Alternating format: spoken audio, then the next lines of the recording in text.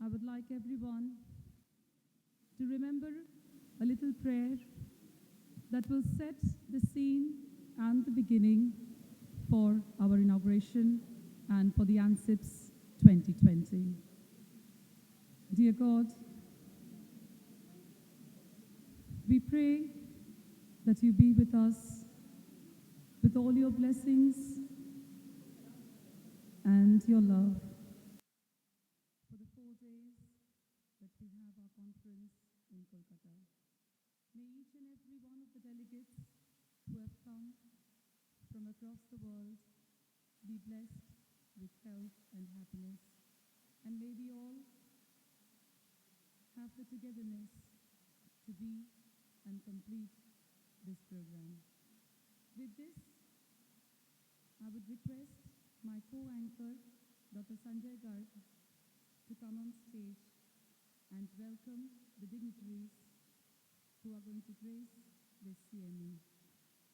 Ladies and gentlemen, may I request you all to please be seated and for this beginning and calling upon the guests. Dr. Garg, please.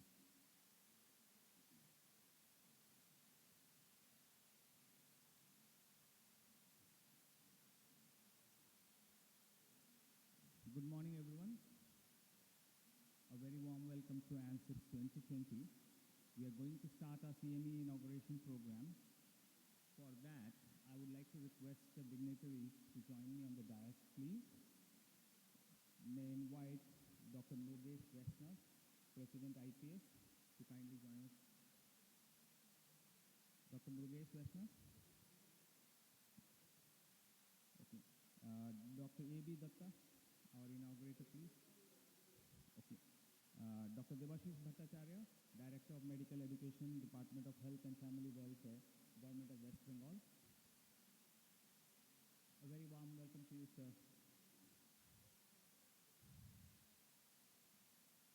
Dr. Vinay Kumar, Honorary Secretary General, Indian Psychiatric Society. Dr. Ashish Seth, Chairman, CME Committee. Dr. Ashish Seth.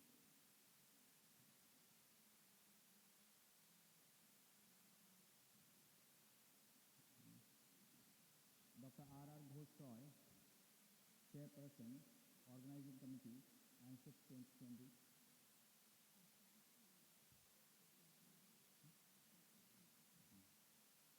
Dr. Gautam Shah, Organizing Secretary,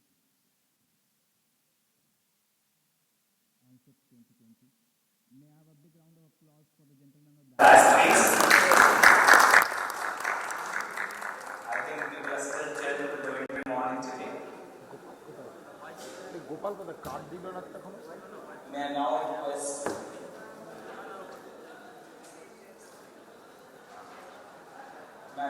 the dignitaries on the dais to join us for lighting the lanterns.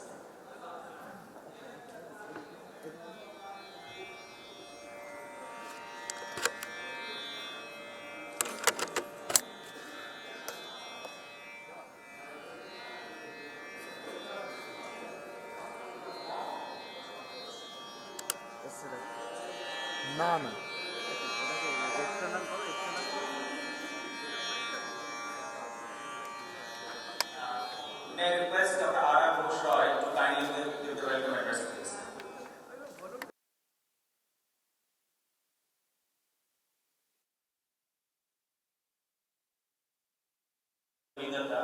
Are inaugurated today. Sir, kindly join us on the dais.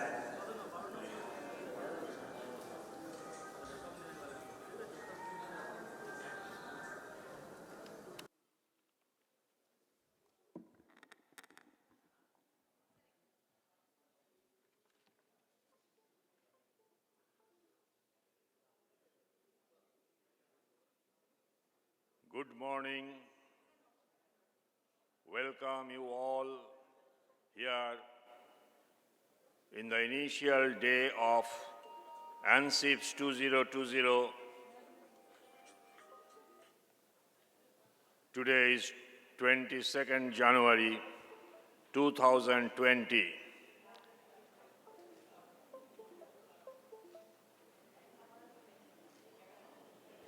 I welcome our inaugurator, Dr. A.B. Datto, the senior-most psychiatrist in Kolkata and West Bengal, and even most senior in India, our inaugurator.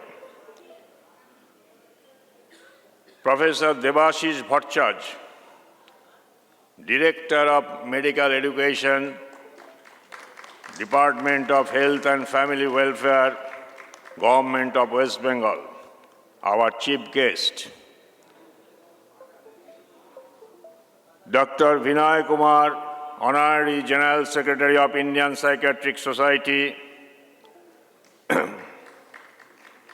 I hope Dr. Mukesh Vaishnav, our President, will join us shortly.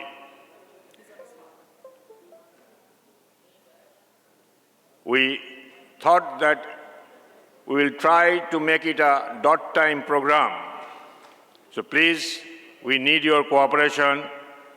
I again welcome you all, and I hope you will spend one of your best time during this conference. Thank you.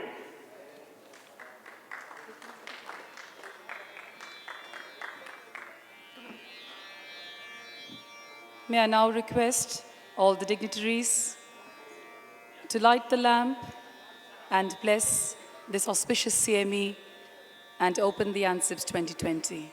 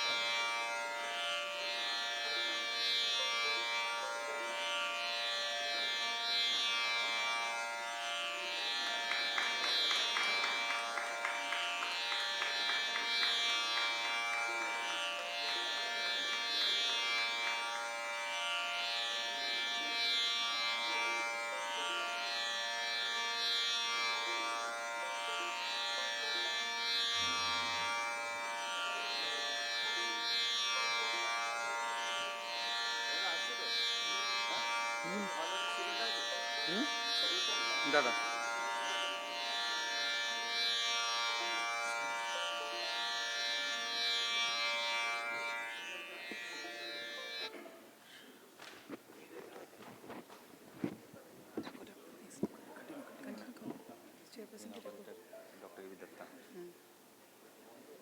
May I now request Dr. A.B. Datta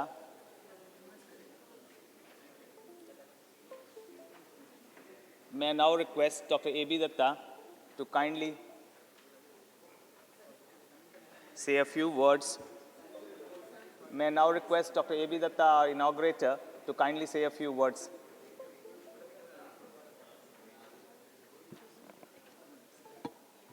Sarash.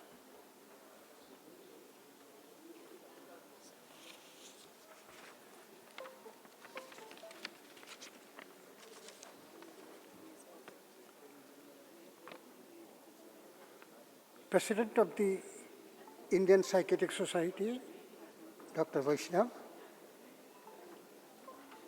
President-elect, Dr. Dalal, Guest-in-Chief, the Director of Health Service West Bengal, Dr. Bhattacharya, General Secretary of the Society, Dr. Kumar, Chairman of the CME Committee, Dr. Tufanpati, Chairman of the Organizing Committee of the ANCIPS 2020, Dr. R.R. Ghosrai, the Organizing Secretary, Dr.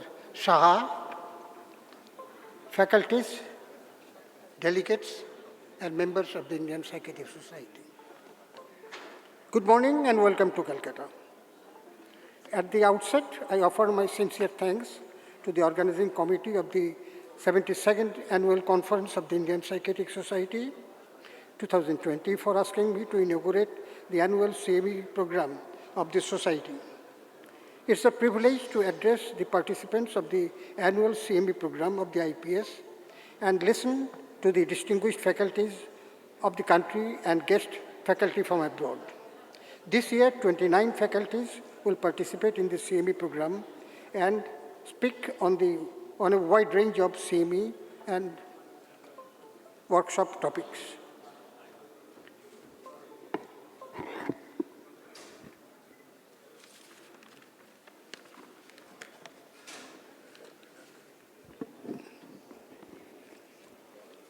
Exactly 70 years ago, I came to know the Indian Psychiatric Society.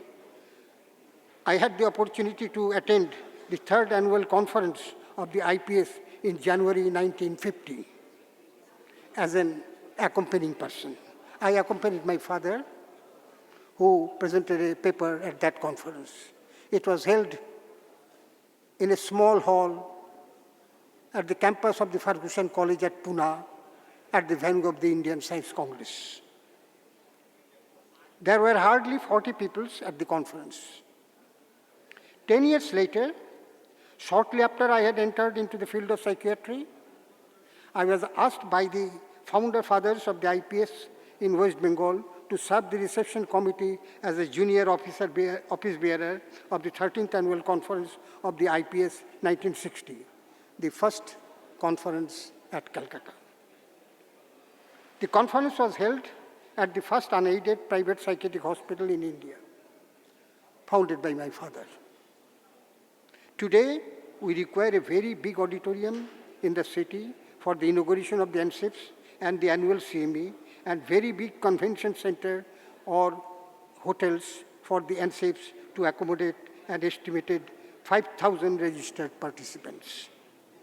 I'm fortunate for being able to participate at all the ANCIPS held at Calcutta during the past 60 years and served some of the organizing committee as team leader.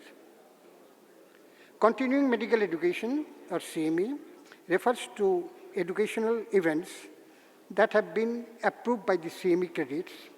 CME credits are important to physicians because some countries, including India, require a specified number of credits annually to maintain medical licenses. According to the regulation of the Medical Council of India, a medical doctor is required to participate at least 30 hours in every 5 years in the continuing medical education program organized by the professional academic bodies. I'm glad to know that the 72nd annual ANCIPS 2020 at Calcutta has been accredited with 23.5 CME hours by the West Bengal Medical Council.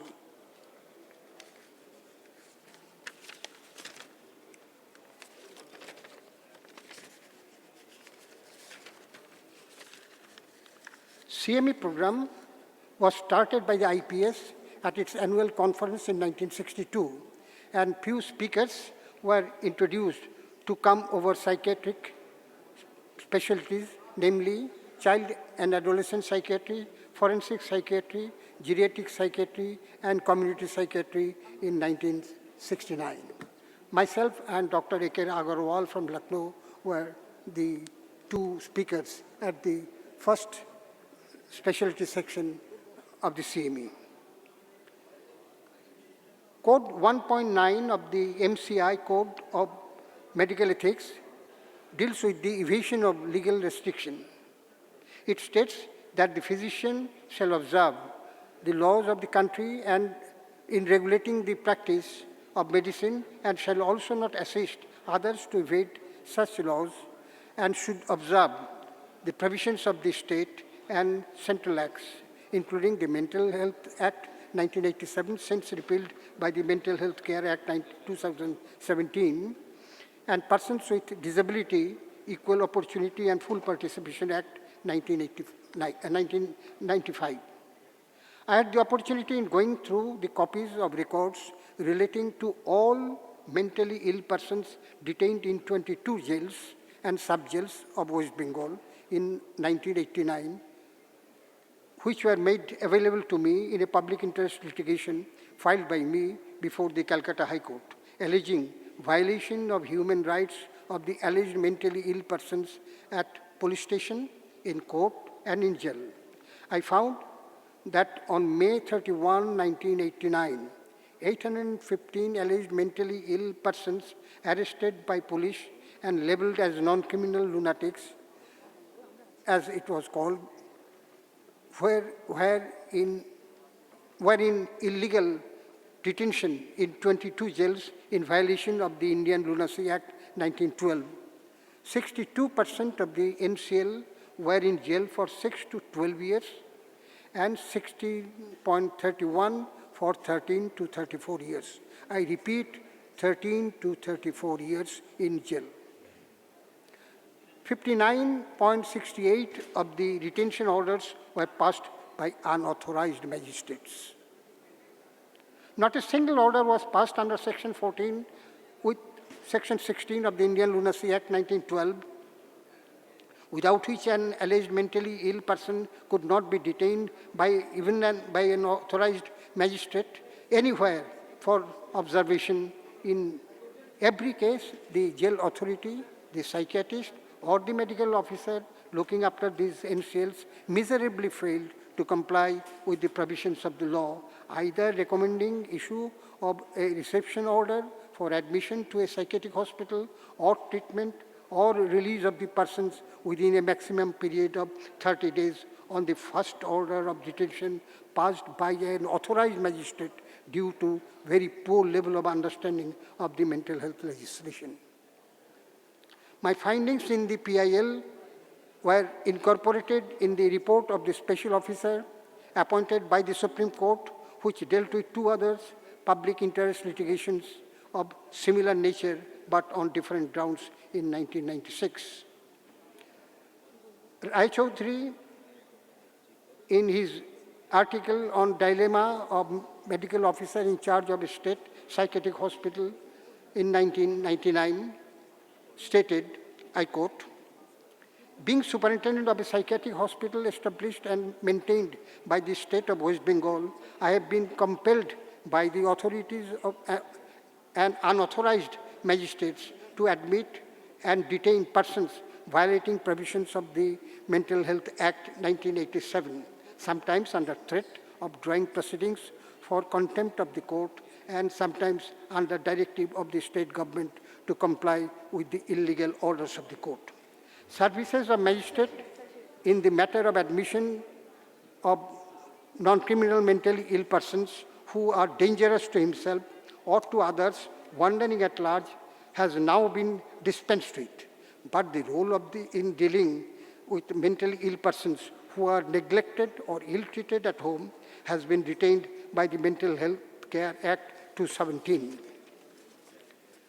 During dispensing with the services of the magistrates in dealing with non-criminal mentally ill persons, encouraging voluntary admission, preferably informal admission, implementing the principles of voluntariness, and many other changes were suggested by me in 1978 and by the Indian Psychiatric Society through me and Dr. Jaya Nagaraja in 1983 before the Joint Parliamentary Commission on Mental Health Bill. Indian Psychiatric Society also submitted memorandum on Mental Health Care Bill 2013.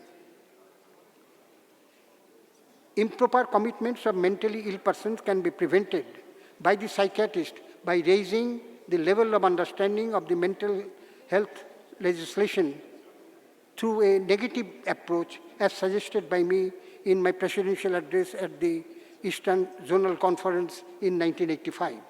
The result of the concept obtained in the experiment on the magistrate was presented at a seminar of the Regional Conference of the Royal College of Psychiatrists in 1996. 266 patients were admitted to the largest psychiatric hospital in West Bengal under court's order between April 1, 1993 and March 31, 1995. Refusal to comply with improper detention orders passed by unauthorized persons brought down the improper admission rate from 79% to 0% in 2 years. The superintendent of the government hospital was served with 6 so-called notices alleging contempt of the court. He defended himself in the court almost alone.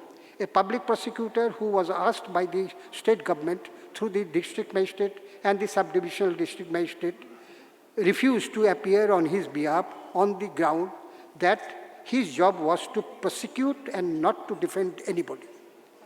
His replies to the court were drafted by me during this period.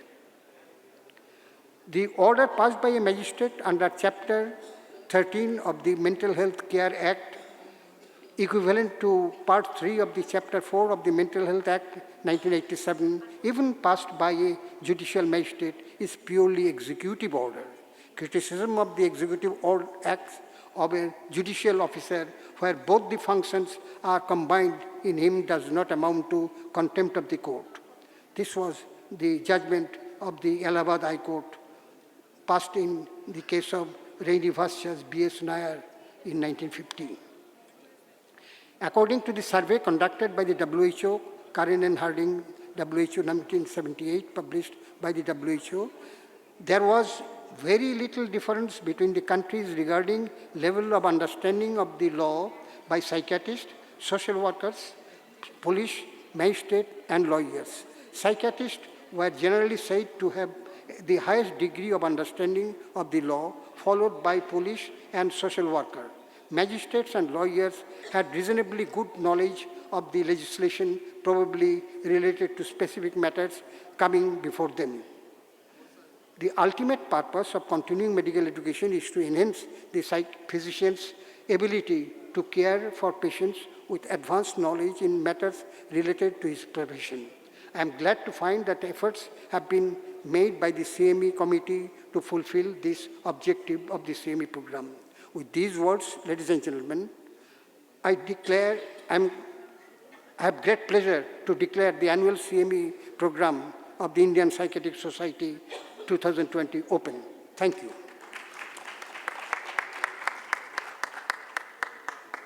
Thank you so much, sir.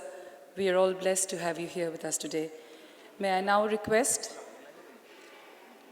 Nilanjana Di, Dr. Nilanjana Paul, to felicitate our President of the Indian Psychiatric Society, Dr. Mrugesh Vaishnav.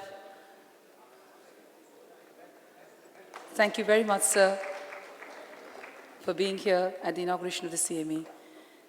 It is my most privilege and honor to invite the chief guest of the CME, Professor Debashish Bhattacharya, who is the Director of Medical Education of Department of Health and Family Welfare, Government of West Bengal.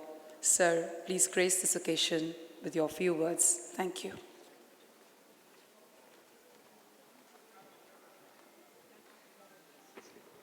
Good morning. It is my honor to be here among this august gathering. It is really interesting. When I walked in the hall, I was greeted with a rose without the thorns. And we all want our life should be like that it should be like roses, but without thorns.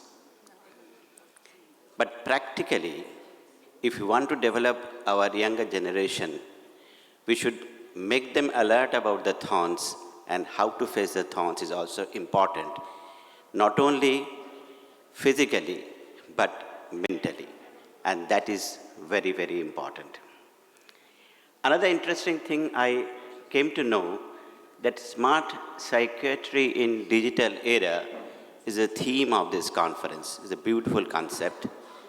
But we want our apps, our mobiles, and others to be smart enough, but we have to be smart enough to make our apps smart enough. Because without the feeding of the human factors within that, your app can never be smart. So quite naturally, we are heading towards a smart governance, smart apps, everything smart and beautiful, but life is truly speaking not like that. So, we should make a platform not only for ourselves to thrive, but to make our next generation a beautiful world. And that beautiful world generation can start from giving inputs when the fetus is inside her mother's tummy. The neuronal development starts in the much earlier, from 6 to 7 months of the fetal age, when different inputs in the mother's brain can influence the neuronal development of the fetus. And we can modulate those which our ancestors have shown in ancient India. We all get astonished with the story of Abhimanyu, where Arjuna was describing a technique of a special warfare to his wife when the fetus Abhimanyu was listening to it.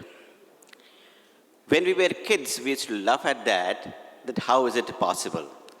But today modern science has proved, not only from 7 months, maybe earlier, the fetus starts listening. Another story of Vyasdev's son, Sukdev, who became the highest knowledge of Brahma Vidya, listening to the chanting of Brahma Vidya from his father, Vyasdev. So automatically it means that we can modulate the fetus through the external inputs of sound and other thought process of the mother, which can involve beautiful neurotransmitters to go in to the fetal brain and make the neural connections to make it a better fetus, and we can develop a newer generation which can have a beautiful world in future with a peace, loving and care. So ultimately comes the concept of love, love for all, love for each other and love for the whole world. We should break our egos and start loving all, and that I pray to God that He should bestow us that power so that we can dissolve our egos, work in the platform, become smart, but make those apps slightly humanly with a feeling of love amongst all of us. Thank you.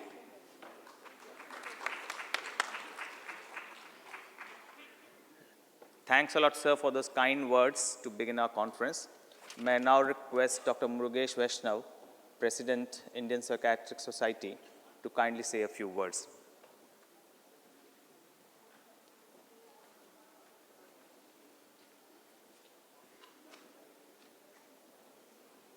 So, good morning, everybody. Good morning, sir. Some warming up. Good morning, everybody, because for throughout the day we have to learn a lot and we should be quite alert. At the outset, I will apologize to be the true Indian and sticking to the Indian Standard Time and coming 3 minutes late. But that was not observing the IST, but because last night I had a fever, and after taking the tablet and injection, I had came. So my sincere apology for the same. As you all know, that Indian Psychiatric Society this year have done 60 CMEs under 70 sections. We have done 60 CMEs, sirs, this time. Especially I am talking to the Malcolm, John Allen, Vinay Lakra and all our foreign guests. that every year we have 1 or 2 CME on the different subject, right from the forensic psychiatry, child psychiatry, geriatric psychiatry, public awareness. So 60 CME and 100 public awareness initiatives were taken up by the Indian psychiatry in a current year. Not only that, but yesterday there was a very good public awareness program, which I think in the history of Indian Psychiatric Society will be remembered forever, because more than around 3,000 school children and college children and NGOs, they were gathered right in the morning at 6 o'clock. And they were all doing a march for the awareness of the public on the roads of Calcutta. And that's the real awareness which we are creating. Now, over and above creating awareness amongst the people, we require to be aware amongst ourselves. As you all know, I need not to clarify, but the concept of the CME is that we remain aware with the current scenario in our medical sciences, and that's why, on the basis of this, if there are some people, you know, there are many people in the mind market, particularly in India. It's a mind market is no man's land, and everybody will come and claim that we have such and such remedy for autism, we have such and such remedy for mental retardation, we can recover it completely. And you'll be surprised that even the corporate hospitals and their big departments are giving the advertisement. So recently we have issued a position statement on stem cell therapy. That stem cell therapy is not useful at all in autism and other psychiatric disorder. This is what Indian Council of Medical Research also says, and that is what scientifically proved today. But unfortunately, under this stem cell therapy, under DMIT, hundreds of people are just lured by the so-called and self-made specialists, and they claim that there is a magic cure and your child will be normal. So we have to remain update to inform the people also that which therapy is useful and which therapy is not useful. Moreover, we should also remain update in day-to-day situation, so that whatever we have learned in the halls transfer to in the prescription in our on our prescription table, and that will be benefited to our patients at large. So this is the main theme. Learning is a process which is always for the lifetime. The day you have stopped learning, think that now you are old and you are of no use. So you should continue to learn for the lifetime, and as a part of this is the 72nd National CME. I am proud to open it, and let's enjoy the excellent feast of smart psychiatry in digital era, right from the how Google can help, how others can help and also harm, and how to make a good use of all these gadgets available in our favor and not to fall trap into this. That all we'll discuss today. With these words, I declare this open, and I thank you all. Thank you very much.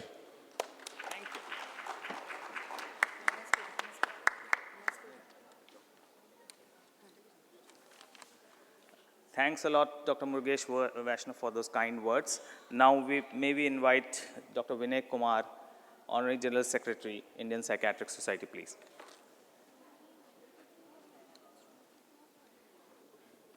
President of IPS, Dr. Murugesh Vaishnav Sahab, Senior Most Psychiatrist of Indian Psychiatric Society in India, Dr. A.B. Datta Sahab.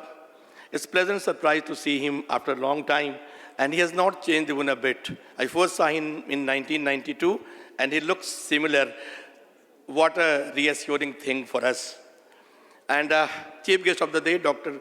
Devashish Bhattacharya, Director of Medical Education, Chairperson of Organizing Committee, Dr. R.R. Ghostai, my friend Gautam Saha, the Organizing Secretary, dignitaries of the dais, many past presidents, friends, and speakers of the day. Yesterday we had a very unique start, walk for mental health, and it was a warming up exercise, and after that we are here today back to business, the business of learning. CME's chairperson is not here, so I'm giving a brief outline of the program.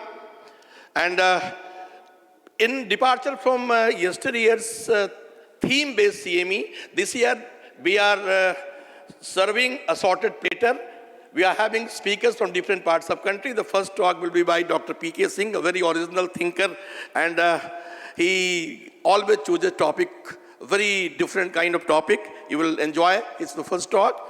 Two speakers from USA, President of APA, Dr. Bruce Schwartz, and my friend Dr. Rajneesh Mago, and Dr. Harish Shetty from Mumbai, and our past President, Dr. G. Prasad Rao Saab, is going to talk on a very unique topic. You will definitely enjoy. In keeping with the theme of the Congress, Smart Psychiatric in Digital Age, we have chosen some topics for workshops, and those topics are basically less traveled roads. We are yet to have evidences and all. So, like social media, like behavioral addiction, neuromodulation, place of psychotropics in universe of pharmacology, a very broad workshop is that, and undergraduate training psychiatry in India and telepsychiatry. So this is a brief outline. With these few words, I welcome you all for this academic feast. Please attend, please be in hall, please enjoy. Have a good day. Thank you very much. And finally, it is the time to welcome the Organizing Secretary of ANCIPS 2020, Dr. Gautam Shah, to deliver the vote of thanks. Thank you, sir. Good morning, ladies and gentlemen. It's a time for giving vote of thanks on behalf of the organizing committee. This is 9:40. We wanted to stick to time regarding the program. We are already 10 minutes late, so I'm not taking much time for giving vote of thanks. Thank you, our President, Dr. Murugesh Vaishnav, to be here. Our inaugurator, the senior most psychiatrist, Dr. A.B. Dutt, always encourages us like anything. Even at this age, he attended all the organizing committee meetings. Thank you, sir. Our chief guest, Dr. Debashish Bhattacharya, our good friend of our organization. Whenever we call, he always be with us. He's the director of DME of West Bengal State Government. Dr. Binay Kumar, the General Secretary of the IPS, and my elder brother, Dr. R.R. Ghoshrai. And of the dais, past president, secretaries, international dignitaries, and my dear friends, all of you, I'm really thankful to make this program successful. My thanks to Dr. Rajarshi, Dr. Devjani, Dr. Sanjay, Dr. Sharmishta, Dr. Abir, Dr. Nilanjana Pal, all of you, because you are my strength. For you people only, this program will be a grand success, I know. I'm confident. And thank you very much. I'm not giving much time, I'm taking much time. Thank you very much. Thank you, sir. We'll be preparing the stage for the CME to start at 10 a.m. Ladies and gentlemen, we have 15 minutes to get some housekeeping rules. If you want to have a small coffee break, please be back in this auditorium sharp at 10. We would like us to take some group photographs because most of the senior delegates, overseas delegates are here.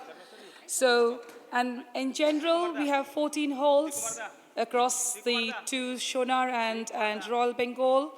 So conference simultaneously will be held. There are plenty of, there's interconnections between the two hotels. Please, there'll be a lot of displays around. Our simple request, please do switch off your mobile phones while you're inside the auditorium hall of any conference. Speakers and chairpersons, let's all be mindful together of the time with respect to everyone for this conference. Dr. Nilanjana Paul, please, Dr. Abir Mukherjee. Yes, and I'll join as well, with your kind permission.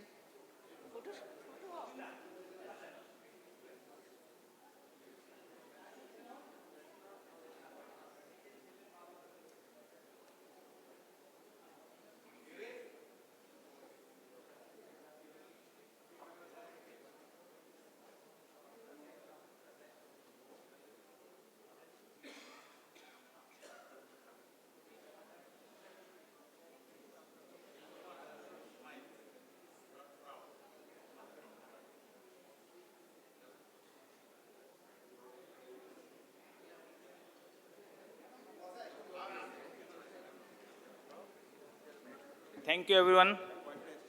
We are going to start our CME at sharp 10 o'clock. We have 10 minutes tea break.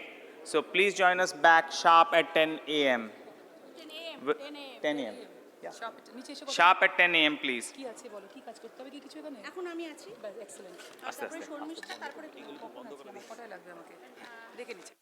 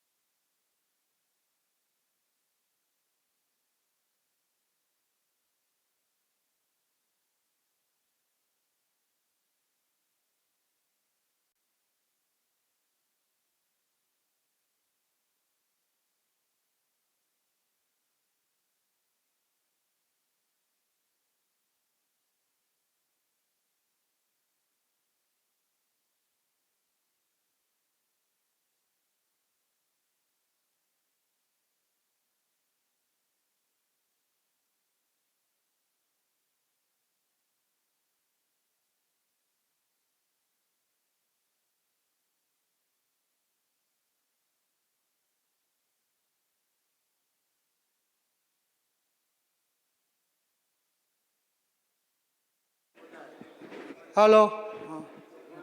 Hello. Good morning, everyone. Kindly check, please. There was a black sky bag in the front row. If someone has taken by mistake, there is a black sky bag, black backpack sky bag, which was in the front row. It has some important documents of mine. Kindly, everyone, please check. There was a black backpack of sky bags on the front row. If someone has taken it by mistake, please.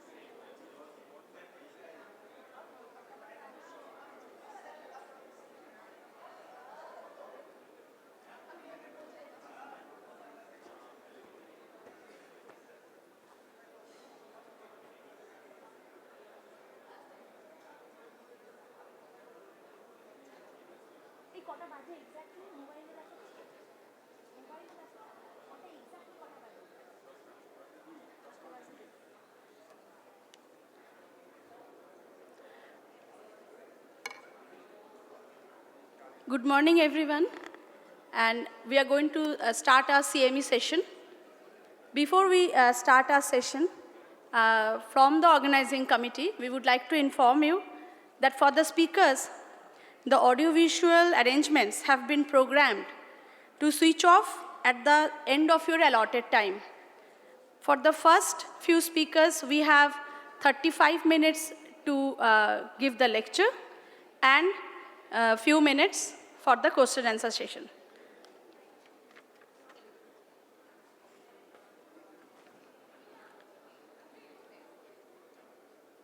We are going to start our first session.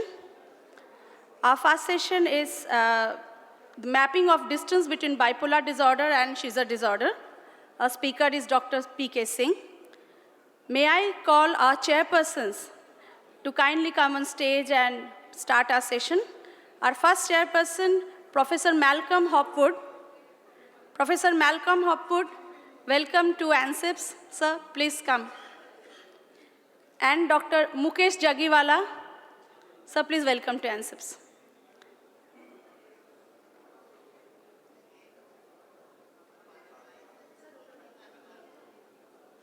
I request our chairpersons to kindly start the session.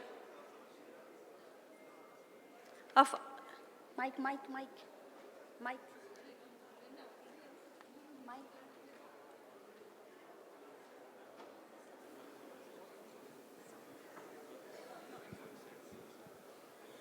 Hello, may I request Dr. P.K. Singh, the first speaker of our conference. Dr. P.K. Singh, please join us on the dais. Yeah, Dr. P.K. Singh is from Patna, Bihar. He is a very well-known personality to all of you. Last year, he was with the award committee chairperson also to the IPS. So, Dr. P.K. Singh will apprise us regarding his topic on this differences between this bipolar and seizure disorders. And may I request my co-chair, my colleague, to say a few words on this topic. Thank you, and it is a great pleasure and honour to join you this morning and to co-chair this session as the President of the Asian Federation of Psychiatric Associations. It is a great joy to be here at your meeting, and I look forward to a rich and fruitful time during my time here in Kolkata. It's now my great pleasure to introduce our speaker for what I'm sure will be a very interesting discussion on what's been a puzzling and interesting relationship historically within the area of bipolar disorder, and one that may just yet give us some very important clues to understanding bipolar disorder better. So please join me in welcoming Dr. Singh. Yeah, we welcome Dr. Singh. Please join us.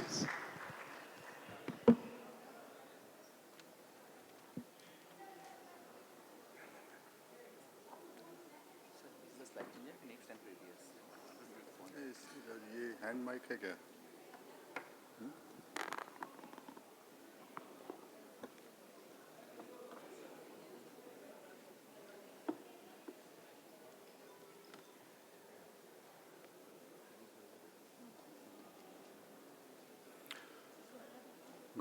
Good morning, everybody. Thank you, honorable chairpersons. And since this is the first presentation of this ANCIPS, I'll begin with the invocation of the God Almighty that everything goes well as far as the ANCIPS activities are concerned. And I will also like to express my reverence to many of the senior colleagues, equivalent to my teachers who are present in the audience, and also a very good morning to all the senior, junior colleagues and friends. This is maybe a little unusual topic. I'll be talking about the relationship between the bipolar and seizure disorders, which we often come across in our clinical practice, and we are often puzzled about it. Now, both these disorders are quite prevalent, are commonly seen conditions in clinical practice. While bipolar disorder falls exclusively in the domain of psychiatrists, seizure disorders have many takers, including psychiatrists. Both of them present clinically in extremely wide variant forms, forming a veritable spectrum of shades. They also resemble each other in many other ways. The resemblance appears compelling when one after another they are found similar to each other along the dimensions of clinical picture, clinical course, etiologic processes, and also pattern of therapeutic response. The question that came to mind was that could this be indicative of a more fundamental proximity between the two, of which we hitherto are unaware of. But the journey onwards has been difficult and inconclusive, but with certain strong suggestions that have emerged. I'll go through a few numbers just to give the background that we generally call statistics. As per WHO current statement, the percentage of general population with active epilepsy, that is those who are continuing with seizures or are in need of treatment, at a given time is between 4 and 10 per 1,000 people. As regards its incidence, that the appearance of new cases, in high-income countries, it has been estimated to be 49 per 100,000, and in low and middle income countries, this figure has been as high as 139 per 100,000, suggestive or indicative of many of the environmental factors that they have to struggle through. However, in 2007, Hirsch had put the figure of lifetime prevalence for epilepsy at 2 to 5%. Globally, the lifelong prevalence rate of bipolar disorder is estimated to be 0.3 to 1.5%. In cross-sectional face-to-face household survey done by Merikangas, published in 2001, he has put this following figure based on a standard diagnostic interview that the lifetime prevalence for bipolar 1 as 0.6%, for bipolar 2 as 0.4%, 1.4 for subthreshold bipolar disorder, and 2.4 for bipolar spectrum disorder. There are several studies to suggest that mood disorders, including bipolar disorder, is more prevalent in patients of epileptic disorders, and similarly, epilepsy is more common in patients of mood disorders. So vice versa, it is true. Patients of epilepsy have higher prevalence of bipolar disorder compared to general population. Similarly, patients of bipolar disorder have higher prevalence of epilepsy compared to general population. Depression has been the most common psychiatric morbidity that is seen in patients of epilepsy. I'll just cite a few large-scale studies which gives us some idea about the magnitude of this comorbidity. In 2015, a paper published by Dan Suckstorff, he had collected data from a population size of 1 million, that is 10,09,846, based on 2 registers of Finland, and on the basis of that, he came to the conclusion that epilepsy was found in 3.33% of cases versus that is cases of bipolar. Patients who had diagnosed bipolar, they had in addition 3.33% of them had also had epilepsy, as compared to controls who didn't have bipolar, they had 1.2% they had epilepsy. In general, it is estimated that 20 to 30% of patients with epilepsy have psychiatric disturbances. However, it may reach up to 70% in patients with intractable complex partial seizures. Another data figure, based on the sample size of 85,000, published in 2005, they identified symptoms of bipolar disorder were identified in 12% of people with epilepsy.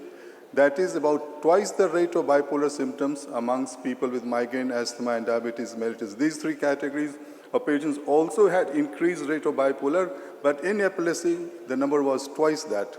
But compared to general population, it was 6 times more in patients of epilepsy, the bipolar symptoms. Another study in 2008 examined a group of 143 adult outpatients with epilepsy that revealed that 11.8% had the DSM-4-TR-based diagnosis of bipolar disorder, but according to him, only 1.4% of them had pure bipolar disorder. Now, what could be the possible mechanisms? Most of you are aware of it. One is the psychosocial adverse impacts of both learned helplessness and lack of control seen in patients who have this morbidity, side effects of drugs. Either way, anti-epileptics may produce depression or mania-like symptoms, and the antidepressants or psychotropics may precipitate seizure. Shared neurobiological pathogenesis and common neuropathology possibly involving the limbic system or neurotransmitter functions. Genetic predisposition, developmental disturbance, ictal neurophysiological effects, inhibition or hypometabolism surrounding the epileptic focus, secondary residual neurotoxic effect of each episode of both seizure and mood episodes. This is an important concept that every time a person has a epileptic seizure, some residual effects remain. So the same applies also to a mood episode. After each mood episode, there is some neurotoxic effect on the brain. Alteration of receptor sensitivity, secondary endocrinological alterations, consequences of other co-therapies. Since I have formulated the topic as mapping the distance, what do we mean by distance? Well, the distance is the difference between 2 points or entities either in space, time, or maybe its character. But in this case, we are concerned with character of the two entities.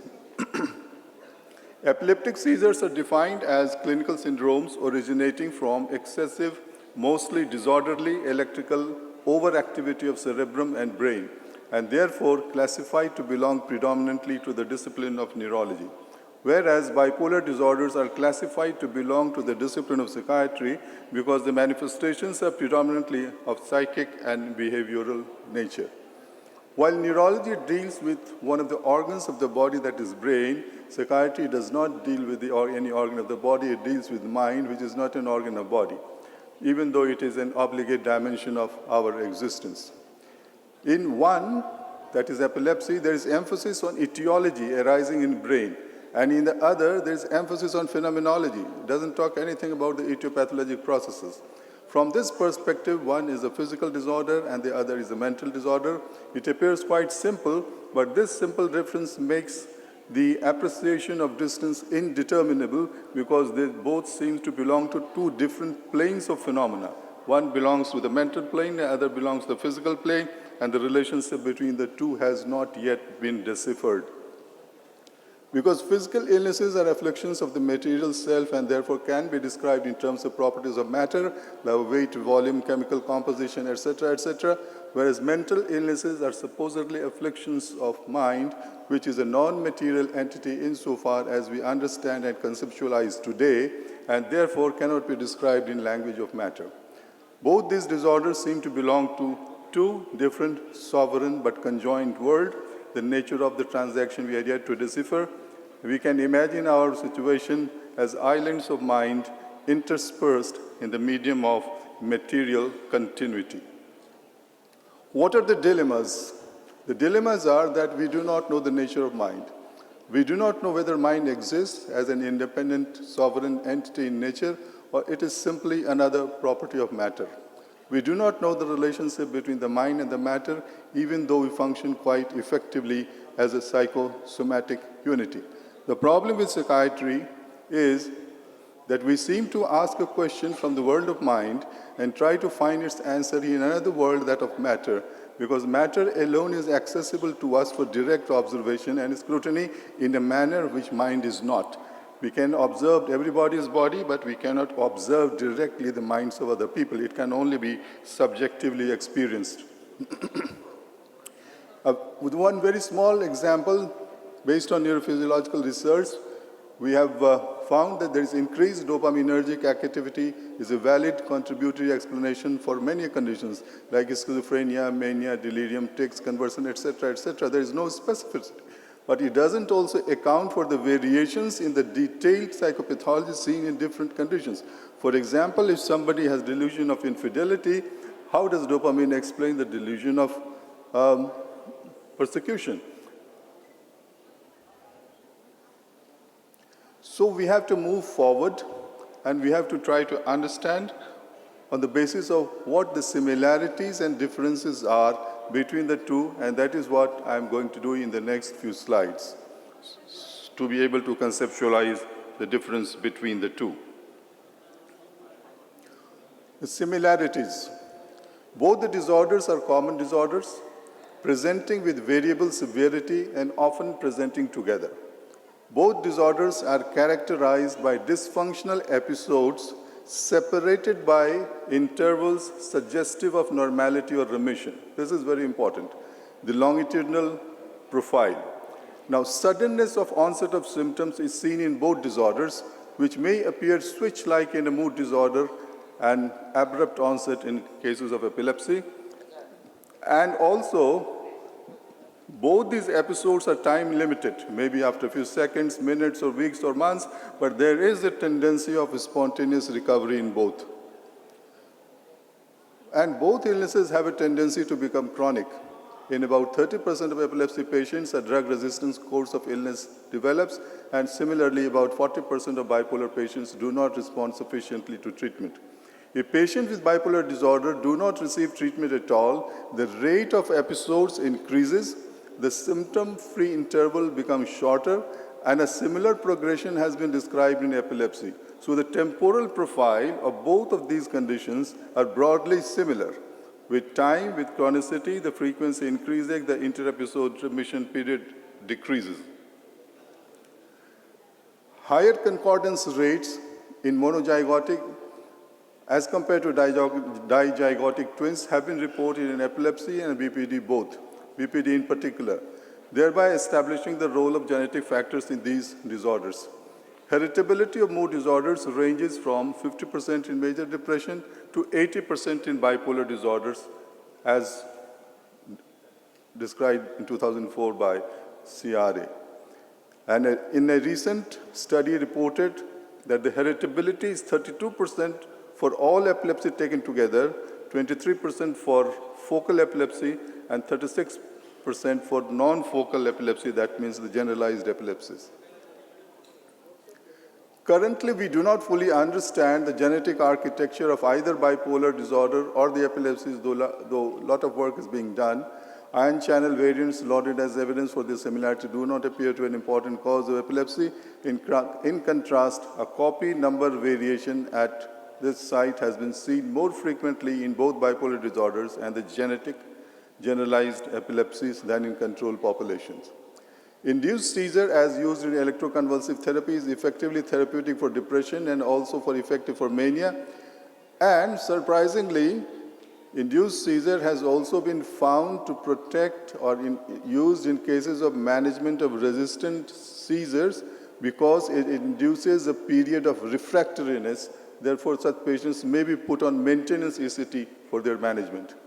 Antidepressant drugs established for treatment of depression are also known to have anticonvulsant properties in low doses.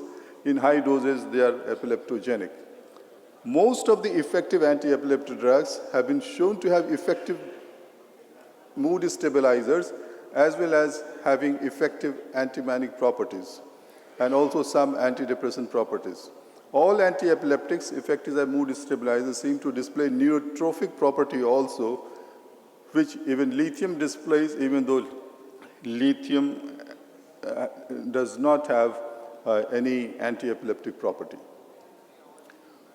Most important anti-epileptic drugs that are approved in treatment of both epilepsies are only 3, but actually off-label use are of many. There are about more than 20 anti-epileptics available in the market, but approval is not, formal approval is not available for other ones. The main targets for anti-epileptic drugs in the synapses include enhancement of GABAergic inhibitory neurotransmission, decrease in glutamatergic excitatory neurotransmission, directly or via inhibition of voltage-dependent sodium and calcium channels, and interference with intracellular signaling pathways. Some of the anti-epileptic drugs share the mechanism underlying the mood-stabilizing action of lithium, that is the depletion of inositol by inhibition of the enzymatic breakdown of inositol phosphase to free inositol, even though lithium itself does not show any anti-epileptic properties. Experimentally induced serotonergic and noradrenergic deficits contribute to the dysfunctional episodes of affective disorders and also to some extent epilepsy by reducing the epileptic threshold. Vagus nerve stimulation has been found to be effective in depression. It has also been found effective in some cases of intractable seizures. And in some mammalian models exhibit affective disorder comorbidity who have been specially prepared for epilepsy proneness. The kindling mechanism with which we are all familiar has been invoked as a model for understanding seizure disorders. It has also been applied to explain the episodic nature of bipolar disorders. The kindling phenomena was discovered in epilepsy by Graham Goddard in 1967 and is commonly used as an explanatory model for the development of seizures in epilepsy. Repetitive subthreshold stimulation induces full seizures and subsequently seizures occur spontaneously without any stimuli. The same concept has been applied to explain the pathogenesis of bipolar disorder. It was postulated that in bipolar disorder, life events trigger affective episodes, but finally relapse occurs even in the absence of any obvious new stress factor. This is in tune with the observed data. In bipolar disorders, this may sound a little unusual, but what I'm trying to say is in bipolar disorders, the depressive and manic episodes both are actually similar to each other as far as the form of the illness goes. Only the nature of mood content is different. Just because one is depression, other is manic, that we have termed it as opposite poles or bipolar poles, but actually these are episodes of disturbance, time limited, in which the content is different. In one, the content is depressive mood, in the other, the content is elated euphoric mood. And as most of you know, that in psychiatry, the form of presentation is the most important feature for making a diagnosis. The form would include time-limited episodes of variable duration, relative suddenness of onset, tendency to remit spontaneously, and relative sameness or stereotypy of the content of presentation. The duration of each episode of these two types of disorders is considered as one of the most discriminating features. An epileptic episode is supposed to last for a very short period, about a few seconds to minutes, whereas a bipolar episode lasts generally for a few weeks to several months. This difference generally stands. However, in each of these categories, there are exceptions, displaying a spectrum-like phenomena. Overall, the duration of epilepsy-like phenomena is much, much shorter than the duration of bipolar and related episodes. Whereas, on an average, a typical bipolar episode lasts for a few months, there are variants described which last for a few hours and change polarity even within the duration of one day. They have been labeled as ultra-rapid cyclers or the ultradian cyclers. There are bipolars who change cycles at 1 or a few days interval. They are known as ultra-rapid cyclers. Then we have rapid cyclers whose episodes change 4 or more times in a year. And then the others which episode continue for years without change. They are chronic bipolars. However, most seizures last from a few seconds to minutes that I've already said. If it is not so, then it has grave consequences. One exception is the absence status, which may last for a few hours to a few days, and the simple partial status epilepticus, which may last for a few hours to days or even longer. I will go in slight detail. This is just to say, this is to give evidence for the statement that I have made that the duration may be longer. I will go in slight detail about the description of simple partial seizures because these are the ones which come very close to the psychiatric psychopathology or phenomenology. Simple partial seizures are those when the seizure begins on one side of the brain and the person has no loss of awareness of their surroundings during it. It is also called focal onset aware seizures. They have been described via 4 types: motor, sensory, autonomic, and psychic. Psychic seizures would come closest to the psychopathologies. The psychic seizures are defined as simple partial seizures manifesting themselves as psychic phenomena. In fact, various psychiatric syndromes associated with TLE may actually be an admixture of simple partial seizures and other non-specific psychic changes. Various types of psychic seizures described are given below, which gives a comprehensive view of their proximity to various psychiatric manifestations. The 4 types of psychic seizures described are cognitive seizures, emotional seizures, mnemonic seizures, and the miscellaneous. Among the subtypes of cognitive seizures described are perceptual illusions, which includes macropsia, micropsia, or even the difficulty in stereoscopy, feeling close or far. Then aphasic seizures, ictal, sensory, and motor aphasias has been described. Higher cognitive seizures, maybe some cases impaired, and even examples have been given of brief facilitation of higher cognitive functions, depersonalization, and derealization. So they all come under the cognitive seizures, under the broad rubric of psychic seizures. Then they have described emotional seizures, which includes ictal fear or other emotional experiences of brief duration.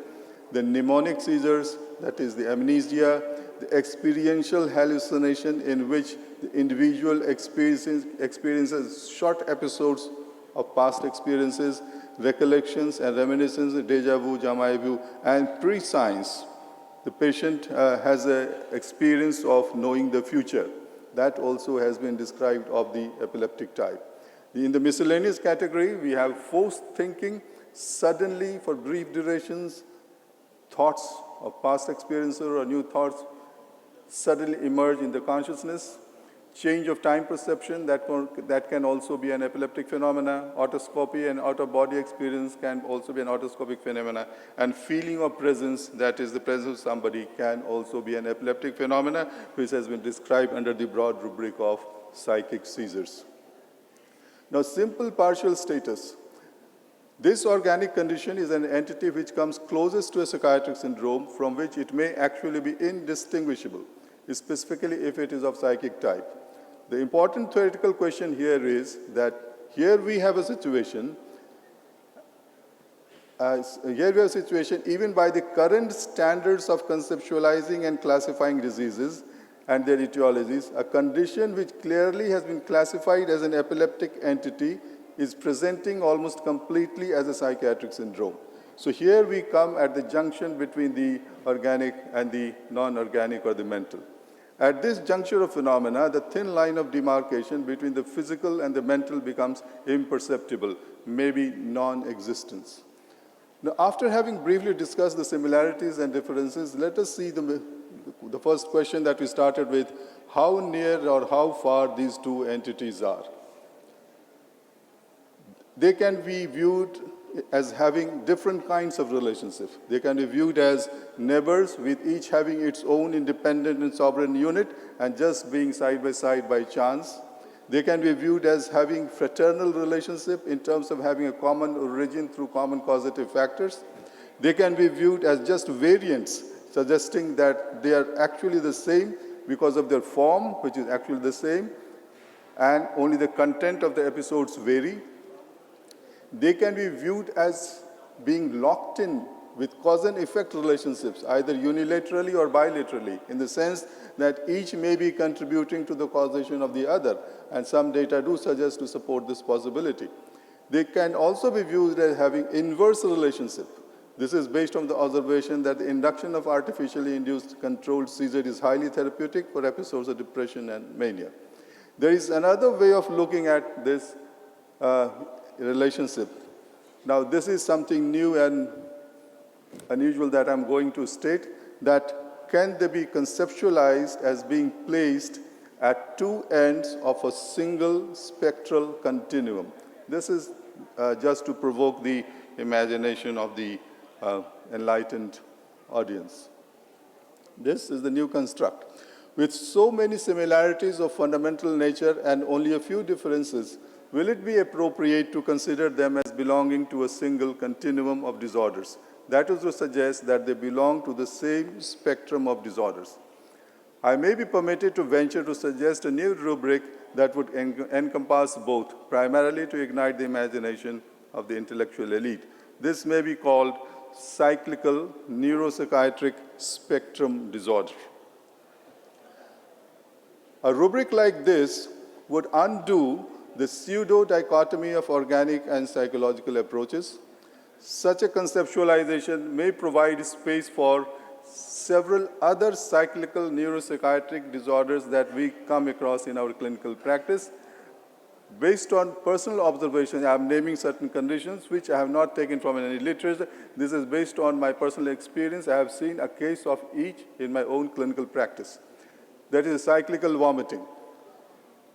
I have seen a case of cyclical vomiting which for years presented as episodes of cyclical vomiting, and there was no improvement with treatment, but only after the patient started developing or showing symptoms of bipolar, that the lithium was added and the patient improved, and vomiting was also controlled. The cyclical OCD, we have seen many. Cyclical insomnia, we come across patients who present with weeks and months of insomnia without any reason, without any associated symptom, and that keeps on repeating. Cyclical dyskinesia, we have seen patients of several of this type. We have seen patients where a person comes alone and describes that he starts muttering on his own without any reason, that lasts for a certain period, disappears, and then reappears again after some time. Cyclical hallucinations we have seen. Cyclical obese-like syndromes also I have seen, where after all investigation, nothing comes out. The patient, he has all the organic symptoms, cognitive impairment, and after some patient improves, and maybe after 6 months, 1 year, a few years, again develops an obese-like symptom without any diagnosis. What I'm trying to point out here is that the form and course of the two disorders are remarkably consistent and similar. The content varies, which may include a variable mix of motor and mental symptoms. As per the current consensus, however, the form of a disorder is a greater determinant of category allocation than its contents. Contents are temporary phenomena and dependent on the milieu and other variables. If various related conditions were to be arranged along a spectrum, it may look like as given below. This is, of course, an hypothetical thing.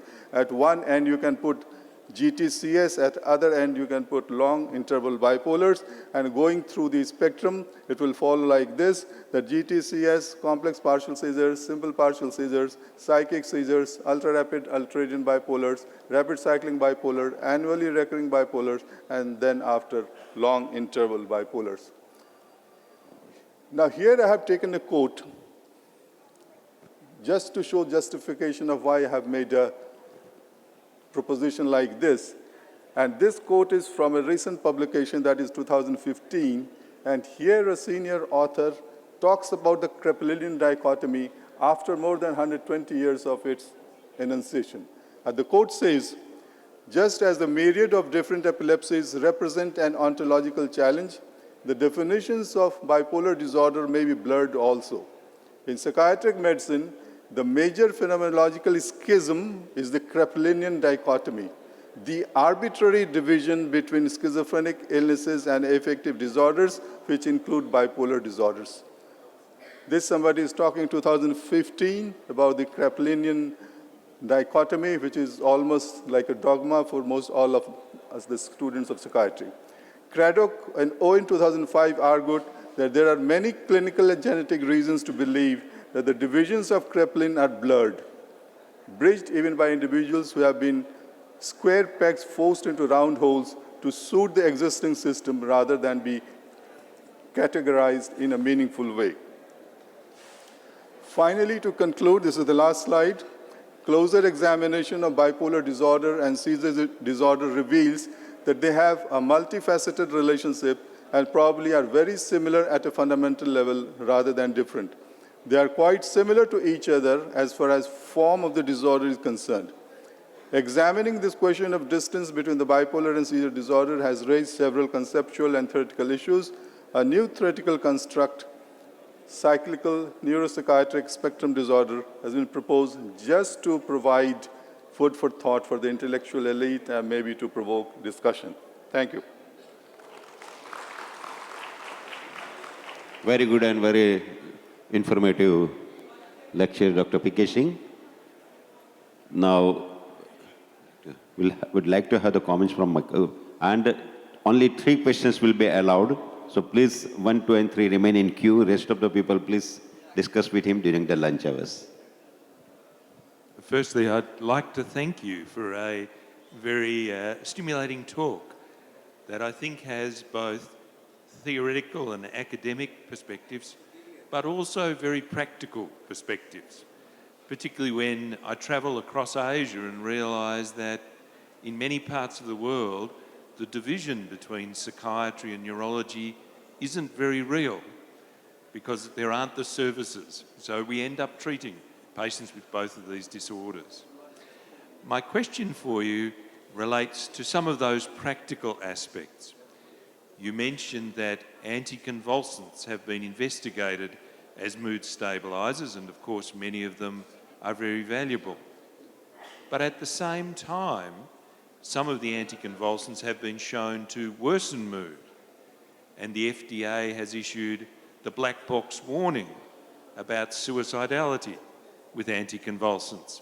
And I wondered if you could comment on that complexity.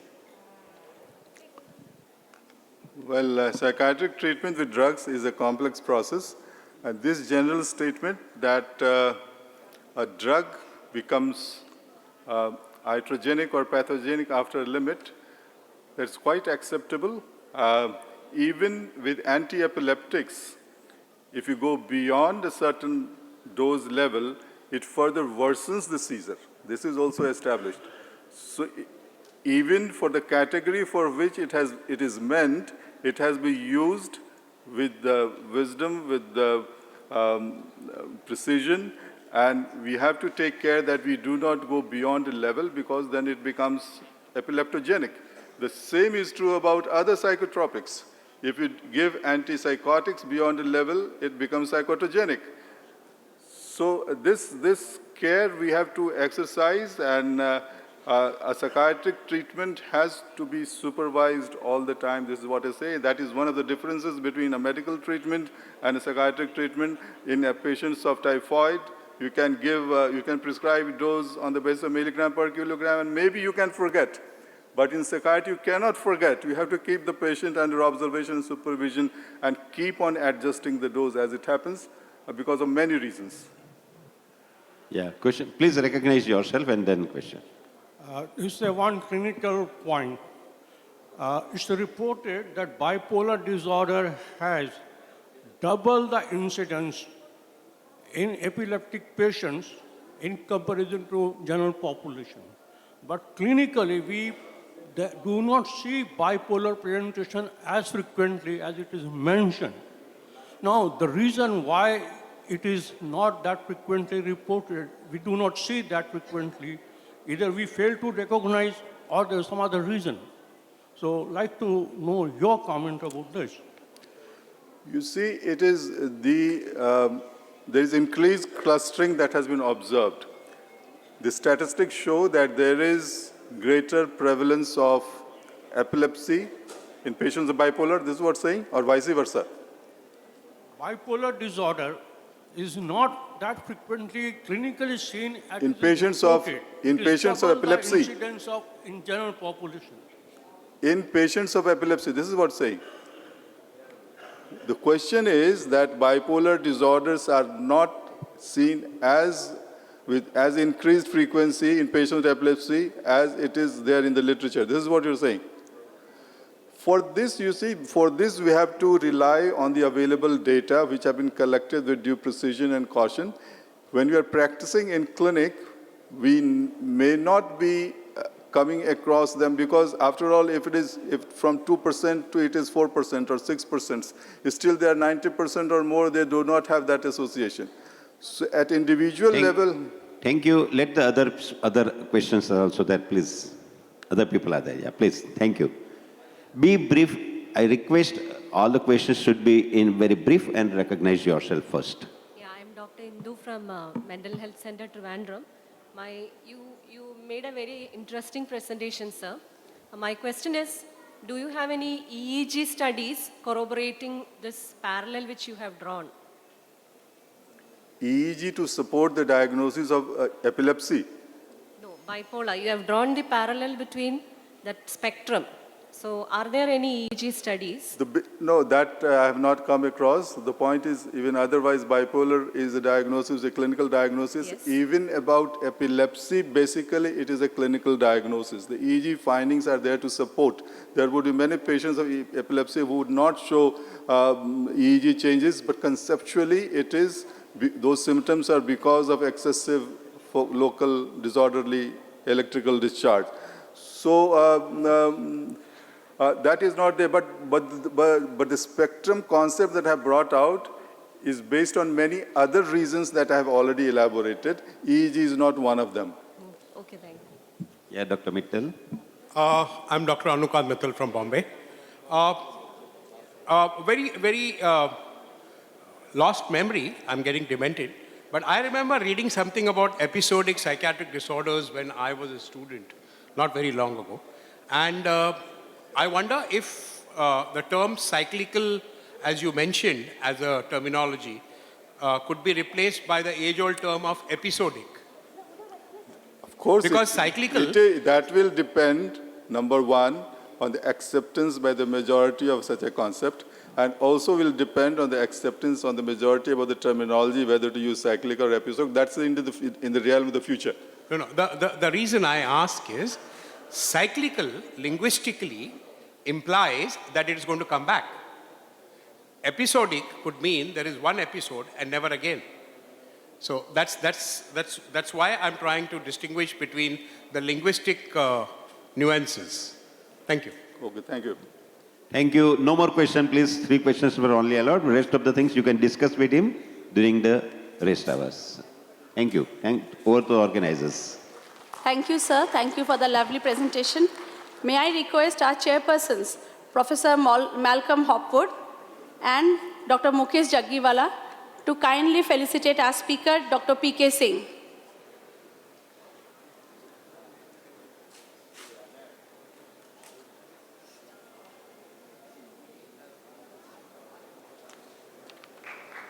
Thank you so much, sir. Such a lovely presentation. May I ask our senior psychiatrist, Professor E. Mohan Das, to kindly come on stage. And please felicitate our chairperson, Professor Malcolm Hopwood.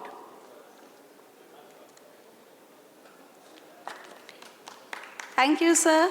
May I ask Dr. O.P. Singh to kindly come on stage and felicitate our chairperson, Dr. Mukesh Jaggiwala.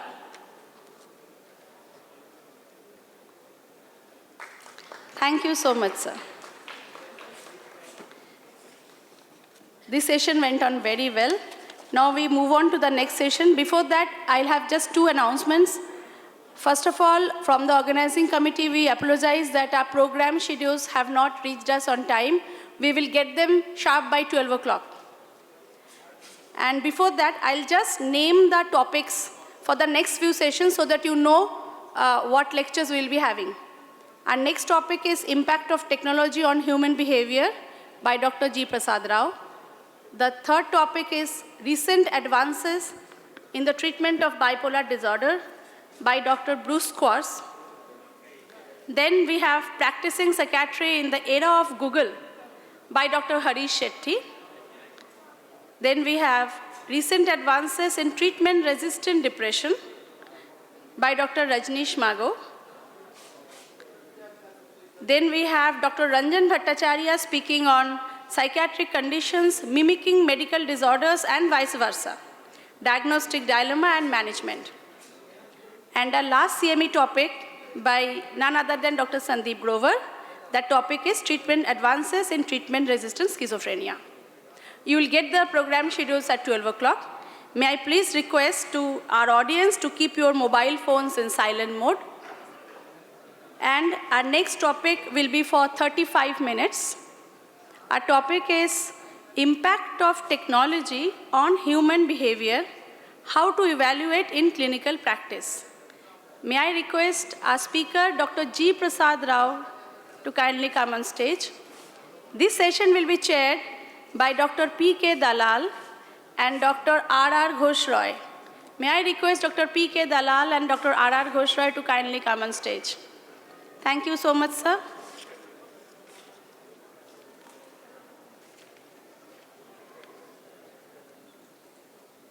I request our chairpersons to kindly start the session.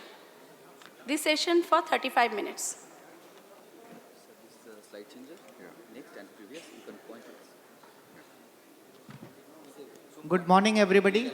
And we are now on the second session. We all know about Dr. G. Prasad Rao. Has been former president of Indian Psychiatric Society, and currently he is president of Indian Association of Geriatric Psychiatry. And the topic is also in keeping with the theme, and we all know how technology is being exploited in our country, and we are going in the era of technology expansion, and everywhere we psychiatrists only are talking about technology addiction and all these things. But you know, there are different cartoons that people say husband and wife, they are sitting in a room and they are glued to their mobile phones. So with that few words, I would pass on to Dr. Ghosh Roy to talk about the topic. Thank you, sir. Very good morning to everybody. May I request Dr. G. Prasad Rao to deliver his speech. Thank you. Thank you, chairpersons. First of all, a very good morning, a happy new year, happy Makar Sankranti. And we have a lot of luminaries in this audience. I welcome from far and behold, from America, from Australia, and my dear friend Harish Shetty, who is sitting. Why I mentioned Harish? Because he is going to talk about Google. The topic, my topic and Harish's topic is probably closely related. I also would like to thank our President, Dr. Mrugesh Vaishnav, and the Executive Committee for giving me this opportunity to share with you.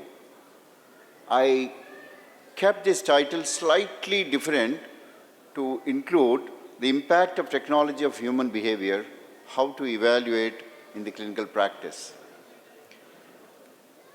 I don't have any conflicts of interest to declare. I will start with this wonderful story. This is a story of Bobbio. It is very well available on your Twitter account, on the Facebook account. This is a real story of an individual who was helped by the mental health technology. Bobbio, as you can see here, the watch is here. How many of you have or don't have smartphone? Please raise your hands, please. Only one, and this odd man, Abhay Matkar, is always there.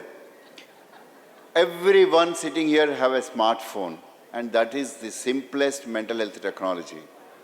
And the other common one which has come over these last few years is a smartphone. And what happened to Bobbio? Bobbio was 74-year-old. He was wearing this smartphone which had a sensor for falls. Remember, he is recently diagnosed with an early Alzheimer's. And when he had a fall, do you know the first call, as you can see in this, has gone to the 911 in America. It has gone to ambulance, it has gone to the police. Much before, in 8 minutes, ambulance picked him and took him to the emergency services. As the story goes, he had a big subdural hematoma and epidural hematoma. His son, who is about 6 hours flying time from his place, has arrived much after surgery. So the new story in our clinical practice today is going to be, and during my next 30 minutes or so, I'm going to elaborate the utilities the advantages, the difficulties in the day-to-day clinical practice of usage of technology. Some of you, or most of you, are having the daily injections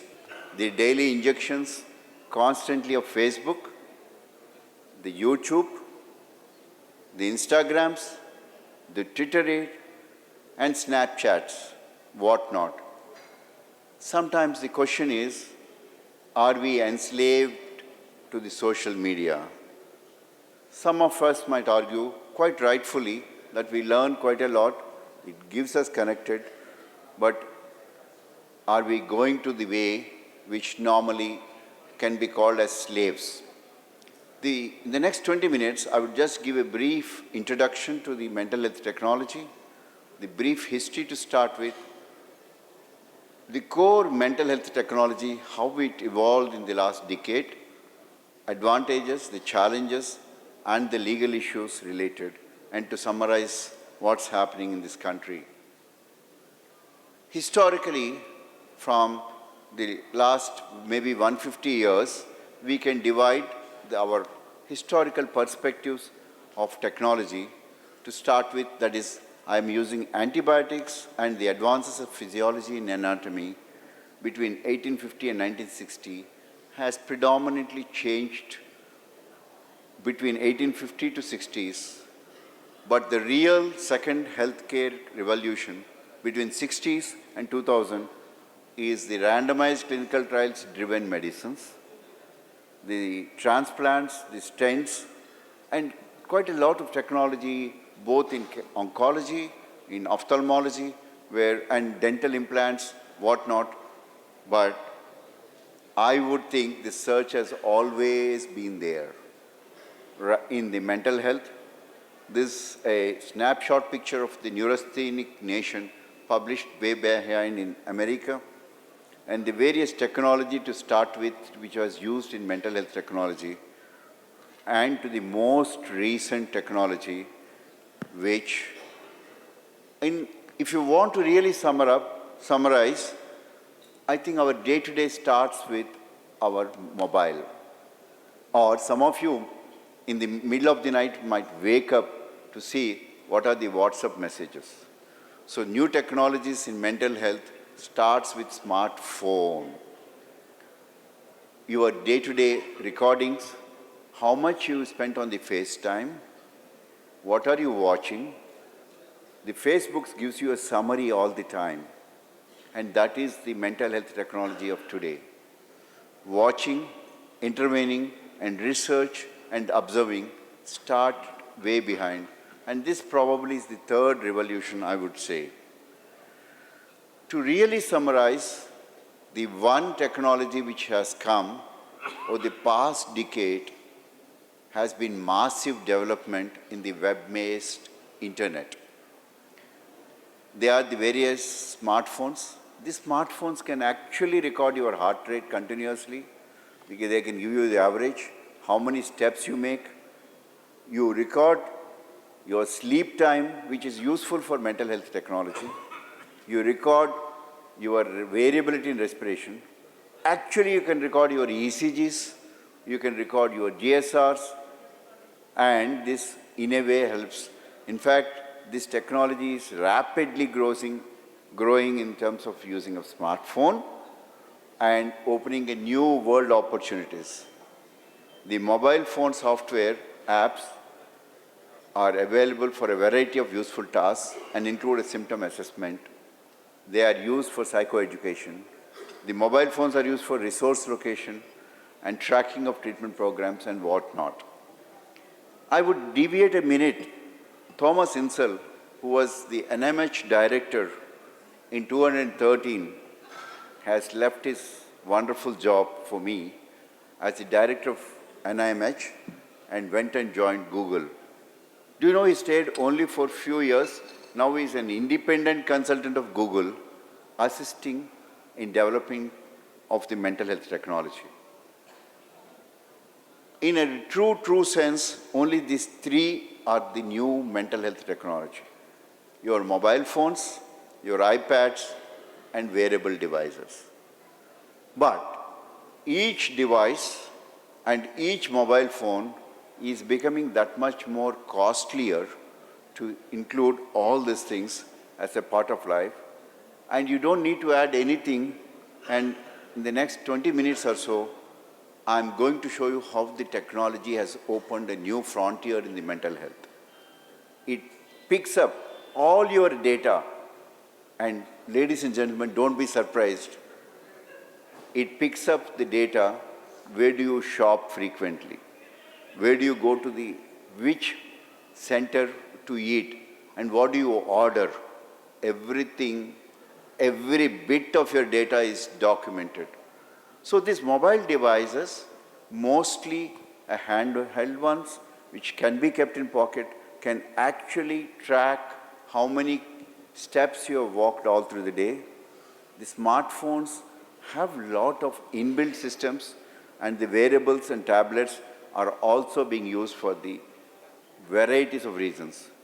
In a 25-minute talk, we can just summarize almost all psychiatric disorders have a related app, and doctors and researchers are finding new way to access help, give help, and monitor the progress and increase the understanding of the mental health being.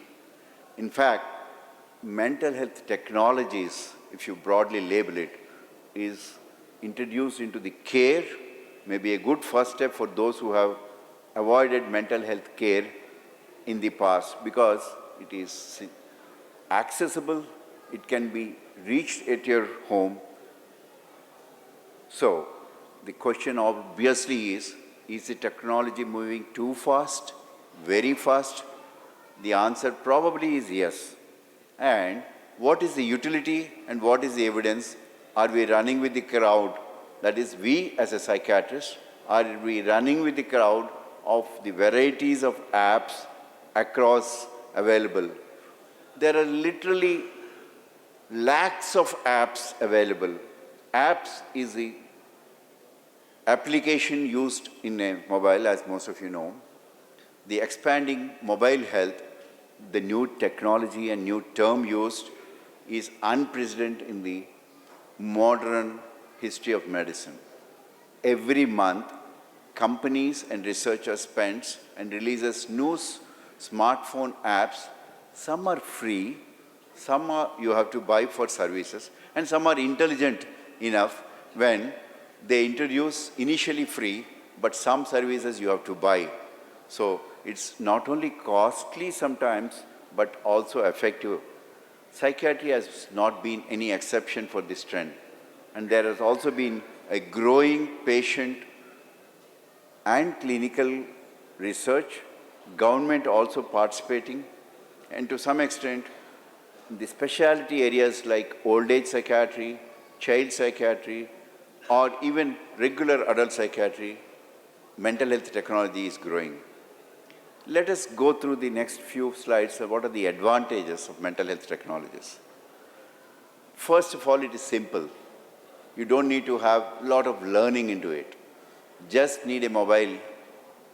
A mobile you download, but the question always is, if you just type in apps for bipolar, you might download 5,000 apps. So it's a huge, huge issue to pick up which app is useful for you. Most of the apps have an inbuilt and use the sensors to collect the information. Mostly, they can pick up the typical behaviors patterns of the patients, and if the app detects a change in behavior, it provides a signal which can be transmitted both to the psychiatrist on one side, to the family on the other side, and to the patient. So it is that simple. Apps in the utility of mental health, some are really standalone.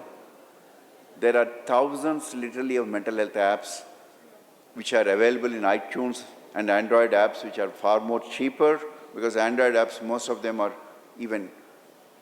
they are free to be available. However, this new technology frontier includes a lot of uncertainty. It is useful to an extent, but be careful. The little industry is going. There is a very little regulation both from the government. That's why US FDA, even today, does not recommend any app. It would allow them to do the research, and it would allow the app to post their research data, but it doesn't approve app as yet in mental health. Apps in mental health literally are in thousands and to few lakhs, depends on what you want to pick up. But the problem also is many of them do not have a lot of utility, and of course, the evidence for the benefits of each app is not well researched as yet. In their day-to-day clinical practice, be it cognitive disorders like dementia news, for the Parkinson's, pocket cards, iPhone provides details of various information, or in geriatrics, or ADHD, or caregivers in dementia, quite a lot of apps are available. Each one of them are backed, and as I showed in my initial story, it is useful to the extent that when the old literally are supported. There are hundreds, but for the sake of brevity, you can say each psychiatric disorder has certain apps. And the platforms, as you can see, are in iPhone or Android phone, and a varieties of smartphone technology. You don't need a lot. And the advantages literally are convenience, as I said. Treatment can be taken from any place around the world. It can be taken at your home, in the middle of the night, or on a bus.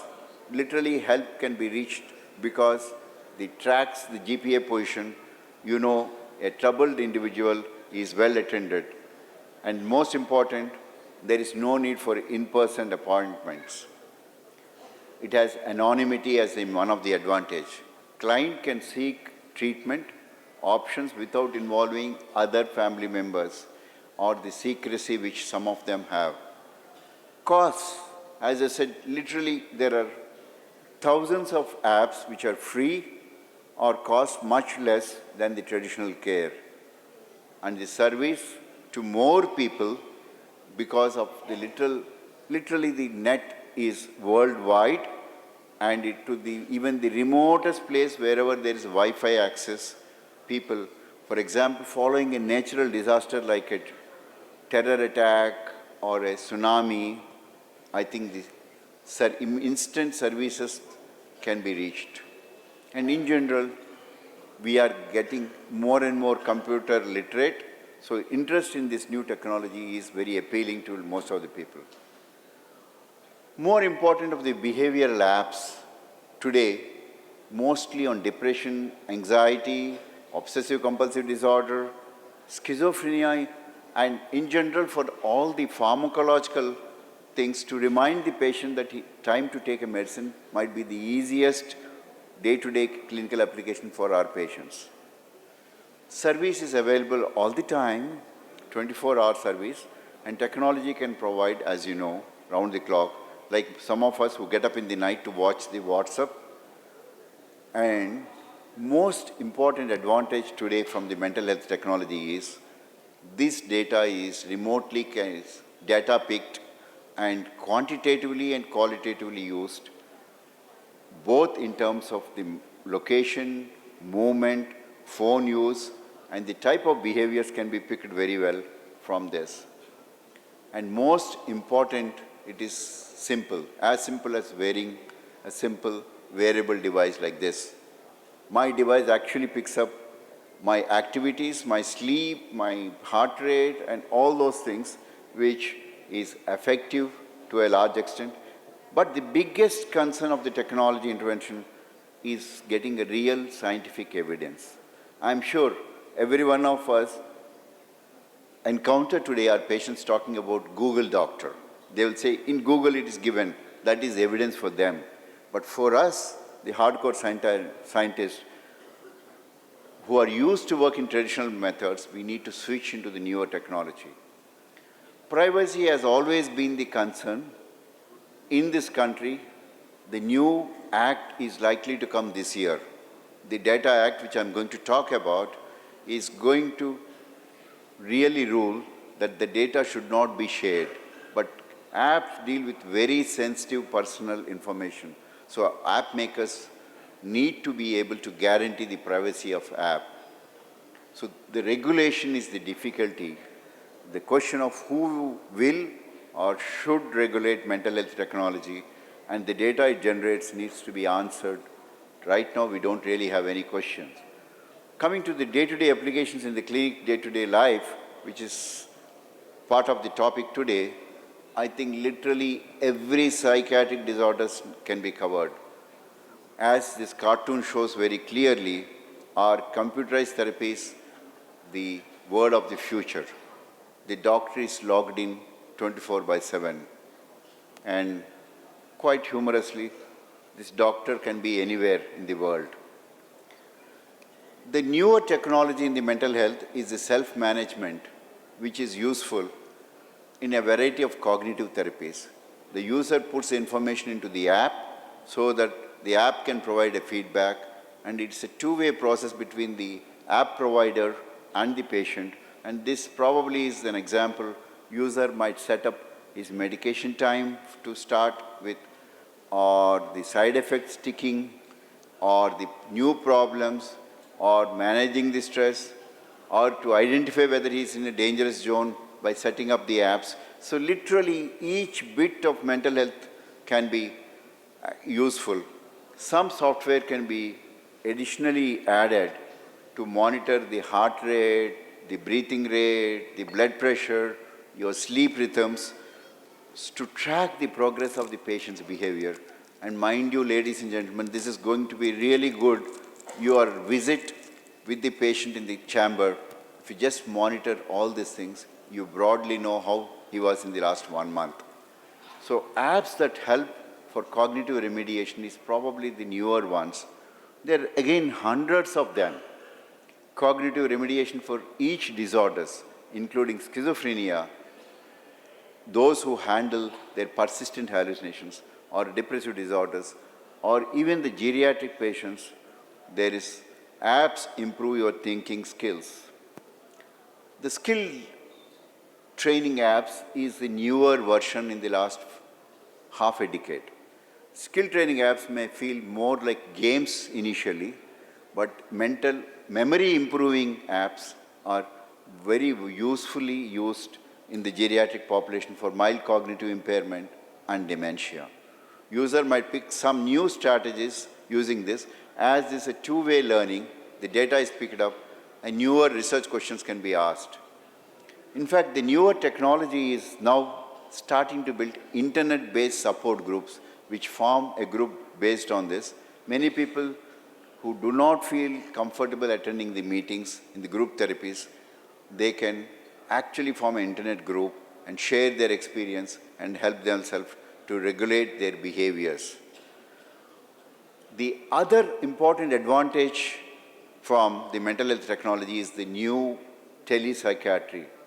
The telepsychiatry, the status in India and the responsibility of the individuals is right now being questioned. The premier temples of learning in this country, the NIMHANS, the AIMS, and thousands of psychiatry sitting here, use teleconsulting services. Some of this for psychoeducation, some for psychotherapy. They are providing telecounseling and teleconsultation. The legal validity of this teleconsultation is still being questioned by some of us, most recently in both Maharashtra and Karnataka, to a specific query. The answer is teleconsultation has provided a big question mark. The loss of the land today, the teleconsultation is not valid for medico-legal purpose. That's what the new question answered by the mental health, Maharashtra Medical Council.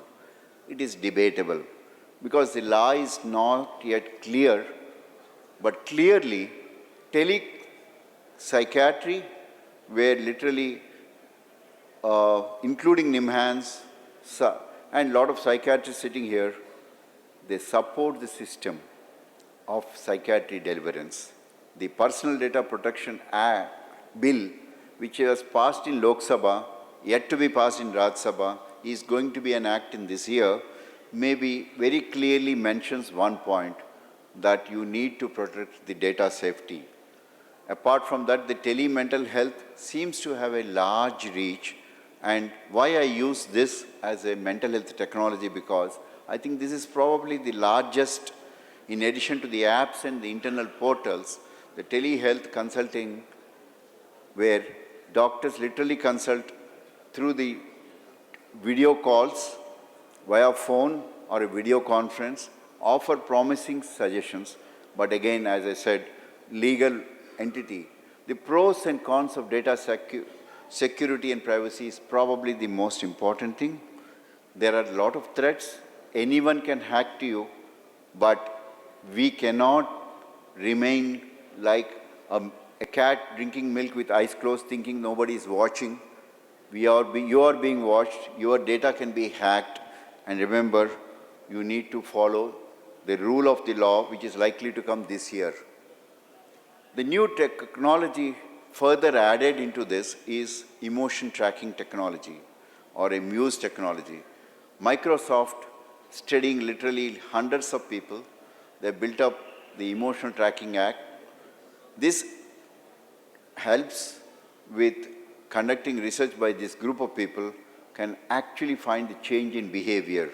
And this is another, Muse is another headband technology used to sense the rhythms of the brain. And again, this is being used, this is a simple instrument again. So these are the newer technology which is added in the last 2 years. There are literally a lot of software, each one of them having a little, which is very beautiful names, but again, the caution is, each one of them have to be used after you get used to the system. Like Spire is a small wearable device which measures the respiration and warns the user that the stress levels are crossing, so he needs to slow down. Quite useful. Likewise, Think, THYNC, is a small wearable device on the forehead designed to stimulate the nerves that signal areas in the brain for increased feeling of well-being. Literally, there are quite a lot, and I can go on, but suffice that the newer technology is now being used in the rehabilitation software, especially for the chronic mental illness and in the geriatric age group. NEAR is again a methodology of training of mental health centers across especially on the cognitive remediation program.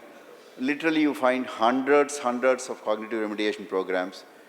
So, what are the evidences? I would close my presentation with a few evidences. And mind you, ladies and gentlemen, there are literally thousands and lakhs of apps, but the real studies, one of the recent study which was done in ADHD by Duke University has found that using of ADHD technology app, at-risk adolescents experienced more conduct problems. This is the flip side of it, and higher ADHD symptoms. But on the better side, they found that adolescents had lesser depression and lesser anxiety. So the purpose for which they were used probably is complicating. So you need to have a data. There are a few more studies done across the world. This Michigan study found that the Facebook usage led to decrease in happiness and overall life satisfaction. So use more time Facebook, you're likely to be less happy.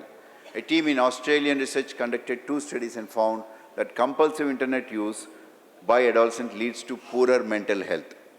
So research, there is probably negative side and positive side of usage of mental technology. Sufficient for us to remember, each technology has its own utility, but excess use of any technology is going to be harmful. In conclusion, the new mental health technology is part of our clinical practice day to day. Ladies and gentlemen, you like it or not, your patients are going to come with all these things. There is a rapid takeover of our day-to-day practice by this technology. You like it or not, you're going to practice it. The utility is definitely there, but the real evidence is not so much forthcoming. but the legal binding laws are not yet clear in our country. We need more evidence to pick up the best of mental health technology to use and suggest to our patients which is better one. We need to move fast with mental technology, and that is, you like it or not. As I said, we move with the times. Thank you, ladies and gentlemen, for the patient listening. Thank you, Dr. Prasad Rao. You finished your deliberation well ahead of your scheduled time. Please join us, and the session is open for question and comment, but everybody should be precise, very precise. All right, thank you for that presentation. My name is Shubhadeep Barman. So I practice addiction medicine and psychiatry in the US. And as you rightfully pointed out, the digital therapeutics is actually a wave of the future. What I wanted to kind of update you was that you mentioned about FDA has not yet cleared applications. That's actually not true anymore, because in the last couple of years, we have been using an application called Reset and Reset-O. And they're approved by this, they're made by this company called Pear Therapeutics, so we're able to actually measure patients in between appointments, and we actually can give them CBT-informed lessons. So just wanted to update you on that this is... Thank you. No, what I meant was, I think, to the day-to-day practice part, my topic is on the day-to-day clinic practice. Yeah, that's what I'm doing. This is part of day-to-day practice. Yeah. We actually use it every day. Thank you. Good morning to everybody, Dr. Prasad. I'm Dr. Lakshman from Bangalore. I divide WhatsApp into two portions, WhatsApp and what crap. Yeah, most of it is crap rather than app. Yeah. The other thing I would like to ask is that all the studies show the problems with WhatsApp use in adolescents, etc. What about the effect of WhatsApp on doctors? I find this extremely stressful. If I give, the landline has collapsed. If I give them my mobile number, they connect me to my SMS, they connect me to WhatsApp, and they start harassing me. Thank you. That's probably, I think it is, what is true for goose is true for gander. So if you use excessive WhatsApp, even for doctors, it's going to cause problems. No, I don't want to use it. They access you, and there should be such a thing as mobile etiquette. Thank you. I'm Dr. Bhavesh Lakrawala from Ahmedabad. Sir, I would like to ask that in our IPS group, there are many apps are there, live psychiatry, Indian psychiatry. So when I will go for the clinical psychiatry or live psychiatry, after 1 hour, there will be 400 messages. So I don't link what the question is asked and how the how much time I should give. Then second, the family. We do not concern about our family. We all do all the clinical practice, but at last the family will ask, you only do the clinical practice or you have some role in family? I think you have said that self. I think we did just heard about WhatsApp comment. I think it's true for that.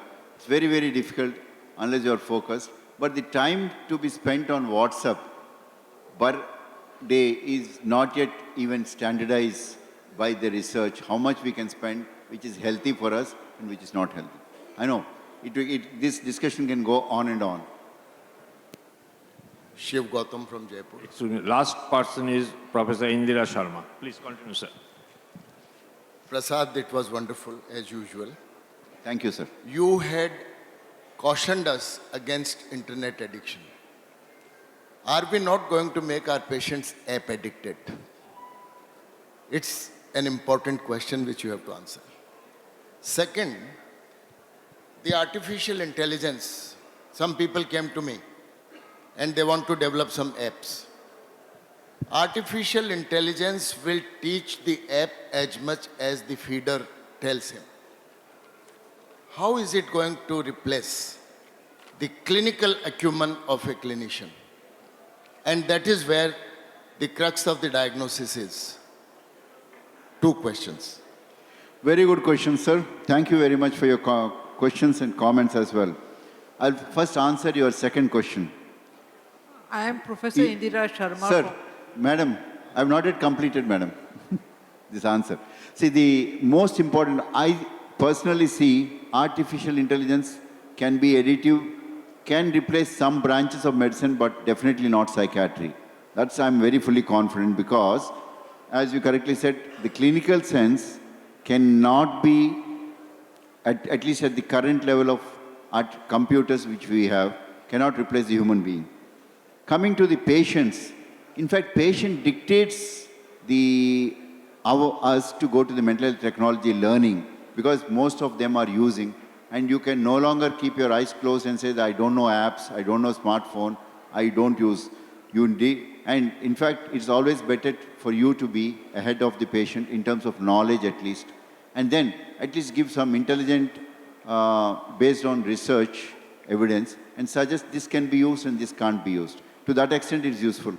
But this is a very huge, important topic, and today probably we can't give clear answers, including the legal standing at this point of time.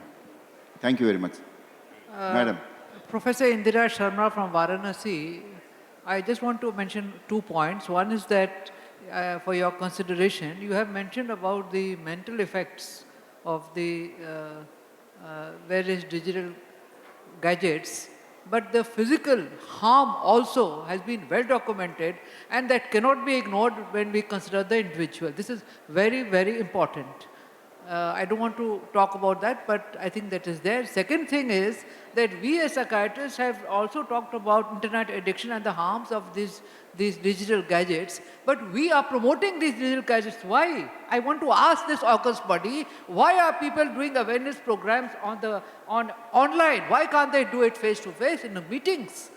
Why are they doing so much research on online? Is that research valid? I really do not know. Because when you learn how serious are you with reporting, I really do not know. So what is this august body? This is a question mark. On the one time we say it is very harmful and then we are promoting it. This paradox I am not able to understand. Your comments, please. Madam, it's not that we are promoting. It is that you are driven to learn a technology which is being used by your patients with or without your consent. There is no consent involved of yours. There is no participation. What I humbly presented is that mental health technology can be useful. Like I started with my first story of a patient who was helped. So you have to learn mental health technology and use it. Now, it's not that we are driven by a digital technology.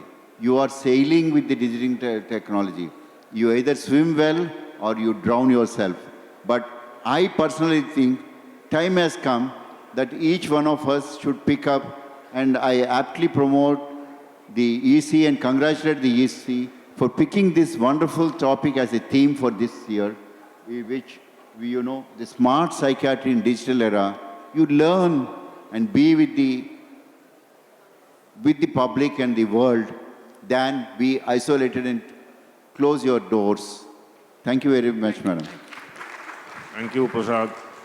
May I ask my co-chair to make the concluding remarks? As everybody is saying that this is the need of the hour, we should know about it, but our approach should be balanced. And that is what we call every time in all the, usage of any system. And these are apps, as has been said by Dr. Prasad Rao.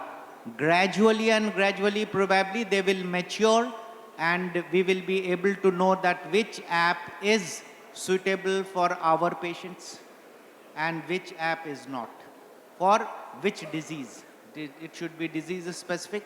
So the time will come, it will, gradually mature, and as has been said that mental health technology is useful, and it is not that it is not useful, but we should be smart enough to know them. Thank you. Thank you so much, sir, for such a wonderful presentation. May I ask our chairpersons, Dr. P.K. Dalal and Dr. R.R. Ghosh Roy, to kindly felicitate our speaker, Dr. G. Prasad Rao.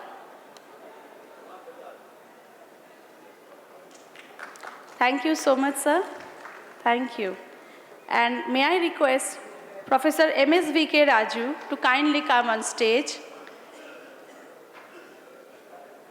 And please kindly felicitate our chairpersons, Dr. Dalal and Dr. R.R. Ghosh-Roy. In continuation with the last topic, I would like to make a small announcement that ANCIPS app is available on the Google Play Store. And all the program schedule, you can download it on your mobile phones from the app or even from the ANCIPS website till you get a hard copy. Thank you, sir.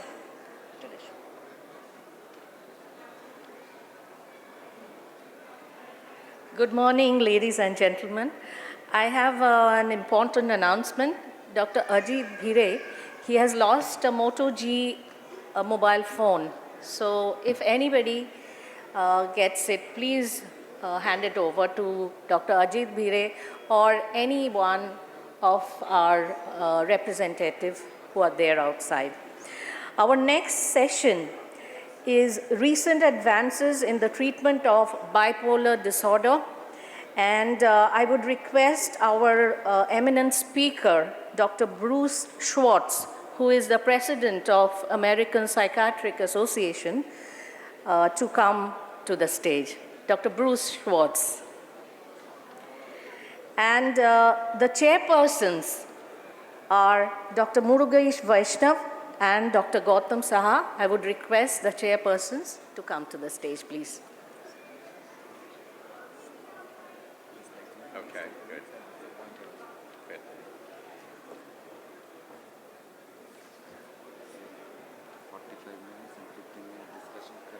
I hope so. I'll try and get it done within that. I should be able to.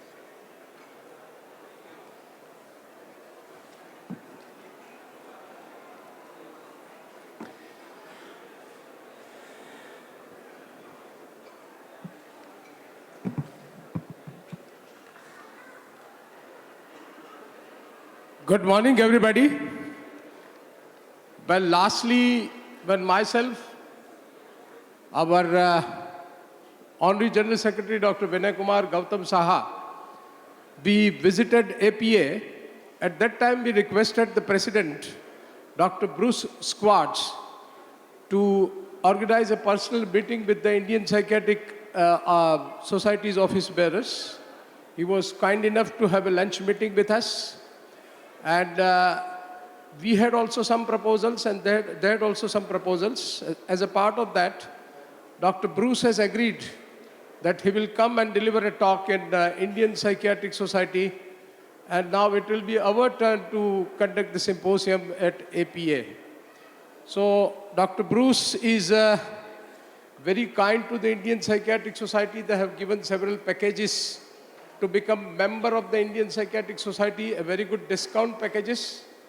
Dr. Bruce is currently working as a professor and deputy chairman, Department of Psychiatry, Behavioral Sciences. He is president of American Psychiatric Association, world's largest association. We are lucky to have you here in Indian Psychiatric Society conference. He is awarded as a Distinguished Life Fellow by Academy of Medicine, American College of Psychiatry.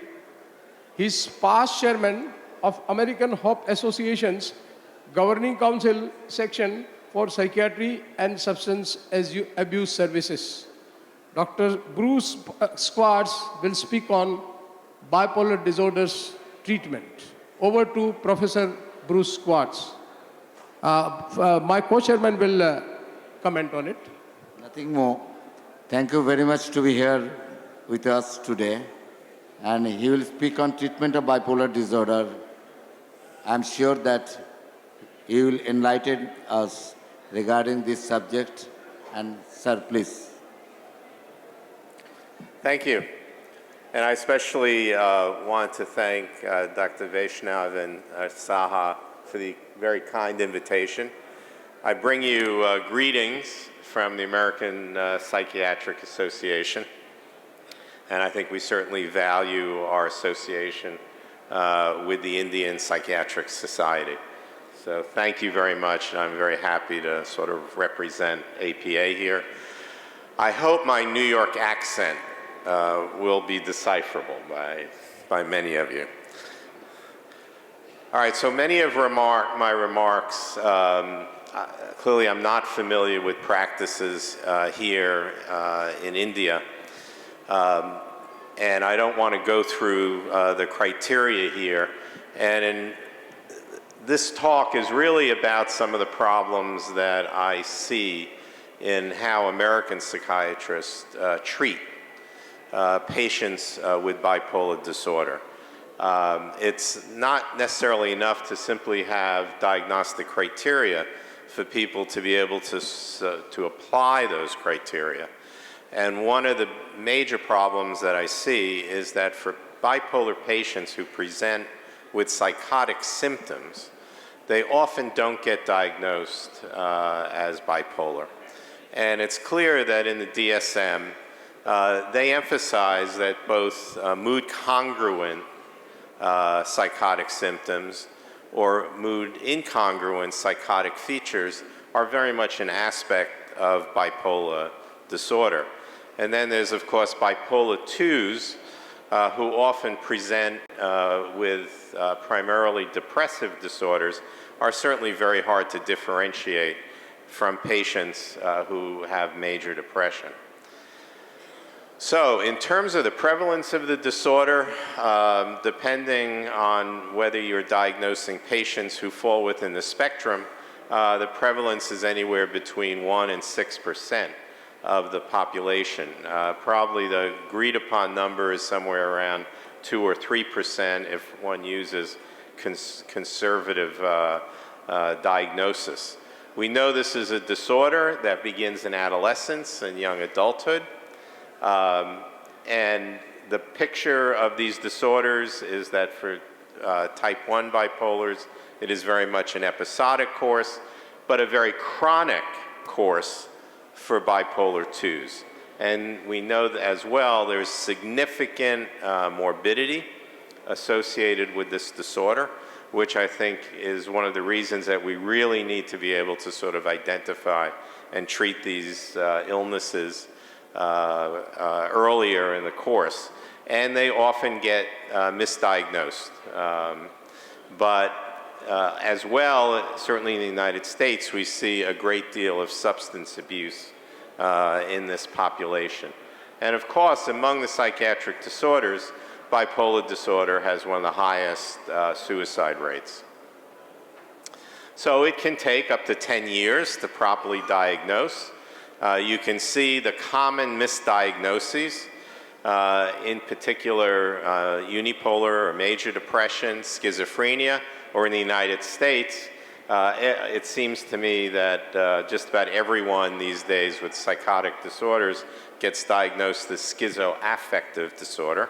I wish I knew what that was. Of course, personality disorders are commonly diagnosed, and because of the substance abuse these patients have, that as well is a problem. So what's the challenges in treating these patients? It's really the complexity of the clinical presentation that these patients have, because it is such a heterogeneous symptom picture that has comorbid psychiatric disorders. And getting an accurate history from a patient with bipolar disorder is really quite challenging. And there are a number of programs, and I certainly encourage anyone, when you're evaluating a patient, to really get history from family members. In terms of recognizing bipolar depression, certainly two symptoms that are very important to identify is hypersomnia that these patients present with, and the very rapid onset of depressive symptoms, which may in part account for the very high rate of suicide. And then differentiating it from schizoaffective disorder or schizophrenia. We know these patients really have a problem adhering to treatment. And then one has to take a phase-relevant treatment strategies. So I want to talk about psychosis in bipolar disorders.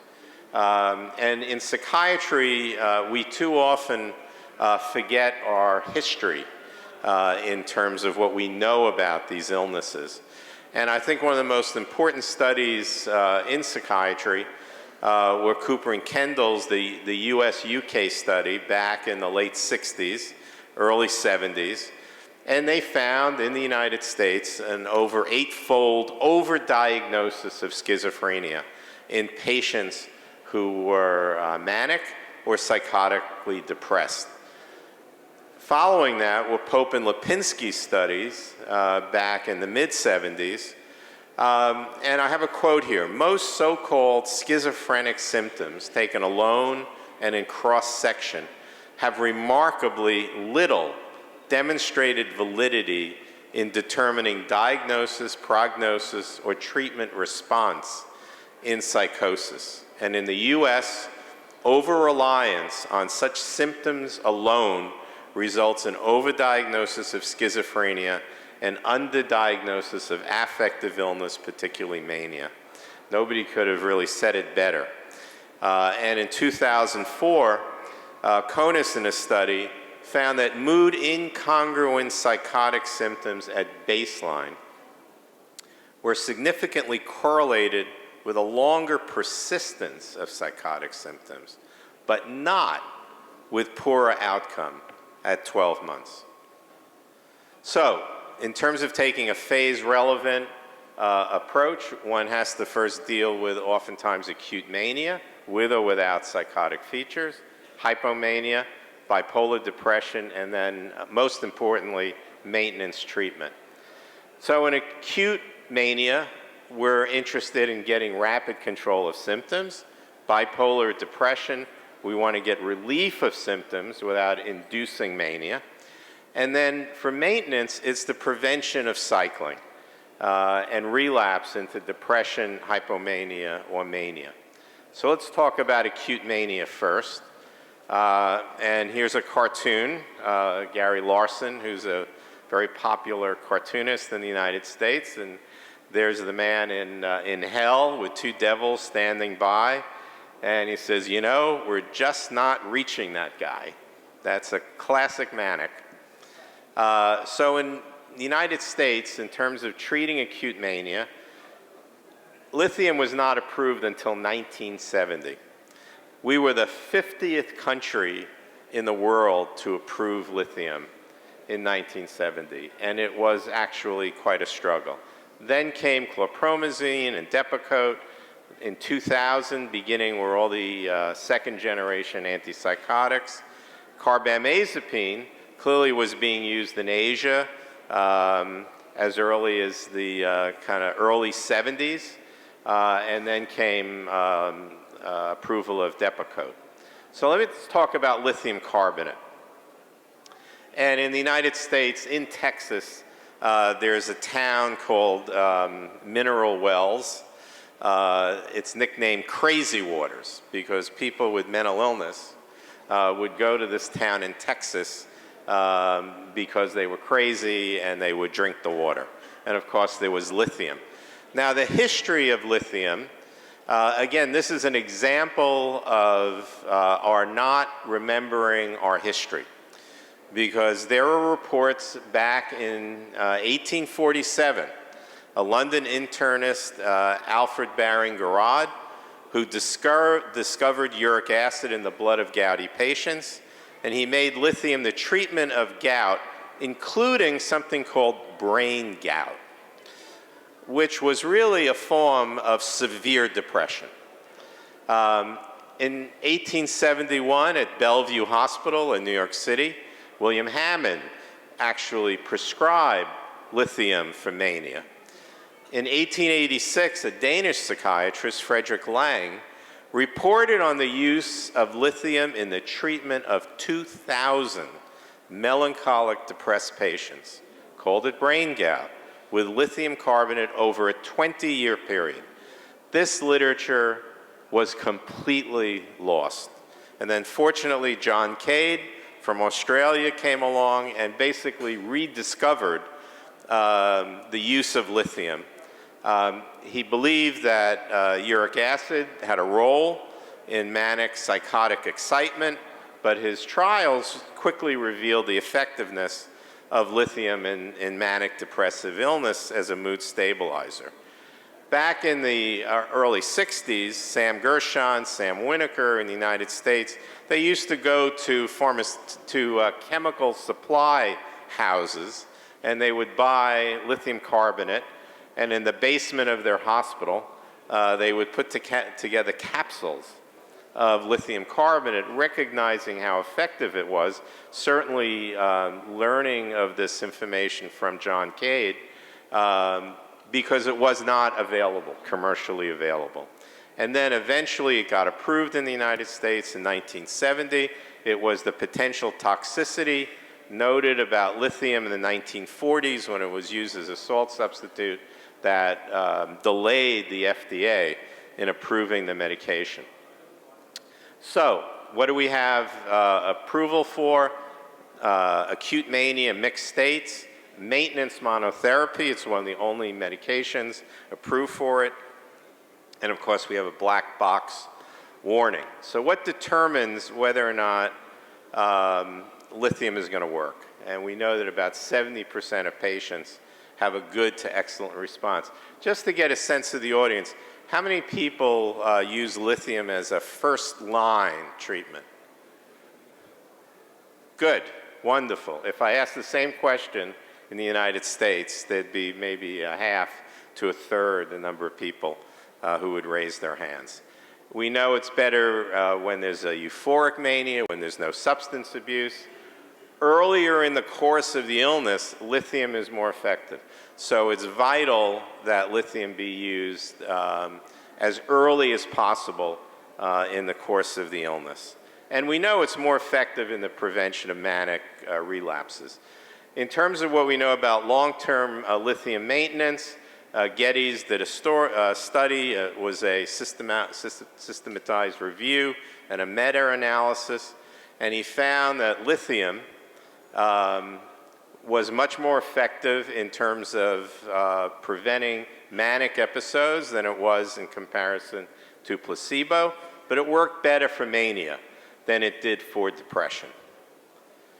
And we know as well that lithium should never be discontinued in a rapid fashion. You can see the decay in the curve on the left in terms of how rapidly patients will relapse if you stop lithium suddenly. I've had patients who get admitted to the hospital for a medical condition. Their internist stops the lithium despite the patient telling him, my doctor said I have to keep taking it. And then a week or two later, they're out of the hospital, but they're having an episode. And the same thing goes for the type 2 bipolars, that in terms of preventing relapse, if you have to stop the medicine, you want to do it gradually. We know as well lithium is very effective in terms of preventing suicide. I've had doctors tell me I don't want to use lithium in this patient because they're potentially suicidal, and we know lithium is dangerous in overdose, but in fact it's almost, one could say, an indication for lithium in terms of preventing suicide. So I'll go through this very quickly. We know lithium is not metabolized, it's excreted in the urine. The art of using lithium is clearly the induction phase, that it's one of the more difficult medications to begin in terms of patients tolerating it, and one really has to spend time in terms of the initiation of the treatment in order to make sure that the patient is tolerating it. And it's a very, very, very simple medication to dose. You can see that on a 600 milligram dose here. Let's use this. If you say that 600 milligram, the median blood level at 12 hours is going to be about 0.3. If you increase it by 300 milligrams, it's totally predictable what the blood level will be on the higher dose. We know there's a panoply of potential side effects. for lithium, in particular for some patients, tremor. We know that in terms of initiation of medication, the GI side effects are often the most problematic. Longer-term endocrine disorders, such as hypothyroidism, are very common, as is hyperparathyroidism. That oftentimes this will develop over time, and one has to screen for it and not confuse hyperparathyroidism at times with lithium toxicity. Renal are one of the side effects that most concern many doctors, certainly in the United States. It is unfortunate that too many people don't identify nephrogenic diabetes insipidus in their patients. It's one of the reasons that many patients stop taking the medication. And we know that the reason that lithium causes NDI is that it inhibits vasopressin. And the primary management clearly is to increase fluids. Once-a-day dosing, always if possible, and lower the lithium level as well, and that is really primary management. There's evidence now that actually once-a-day dosing is protective of the kidneys. That many people diagnose it several times a day. That's probably a mistake. That by dosing it once a day, you end up giving the kidney time to recover. And then, of course, the secondary management, amiloride is very effective, as are all diuretics. Amiloride doesn't affect the blood level of lithium. One could actually use a thiazide diuretic, but you'd have to use a substantially lower dose of the lithium with the thiazide diuretic. And then there's toxicity, which scares many people. The only patients I've had who developed toxicity were those who were put on another medication by their internist, whether it was an NSAID or a diuretic that caused them to become toxic. And it's a disorder that is easy to, even in the basis in your office, to be able to identify. You know, patients from a CNS perspective, they'll often present being somewhat giddy, or they may be drowsy, they may be a little confused.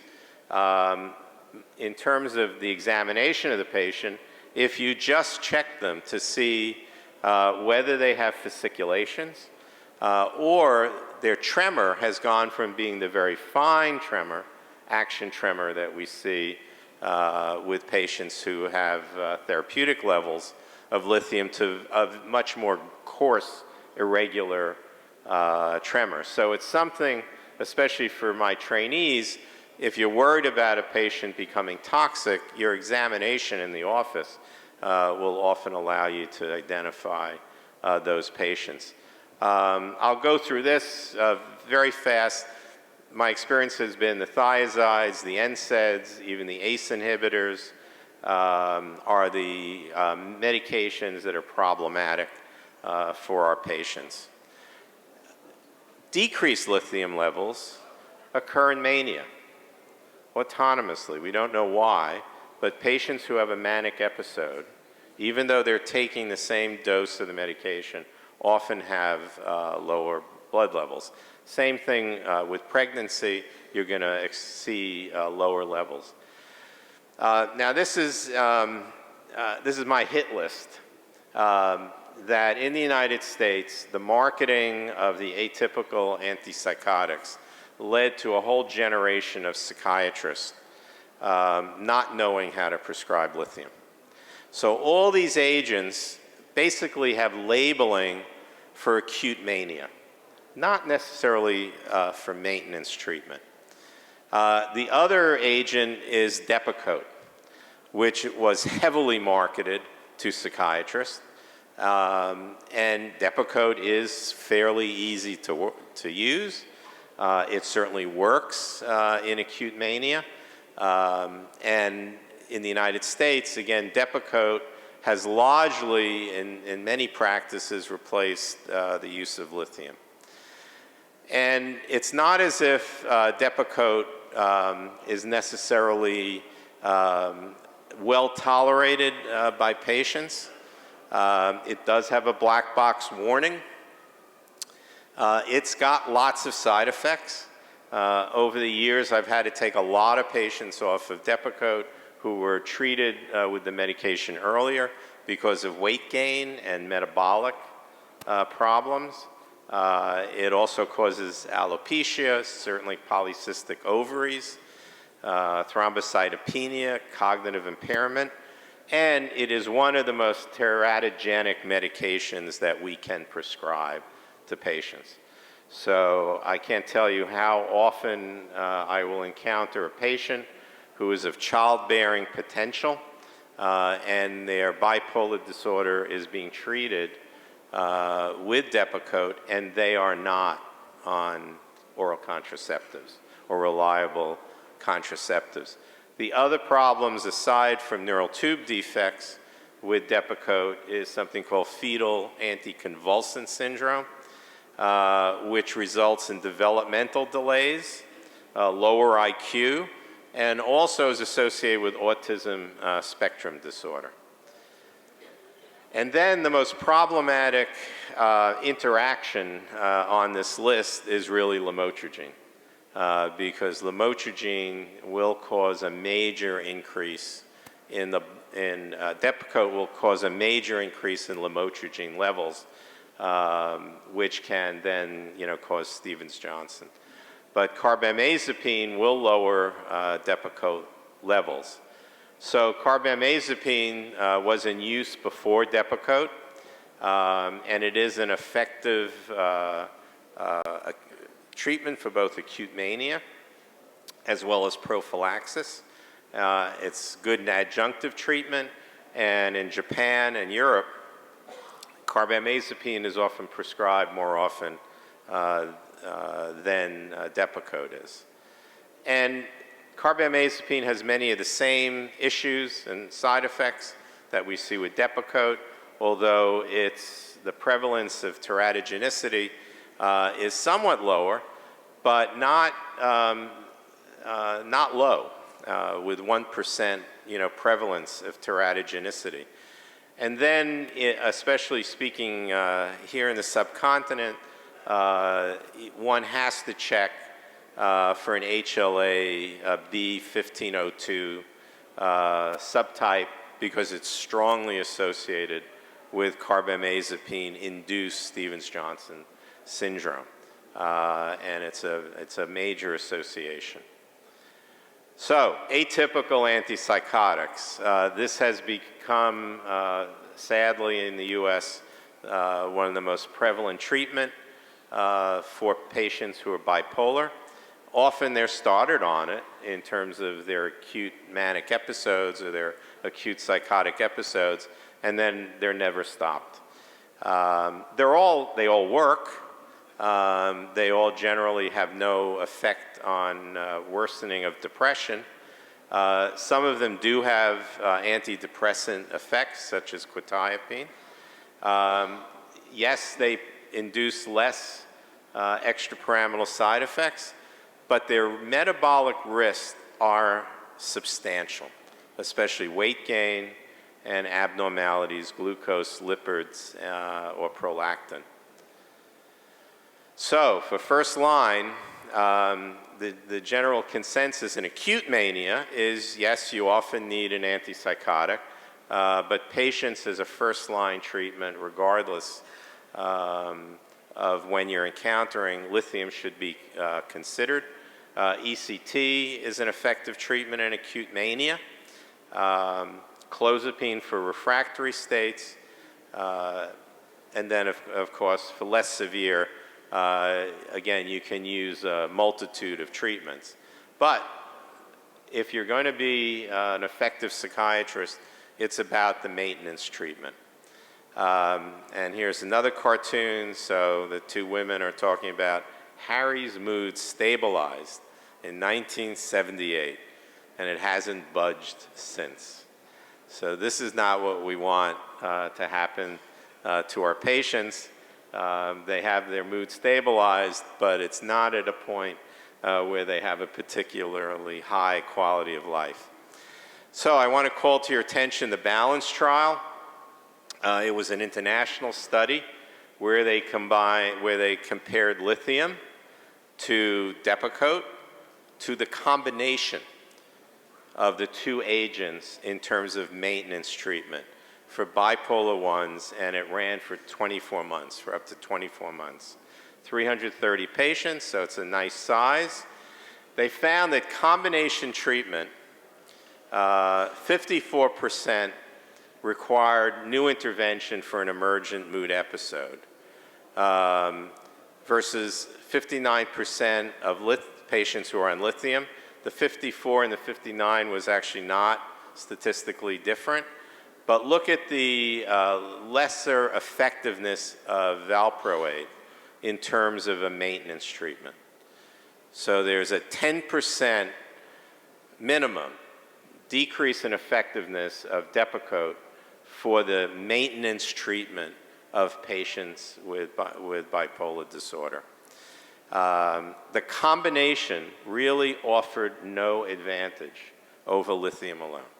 So one has to really wonder why so many patients in terms of maintenance treatment are on Depakote.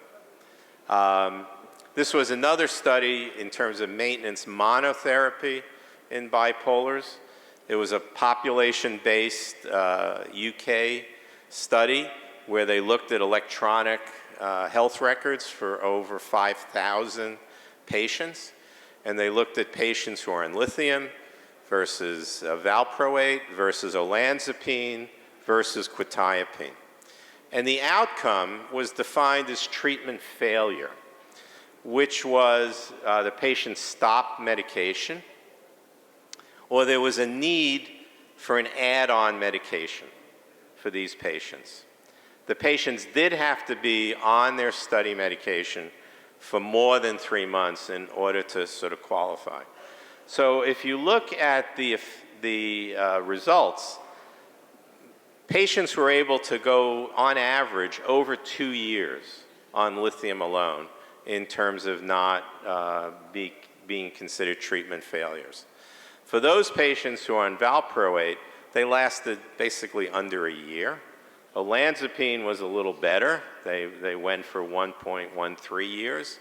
And quetiapine, they lasted the shortest amount of time, which was, let's say, about 9 months in terms of before they became treatment failures. So for maintenance treatment, there's no question that lithium is the gold standard.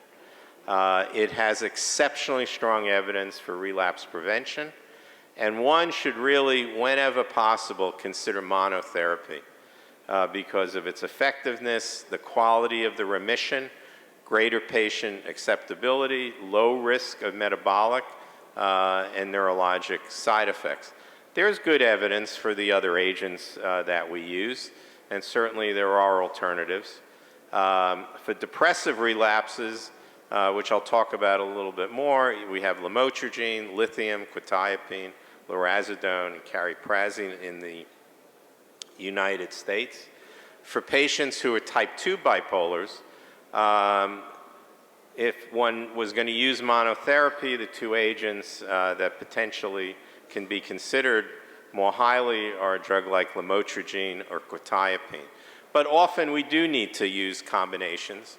But I think the more we use combination treatment, the greater the likelihood that the patients are going to discontinue their medications. So the keys to long-term clinical management, it is essential that we have psychoeducation for not only the patient, but for their family members. And it's not a one-shot deal. It is really very much an ongoing form of psychotherapy. We need the patients to learn to monitor their mood states. I find that it's rare that any patient is able to identify if they're experiencing hypomania. It feels good. How do you tell a patient that the fact that you feel good is abnormal? But irritability is often a symptom that they can identify and realize that they're being a little difficult with their friends or family members. And a change in sleep pattern is the other thing that I try and educate patients about, to call me if they notice that there's suddenly a change in their sleep pattern. They're either sleeping less or they're sleeping more. Teaching them stress management skills, engagement of family members, because it's often the family members who can identify signs of early relapse. I want to also emphasize that in bipolar disorder, patients can decompensate very quickly. Almost in 24, 48 hours, the patient can go from being functioning and normal to being completely manic. Enforcing daily routines, regular sleep-wake habits, reinforcement of medication adherence. So for anyone who takes medication, I'm sure, like myself, there are people in the audience who need to take medication. It isn't easy. It is really challenging to remember to take medication. And we as doctors, when we dose patients multiple times a day, that is almost a guarantee that your patient is not going to be taking all their medication. The other element for patients is the self-stigmatization that this illness has. I work very much on sort of promoting self-esteem. I recommend to many patients 2 books by Kay Redfield Jamison. One is Touched with Fire and The Unquiet Mind. I've said to patients, you've got an illness that a lot of very wealthy and creative individuals suffer from. You're now in very elite company. And if you want to stay in that company, then we treat this disorder effectively. And the other thing which I've gotten into is really recognizing that parents need to know that this is a very heritable disorder in terms of counseling their adolescent children and informing them that these genes exist in the family. And if you start doing a lot of drugs when you're a kid, you're going to potentially cause this disorder to start up. So let's talk a bit about bipolar depression. Again, first-line agents, really lithium, quetiapine, lamotrigine. Does anyone use the combo of olanzapine and fluoxetine? Okay, so a lot more people here use it than in the U.S. In the U.S., it's pretty hard to find many people who will use that combination. And then, fortunately, we have some other new agents, lorazepam and cariprazine. The one thing that one does not want to do is use antidepressants, especially as monotherapy. That it really confuses the picture, and oftentimes people develop what is really a mixed state, where it's neither depression, mania, whatever, they feel terrible. It's a dysphoria more than it is a depression. So maintenance therapy, or even acute therapy with antidepressants alone, is really sort of quite dangerous. It's not that antidepressants don't work for the depression. They do. So a drug like venlafaxine, an SNRI, is more effective than an SSRI. Bupropion is a common antidepressant that is sometimes used. And however, they all can cause switches. And this is a study looking at the cumulative proportion who survived without a switch. So the curve on the left basically shows bipolar 1s versus bipolar 2s. And you can see that there's switching occurs. And for the bar graph on the right, if you're treating a patient acutely, and the blue is bupropion, acutely, you don't see a big problem with bupropion. But look what happens after a year. You begin, and again, for me, it's dose-related. So the higher the dose of the bupropion you're using in terms of the long-term maintenance for depression, the greater the likelihood that you're going to see some switching. But if you look at venlafaxine and SNRI, you see a lot of switching, and you see it as well for an SSRI. Quetiapine is a very effective agent in terms of acutely treating bipolar depression. We have the starter packs in the US where, night 1 it's 50 milligrams, night 2 is 100 milligrams, night 3 is 200 milligrams. You do a rapid titration, and the medication really is very effective. I view it as my sort of rescue medication for patients who have bipolar depression, where we don't have time necessarily to work with lamotrigine. And it is approved in the US for the treatment of bipolar depression. But as anyone knows, in terms of, again, you dose it all at once at night, it is challenging for patients, especially for those who are employed, because of the sedation that they experience in the morning. And of course, we know the weight gain is substantial as well with quetiapine. And then lamotrigine, whose motto is no rush, no rash. And there, it's a very effective medication, but it's a slow titration. If your patient is on Depakote, then the likelihood potentially of inducing Stevens-Johnson is a bit higher, because it really substantially increases the dose. I've had 2 patients who developed Stevens-Johnson. Both of them happened to be on Depakote, and I was titrating them at an absolutely glacial rate, 25 milligrams every other day, and they still developed Stevens-Johnson. Side effects, are what you would expect, with any anticonvulsant. Benign rash is very common. In my practice, it's not necessarily a reason to stop a medication. I may cut back, I may move a little bit slower. If it's a regular drug reaction rash, then there's no necessity of necessarily reducing the dose. I just slow down. Stevens-Johnson is quite identifiable. Here it is, early on. It's oral mucosa, oral buccal mucosa, that one sees it. You can see this on this patient's lips, and here you can see in terms of the nares, the mouth, the eyelids. This is a more severe case of Stevens-Johnson. You can identify it early, then there's no concern. So this is another study I want to call to your attention about quetiapine plus lamotrigine versus quetiapine monotherapy.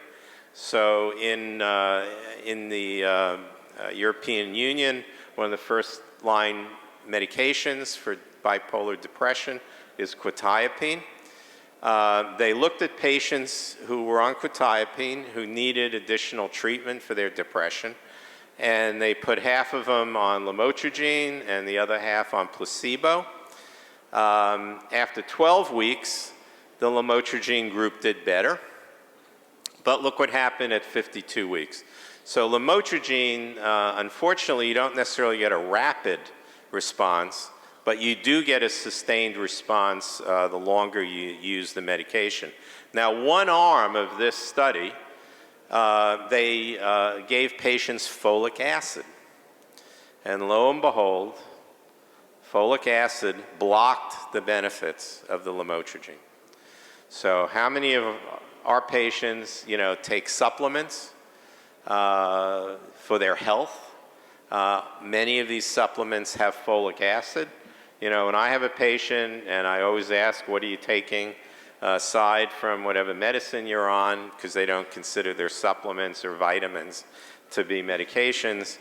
And I tell them, you stop everything. I don't want you taking any pill except what I prescribe. So folic acid blocked the benefits of the add-on lamotrigine. And then there's lorazepam, which is approved as well for bipolar depression. It's, I guess the main problem with it is sometimes the GI side effects, but the good news is that we don't see much in the way of great weight gain, but we do see EPS.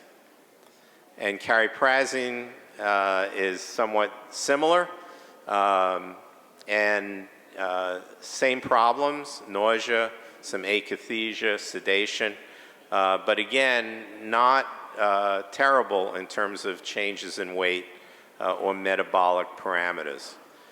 And here's olanzapine Prozac combo. It works, no question about it. Prozac is probably one of my favorite drugs. Olanzapine is my least favorite medication because of the weight gain. That using it early on, week after week, I would see the patient get bigger and bigger, and they could no longer sort of fit into their clothes. In terms of other agents, in the United States, there was a lot of marketing of Topamax for bipolar disorders. It doesn't work. But it was marketed extensively to doctors to the point where there was a fine over $81 million that the drug company had to pay. There are some class action lawsuits. The other agent is gabapentin, which was heavily marketed. The fines are even more substantial. That Pfizer has had to pay over $430 million. There's basically a $200 million Neurontin class action settlement, and another $325 million class action from attorney generals in various states. Investigational agents, I want to call to your attention pramipexole. How many use pramipexole for depression? Okay, not enough of you. It's actually a very good agent. I'll show you some more information on it. Tamoxifen actually has anti-manic effects. Aspirin and minocycline has some support in terms of using it for both bipolar depression as well as mania. Calcium channel blockers, probably not much there. Pramipexole, high dosage, evening dosing. It's about building tolerance to the side effect of the agent. There was a great study published in the American Journal back in February of 2016 where they had treatment refractory patients with depression. So they started dosing at 0.25 milligrams at bedtime, and then slowly titrate the medicine up to as high as 5 milligrams. It is quite remarkable how some patients really respond. If you think about pramipexole, it's a dopamine agonist. None of our antidepressants really have much of an effect on dopamine. And for, again, refractory patients, once you help them sort of build up some tolerance to the side effects, it can really be quite effective. Omega-3 fatty acids are kind of an interesting group. You have to be careful about using them in patients who are bipolar. So with that, here's one of my final cartoons. Please, doc, nothing too aggressive. I'm kind of attached to my symptoms. This is sort of that classic bipolar. And then, of course, this is a more common situation. The patient on the psychiatrist's couch, and then he says, then I wake up. The cheering has stopped, I have 3 kids, and I work in a cubicle. So with that, let me stop here.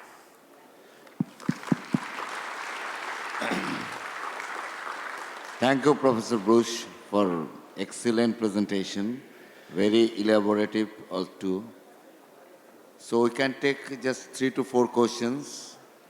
Over to Dr. Bush. Yes, Dr. Bruce, it was a very lucid presentation. You included right from the lithium and treatment of the acute bipolar mania, then depression, and then maintenance treatment. And certain agents which are not useful, like topiramate, gabapentin, that also you have mentioned very nicely. So it covered almost everything, how to treat acute bipolar mania and depression both. Thank you very much. Thank you. Myself, Dr. Sajan Singh from West Bengal. Even if we manage bipolar, patients are euthymic, but they are not functionally well because they have cognitive symptom dysfunction in addition to bipolar disorder. That's the one. The second is there are some bipolar patients who have very infrequent episodes. Should we give mood stabilizer for those infrequent episodes? Thank you. Yeah, so let me take the second first. Yes. That we know type 1 is a very episodic disorder. And the more episodes that a patient has had, the greater the likelihood that your outcome is not going to be as good. So when a patient has had only one episode, one could say, okay, let me wait for the second. But once a patient has had a second episode, and I don't care if it's 3 years or 5 years later, that patient is now at risk because it will come back. This is not an illness that we can cure. For patients who have cognitive impairment and bipolar, it's more challenging because of the potentially the CNS effects of lithium, as any agent potentially has. You know, even the antipsychotic agents have higher rates of death associated with them in elderly patients, you know, who have dementia. Sadly, I've seen too many patients who really have bipolar disorder. They've gone with partially effective treatment for too many years, and then at a certain point, they're just impaired. And it's hard to differentiate them even from patients, you know, with schizophrenia. It's sort of like a final common pathway. And their brains are just showing the ill effects of having, you know, multiple episodes. Thank you. Thank you. All right, thank you, Dr. Schwartz, for a wonderful summary. I'm Shub Barman. I'm from Wisconsin, USA. And my question relates to use of antidepressants in bipolar disorder. You kind of touched upon the subject as far as avoiding monotherapy, but my specific question is related to the lack of actual evidence base in the use of antidepressants in the treatment of bipolar disorder, which contrasts how prevalent they are actually in use in the treatment of this illness. And I think part of the problem is the nomenclature of these medications. I think it's very difficult to convince a patient about not taking an antidepressant when they're in a depressive episode. So I'd like to hear your thoughts about that. Yeah, it's, again, these agents are used so frequently and with really disregard for the patient's family history. So if I have a patient who presents to me with major depression, and I can't identify whether or not they've had hypomanic or manic episode, then I go diving into the family and the family history. And if I find that in the family there is probable cases of bipolar disorder, then it's time for a major discussion with the patient about, do we go with an antidepressant or do we go you know, with another agent? So I've had a few patients, actually one gentleman who was an Indian physician who I treated at my hospital. His father who was also a physician, Sounded like he had a bipolar disorder, never been treated. And we decided, okay, let's use some fluoxetine. We'll see how it goes. He had really a very good response. And about 9 months later, calls me up and says, Dr. Schwartz, I'm depressed again. And I said, come on in. And he was indeed not feeling well. And I asked him, the way you feel now, is it the same way you felt when you first saw me before you went onto the fluoxetine? And he looked at me and says, no, it's worse. And he had that mixed state where there was some depression mixed in with some dysphoria. I feel terrible. Patients will sometimes describe to you they feel creepy. They just don't like the way they feel. So, yes, I agree with you. There's a very, very poor evidence base. Do they work acutely to treat depression? Yes. But then what's the potential damage to that patient over the long haul? If I get a history of a patient who's been treated with an antidepressant at the same time that they were on lithium, let's say, and they, quote, failed lithium, I don't consider that a valid trial of the lithium. Let me treat you without the antidepressant and then the lithium, and what often happens, they do a lot better. Thank you. Thank you. Thank you, sir. My question is first regarding the lithium Can you level. speak up a little bit? Louder. Lithium level monitoring in the patients continuing for the bipolar disorder. And the secondly, you have told about chlorpromazine used as an first generation antipsychotic in bipolar. Now, currently, what is the role of FGAs in the management, in the acute and the maintenance phase of the bipolar? Okay, I couldn't understand the last part of your question. Can you please introduce yourself before asking questions? I'm Dr. Shreyans, practicing psychiatrist in Jodhpur. My first question is regarding the lithium level monitoring in the bipolar patients, mandatory or time limited, or it's as in when we prescribe. Second question is regarding the use of first generation antipsychotics. All right.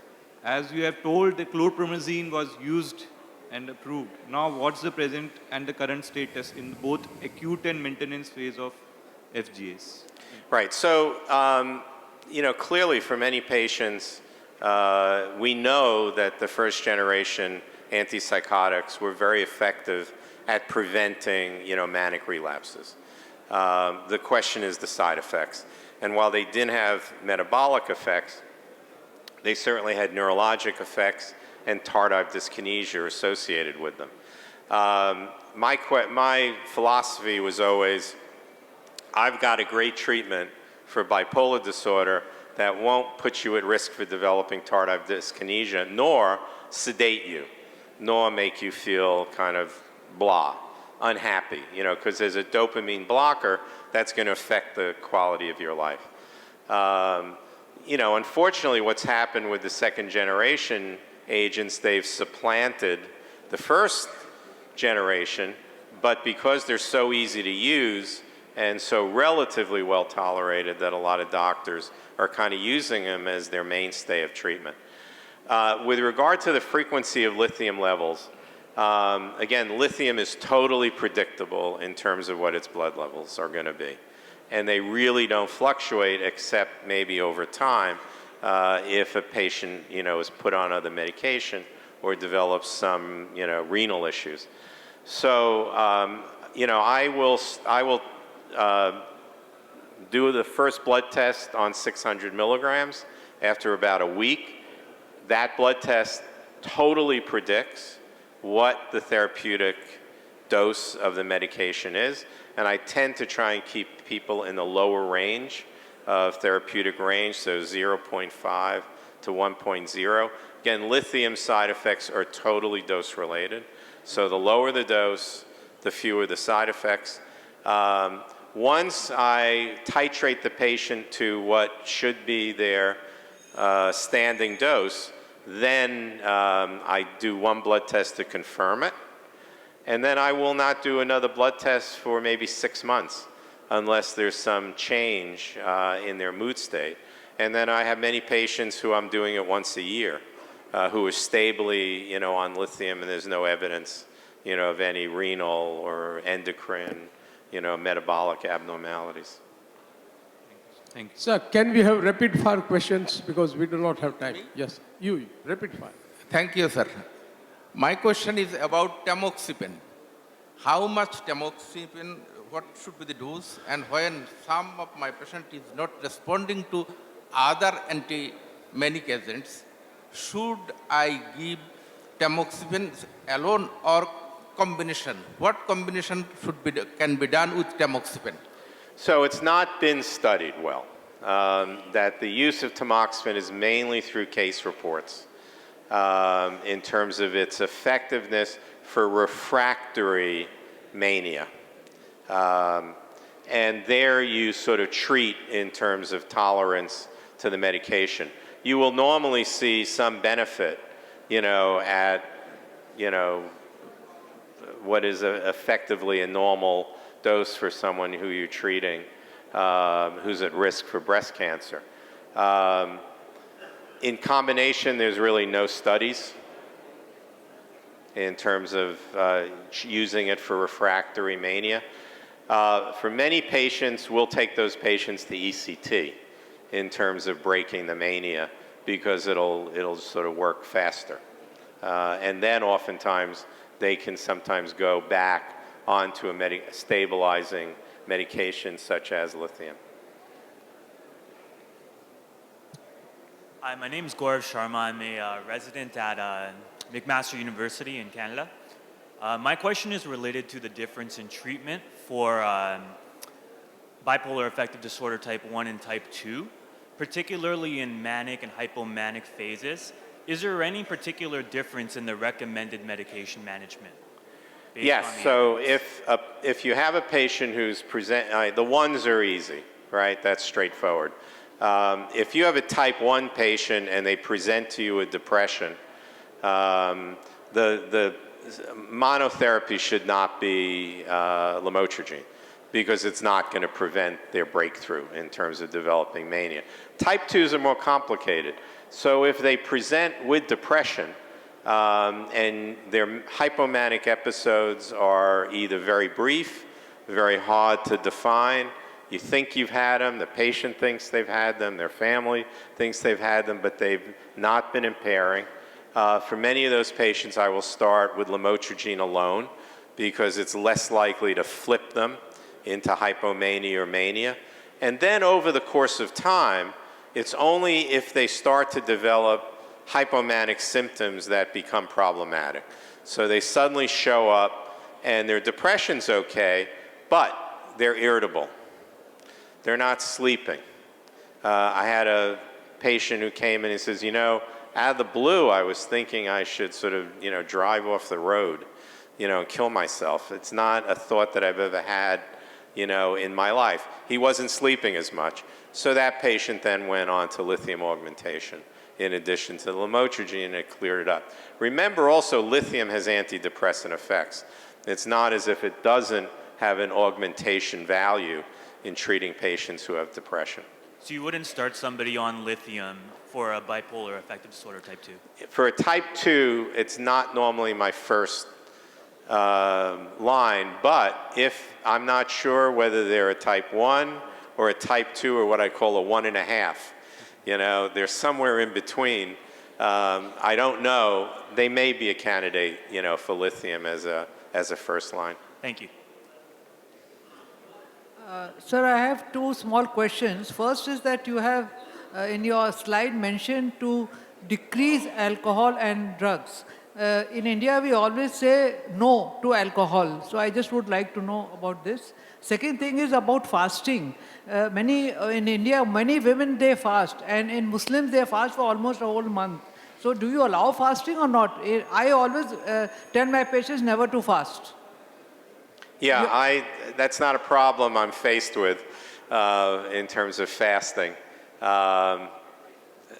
So patients know that they have to take it every day because their blood level will drop pretty quickly in several days, if they don't sort of, continue their medication. Drugs and alcohol are challenging for people. The other drug, which I didn't really mention, is marijuana.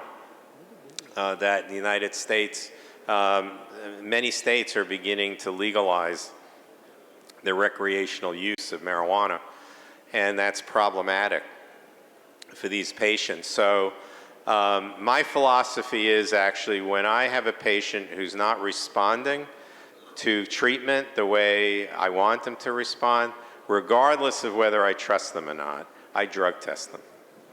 I drug test anyone who's having an incomplete response to, say, lithium. And I can't stabilize their mood because people don't necessarily tell you the truth. So now, I'm sorry, the questions are, she was the last person. We are already running short of time. I'm sorry, you can ask him during the lunch session. Thank you very much.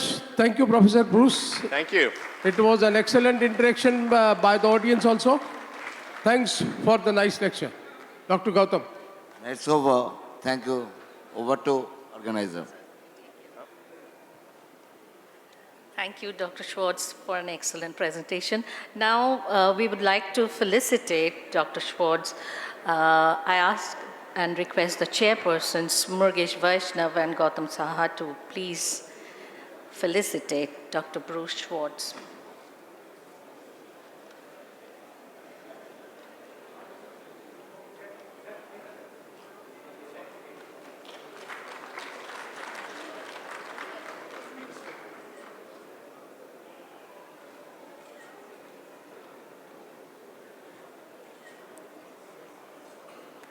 Thank you, sir. I would request Professor Indira Sharma to please come upon stage to felicitate our respected chairpersons, Dr. Murugesh Vaishnav and Dr. Gautam Saha. Ma'am, Professor Indira Sharma.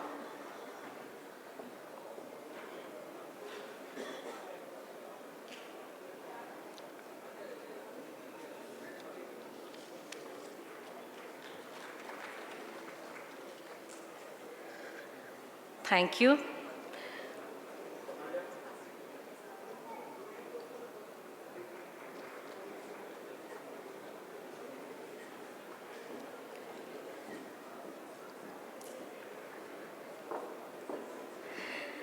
Thank you, sir. We promptly start our next session, and in ANCIPS 2020, we are trying to follow the schedule, and we are on time. So our next session is practicing psychiatry in the era of Google, and our eminent speaker is Dr. Harish Shetty. I would request Dr. Harish Shetty to please come upon the stage, and with him, the chairpersons are Dr. Ajit Bhire and Dr. T.S.S. Rao. Dr. Ajit Bhire and Dr. T.S.S. Rao, I request both of you to come on stage, please, to start the session.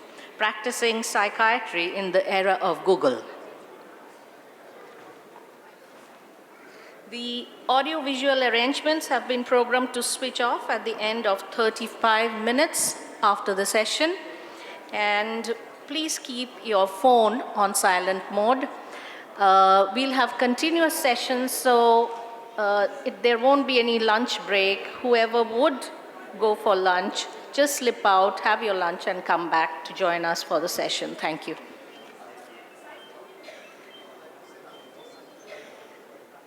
What photo you have used? Sir, this is a slide changer. Yeah. You can also change the next and previous and A respected chairperson, Dr. Bide, Dr. Rao. Harish, might we introduce you? You may. That will not cut on the time, I suppose. Harish is well known in this country. But that is not me.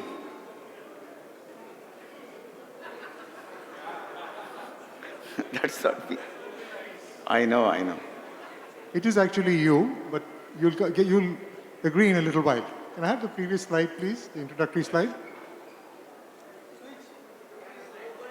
Kothe gele? Harish is a well-known child psychiatrist in this country, also very media savvy, and he takes up causes with great passion.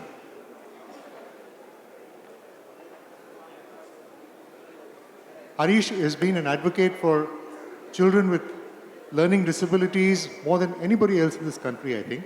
And it's a pleasure to have him here. He is a man of many talents.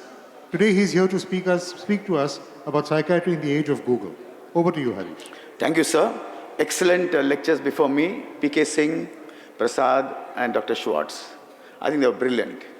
What I'm going to do is I'm going to look at two dimensions. One is what patients do to us with Google, and what we should do in our own right as a psychiatrist and use media as much as we can. Now, there are 5 types of patients who come to us.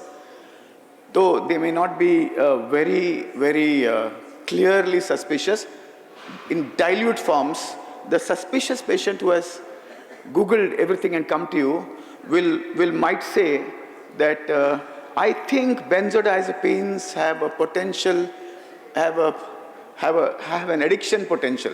And you look at him. Then he asks you a few more questions and you feel a little frustrated and you feel that he has no faith in you. And the best way to deal with a suspicious patient is ask him to go to any other psychiatrist. I keep the Bombay Psychiatric Society book with me in my clinic, show all the photographs and ask him to go. The suspicious patient, when you ask him to go, he comes back to you. And that's the beauty. Don't try hard to explain to him how right you are and how wrong he is. But when an emotional patient comes to you with all Google and says that, I think what you have given is an anti-epileptic, I have a bipolar. And if you give a rational answer, emotional patient is not interested. Emotional patient accepts you and you say, do you believe in me? Do you have faith in me? And if you echo the emotional response, Google dies and the rapport is built. Then you have an obedient patient. Obedient patient, no issues at all. He'll quietly share his Google notes with you. You share yours, but he'll believe you. He'll say, whatever you do, doctor, I believe in you completely. Then you have a very cognitive patient. But I think I do not know what to do. Should I take CBT or should I take anti-obsessive medications for my OCD? And he goes up and down, up and down, up and down. And I get very irritated with a lot of OCD patients. I don't know why. Is that vodka? No, not really. So I get very irritated. And what I've learned across time is to respect his knowledge. An obsessive cognitive patient, if you say, well, I see you're really well-read and I genuinely appreciate the efforts you have taken to understand your disease, he falls back in the chair. Most of the times when somebody speaks to you from Google, it's good to acknowledge. You may not agree. It's good to acknowledge. It's good to help him or her feel better. Most of the times, these clients do come back to you when you appreciate, though they might go to 2 other psychiatrists, but the 4th psychiatrist will be you. After some time, they might leave you and say, I've stopped your medications, I'm doing CBT. Congratulations, you say, are you better? If you're better, please continue your CBT and don't take medication. Then they will say, I would like to take a small dose of medications. And that's the fun of it. Then you have a philosopher patient. Absolutely. जो हुआ होना था वो हुआ है, जो होना है वो होगा. Google में तो मैंने बहुत, I check the Google so often, but whatever happens, happens. Then you should echo some Buddha's philosophy or some Christian philosophy or some Advaita, whatever you know. Use some mumbo jumbo and talk about Buddha, Christ or Ram. And when he feels you are also philosophically inclined, he gets an ecstasy. He gets an ecstatic feeling that this guy is like me. He's not a man of rational science alone. He believes in psychiatry being an art and science. And then there's a beautiful rapport and then things work out. Now, remember one thing. As Prasad said, everybody reads Google, including the Ola driver or the Uber driver. And what is very important is to identify the irate patient who reads Google. He first asks you, I had this client yesterday, he had gone to 18 psychiatrists, agitated depression, 68-year-old. I didn't mince words, I said, ECT. He said 3 other psychiatrists said the same thing. I asked them whom? They said Ajit Bide, then somebody from Delhi, and Dr. Raghuram. I said, then we'll start. But do you think that at 68 you can give ECT? And he brought a lot of Google notes which said that it could be risky. I did not throw away the notes. I held the notes with great interest, looked at with great interest, pretended that I was reading everything, and then he said something very important is, you are the only person who read my Google notes. Internally I said, I did not read actually. I did not read, but I paid attention to it, and he had underlined some things, and he said, this is good. Then he said, what is the guarantee? Because Google says it's not the right treatment. Come up with beautiful lines. This is what I learned from Ajit Bide once. Medical science is the art of the probable, not the possible. Politics is the art of the possible. And medical science, the art of probable. Most probably, your client will really feel better. Your father might come out of this agitated depression for which he's been taking treatment for the last 16 years.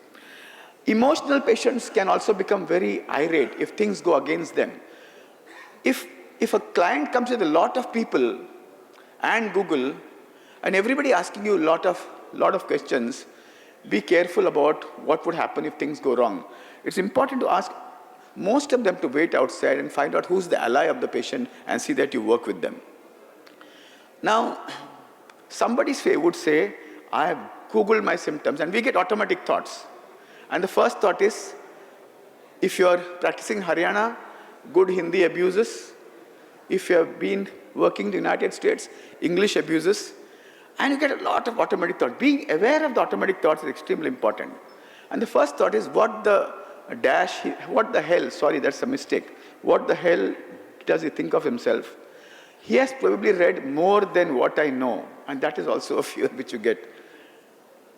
Am I supposed to practice with these guys? Kya zamana hai? Should I practice with these guys? I should probably ask him to leave. I should ask him to get out.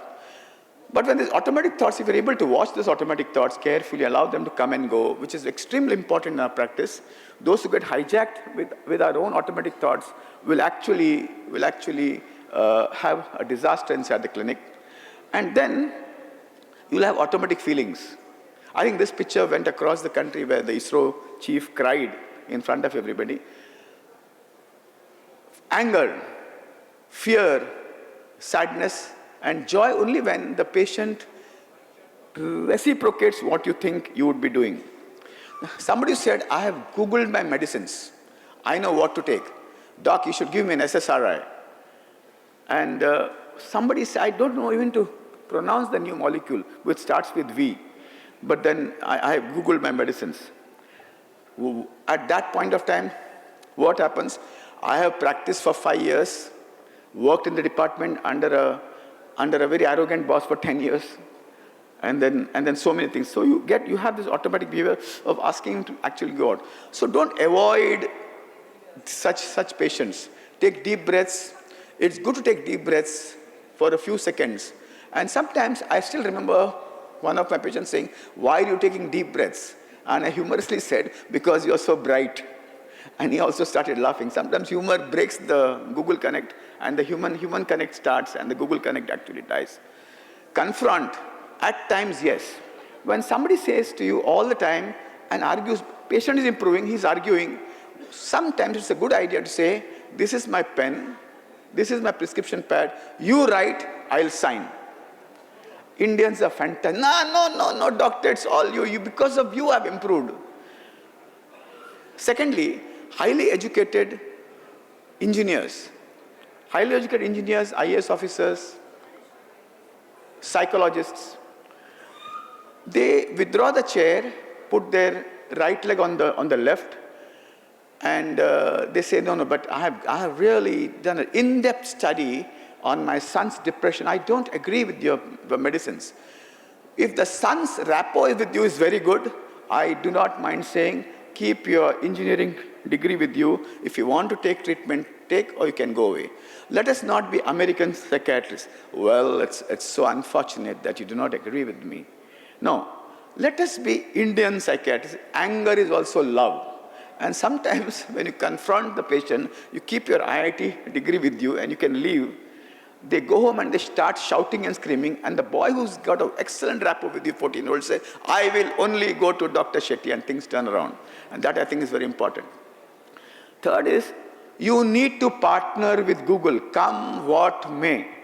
Google is on our head. Google listens to everything. There is no privacy anywhere. When your phone is off, you have clicked on the set on the app saying you accepted the microphone being on. There is no privacy. All your love letters, your bank notices, your accounts in the income tax, everything is known to Google, and there's no need, there's no point in becoming merged. Now, escalation. Now, I want to ask you something.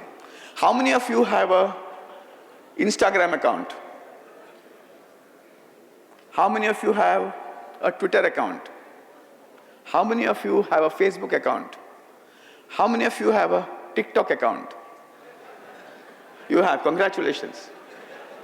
Well, there are 6,000 psychiatrists and there are 1.3 billion people. How will you think you'll escalate mental health awareness by holding small meetings in Anand Bhavu Padke Hall with 200 people? If you have to reach out to 1.3 billion people and reach out to 20 crore mentally ill in India, you have to use all social media. So the best thing what you would have learned in the CME, apart from folic acid in lamotrigine, you actually should go back and start all 4 accounts and tweet, Insta, TikTok videos, and Facebook on some mental health activity which you have been doing and which you feel very strongly about. We need to use the media to escalate mental health awareness. Mental health awareness cannot happen inside a small hall. It will take 10 lifetimes to reach out to all Indians. 1.3 billion Indians and only 6,000 psychiatrists. So these tears really had magic. I mean, though I have a lot of difference between this girl now, but she's an icon who actually escalated the symptom of depression. I mean, people come and say, Deepika ko ji ko jo hua hai, wo mujhe hua hai.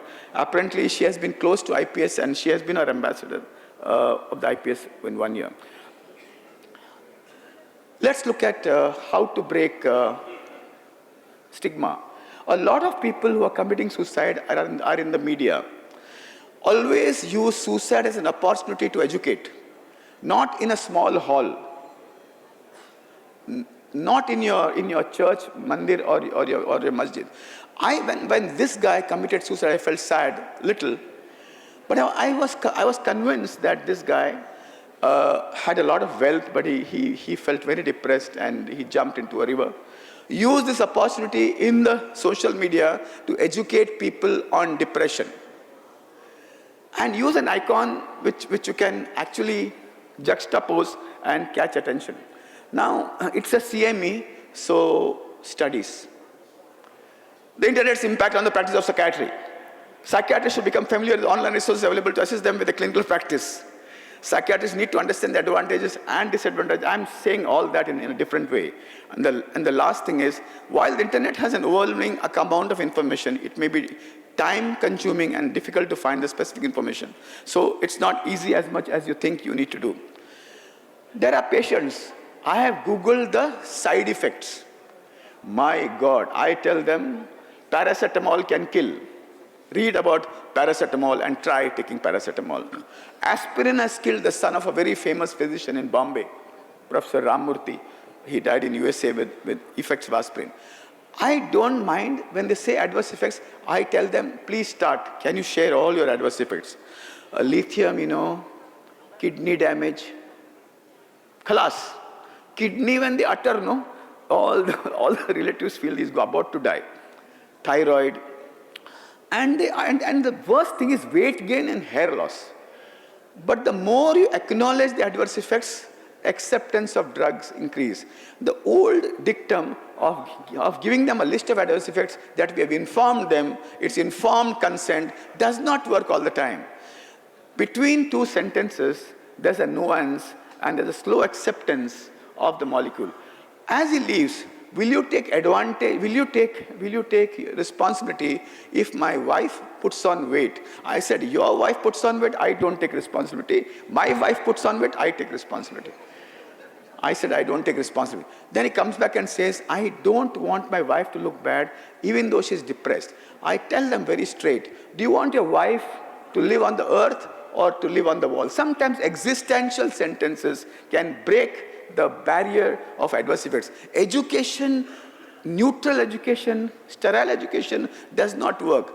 Some of us who have faced some court cases are very scared. By the way, don't attend too many medico-legal lectures. You will stop your practice.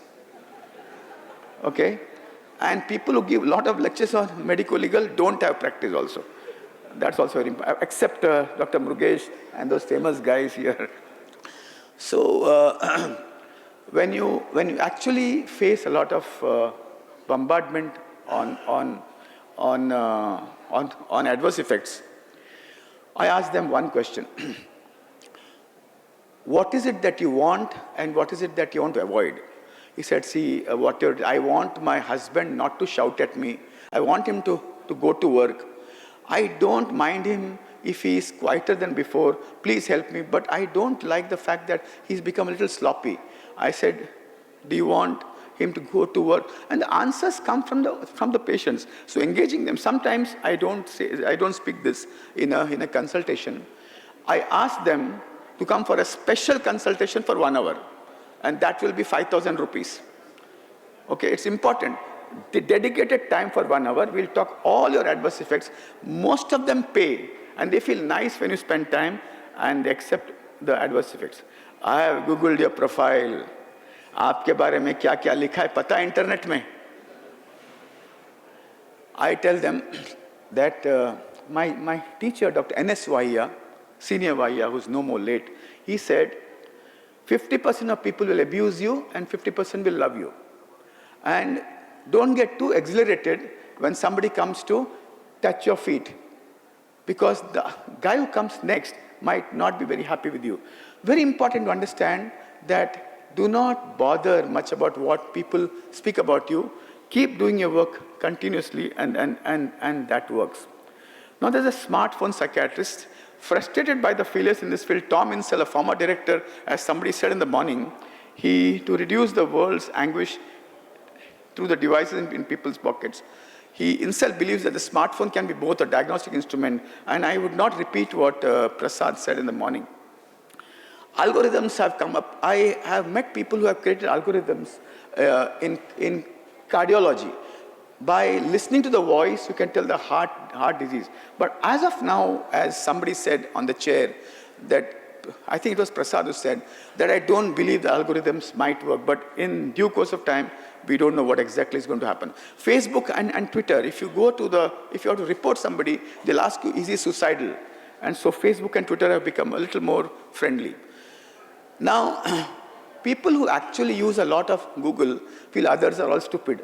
या हमारा है ना boss साला उसको कुछ आता नहीं, उसको फ़ोन चलाना नहीं आता है. I actually manage my appointments through Google. Don't have that exalted view of yourself. It's very important to understand that seniors who do not use anything, and the best example is sitting in front of us, Dr. Matkar, Abhay Matkar, still uses a small phone. They're wise people, and sometimes wisdom is not seen in Google. You might see only information, so there's no need to be very jealous. This is a very classic example of a young doctor who came from America. 5 years she was there in America. She reared two children, Shefali Shah. And she said, I want to start practice. I said, start practice. And I gave her the old adage, meet people, community mental health, meet relatives, go to marriages, give your visiting cards. She said, no, I will get Google Pay ad. I said, be careful, MCI. I checked, MCI, no problems. And she started Google paid ads. First day, she had 10 patients. And today, in the last 4 months, she's as busy as many other psychiatrists who have been practicing for 5 years. So be smart. Dr. Shefali Shah is our icon in Bombay. Now, if somebody has written something bad about you, there's an example from US. A woman in New York is being sued by her former doctor after she posted negative reviews about his gynecology practice. I am not on Practo, I am not on Liberate, I am not on Just Dial, but they harass you. And they harass you and they trouble you very badly. It's up to you whether you want to choose to be on these three platforms. But I believe that human being is a powerful animal, but psychiatrists are the most powerful animals. They know how to sell. If psychiatrists don't know how to sell, they don't know anything about psychiatry, and that I think is very, very important. Now, what sort of a psychiatrist are you? I still remember an endocrinologist from Chennai. I'd gone to give a talk to an endocrinologist, and he was there with iPad, this, that. I felt very inferior. I can't manage my 1+70. I don't know all the functions. He said, I don't practice. All the blood levels are here. But the issue is, he was fantastic. He was very effective. But still, the old adage is, are you a centripetal doctor, or are you a centrifugal doctor? Which means, do your patients feel for you? Do they really get the affection? They perceive the affection and the compassion from you is as important as you are. Because sometimes when you become too involved with technology, you may become dry, you may become non-involved, and you may become very, very mechanical. So when will you check the patient's profile? Who has put these slides? I did not put this slide. I did not. I mean, this is all IPS. When the patient says, I have no money, please check his profile. When no, actually, I'm going through a financial stress, go and check the profile. Check his watch, his shoes, his phone, before you give him any concessions. So as much as they check our profile, it's important to check his profile. I cannot afford. It is one of the most important. I have a lot of contacts. हमारी पहचान सब जगह है. Check whether he's a goon or a politician. And this is a dangerous sentence, okay? We are a family of doctors, doc. My brother is an oncologist, and my sister is in LA. She's a neuroanatomologist. I don't understand. I didn't say understand. LA means I didn't understand what LA was. In Bombay, we say LP, lower parel. So I had to check. London, But when they say we are a family of doctors, take the numbers of all the doctors and talk to all of them.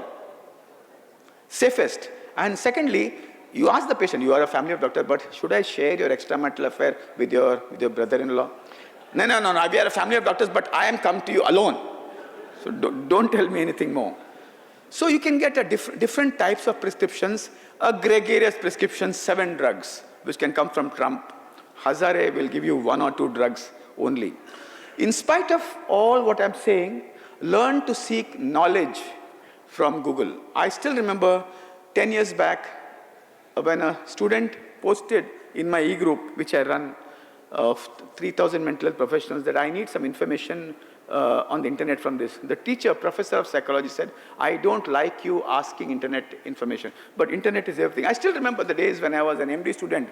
To get one article from an American Journal of Psychiatry, we had to beg our teachers, come to my clinic. We go to the clinic quietly, sit outside for 1 hour, and he or she would give us one article. Now, internet, everything is horizontal. The student is as powerful as the teacher. The power is horizontal, and that's some beautiful thing which internet has done. Be a partner with Google, okay? But don't be Jay. Survive, okay? Effective partnerships. Where's this gentleman? He's gone. The hero of psychiatry. Effective partnership is the key. And for those who know the Mahabharata, Krishna was a smart guy. He could have really finished the war in 5 minutes. But he said, Arjun, tu Karna ko thok dal. Bhim, tu usko thok dal. Similarly, don't practice alone. A psychologist, you do this. MSW, you do this. An ex-addict will help an addict. So don't take the entire responsibility of the shoulder of one patient on you. Work as a team. It always is good. When I started my practice, I just wrote I just phoned up on a Saturday, all my consultants, I am taking off on Saturday. I phoned their wives up. So most of the consultants took off on Saturday. On my prescription, I wrote, the numbers of at least 5 psychiatrists. If you're not happy with me, go to them. Go to them. And India is fantastic. When you say go, they come back. But the point is, the issue is that you have security. You have others to take care of your patients. So be like Arjuna. You can follow me in all this. I'm on Insta, Twitter, Facebook. Oh my God, this is not mine. This has to play. How does this play? Sound, sound. Sound. Sound, sound, sound, sound. Sound.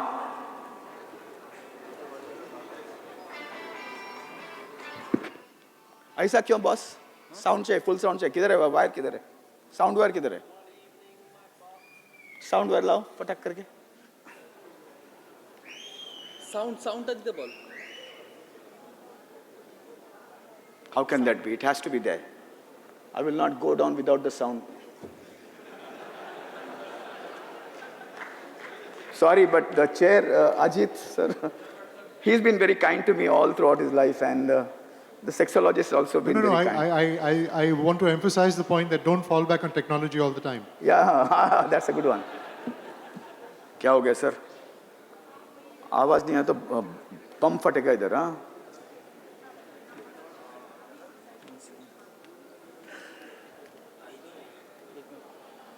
फटक करके करो, solve करो. भाग भाग क्या जाओ. I'm sorry about it, my dear friends. It's a song. It's a beautiful song. How many of you have heard this song on Google and doctors? You have heard it in Pune, no? When I played it, yeah. But just believe that you have not heard it and hear it all over again. That's better.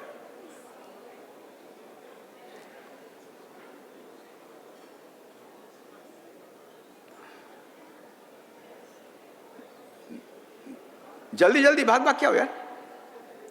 ऐसा ऐसा, very good. हाँ, लगा दो अभी.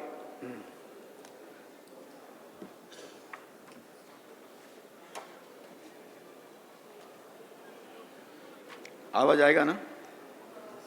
मेरे पास hand grenade है. Audio Jack का. भूख नहीं है.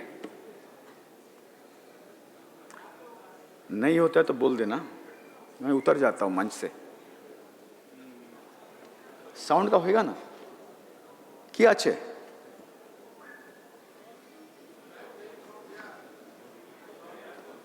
टेक्नोलॉजी के इधर put it in some hole. Yeah. बस आया?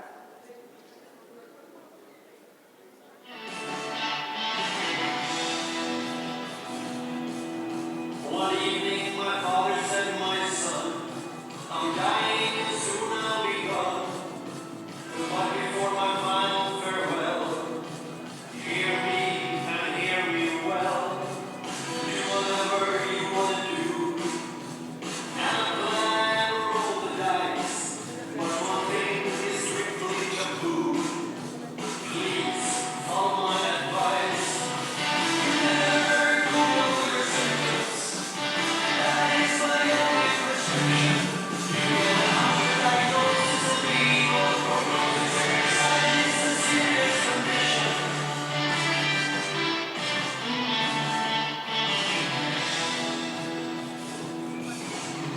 If you look up a diagnosis, you have got tuberculosis.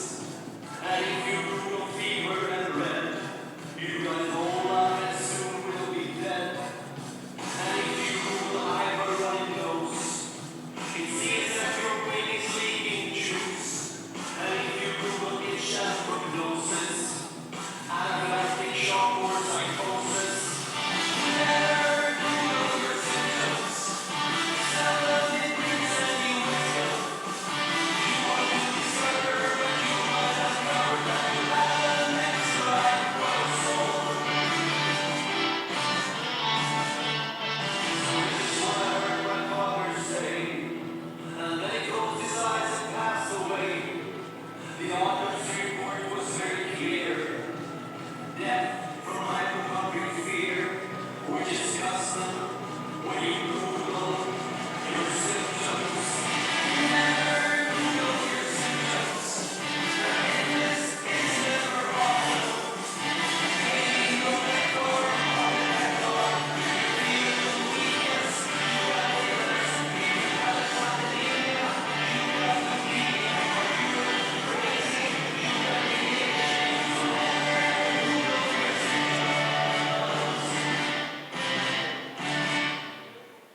So my dear friends, as my time is still left, मैं बनिया हूँ, 5 मिनट बाकी हैं. So my dear friends, 3 things. Kill all those inhibitions. नहीं, हमको technology नहीं अच्छा. I don't like technology. We are not from a different era. If you want to reach out to India, join Twitter, Facebook, Instagram, and TikTok. If you do not know how to do it, ask your sons to it. And my dear friends, post one video of 1 minute on Instagram on mental health every week. It's not difficult. You don't have to look good. You don't have to wear 3-piece suit. You have to talk about mental health clear, simple, and understandable. YouTube videos of mental health is seen much more than everything in print. And my dear friends, as I leave this place and join the stalwarts on the dais there, I thank IPS for inviting me. I thank Gautam Saha and my friend Muresh for inviting me. And let us get active. Let's reach 1.3 billion Indians, for which we'll have to do a lot. We don't have to work very hard. We have to work very smart. Thank you. Thank you very much, Dr. Harish. Thank you. We had written one editorial earlier that digital boom, cerebral dome, but we can't have any other alternative. This is what actually this Harish presentation talks about. Few questions. We have only about 5 minutes time.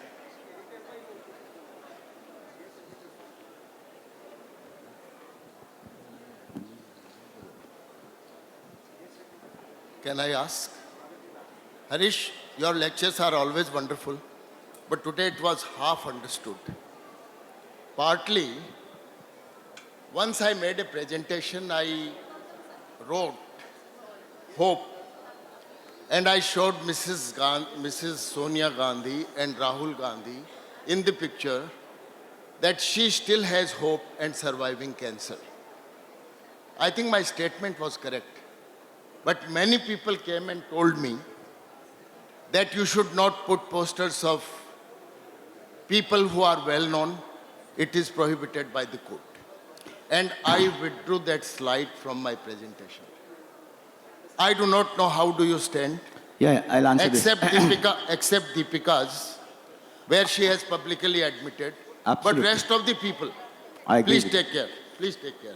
It is only a friendly advice. No, I have an answer to this, not advice. Yes, I have an yes. answer to this. Okay, Yes, that is sir. one. You have to understand the sensitivity of the audience. When I do a training for the Congress party, I don't put all those pictures. When I do a training for BJP, I put all those pictures. But here is a mixed crowd. No, कुछ नहीं, कुछ लॉबा कुछ नहीं यार, लॉबा कुछ इतना डर के practice मत कीजिए. Okay. और एक बात है sir, be sensitive to the audience, sensitive to the state.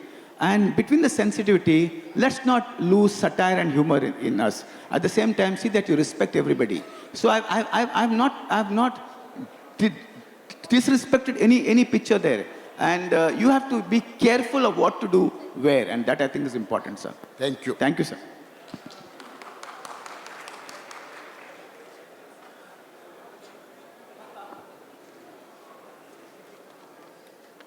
Any more questions? Yeah. Avesh. Okay.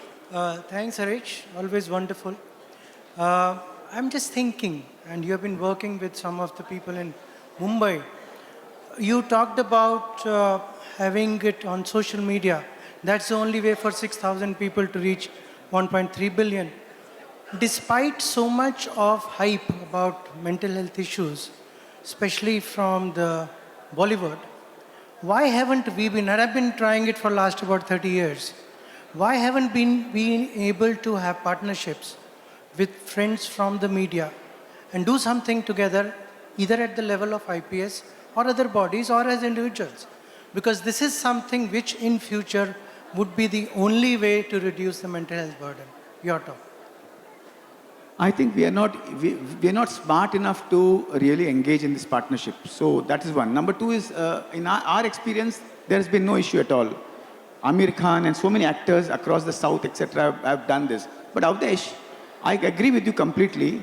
We need to get involved into effective partnerships with opinion makers and opinion leaders, which includes people from across the border. And we need to spend time. For that, sir, we need to move away from molecules because 80% of our time we discuss molecules which helps us treat only 12% of our patients. So we need to spend more time very, very consciously so that we build this effective partnership. I completely agree with you, Avdesh.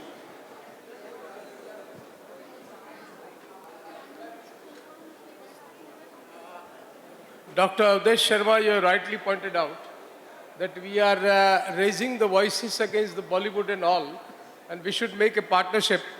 Let me tell you that this time we have talked none other than right from the Mahesh Bhatt to Anupam Kher, some of them via Hari Shetty, some of them directly, Prasun Joshi and all.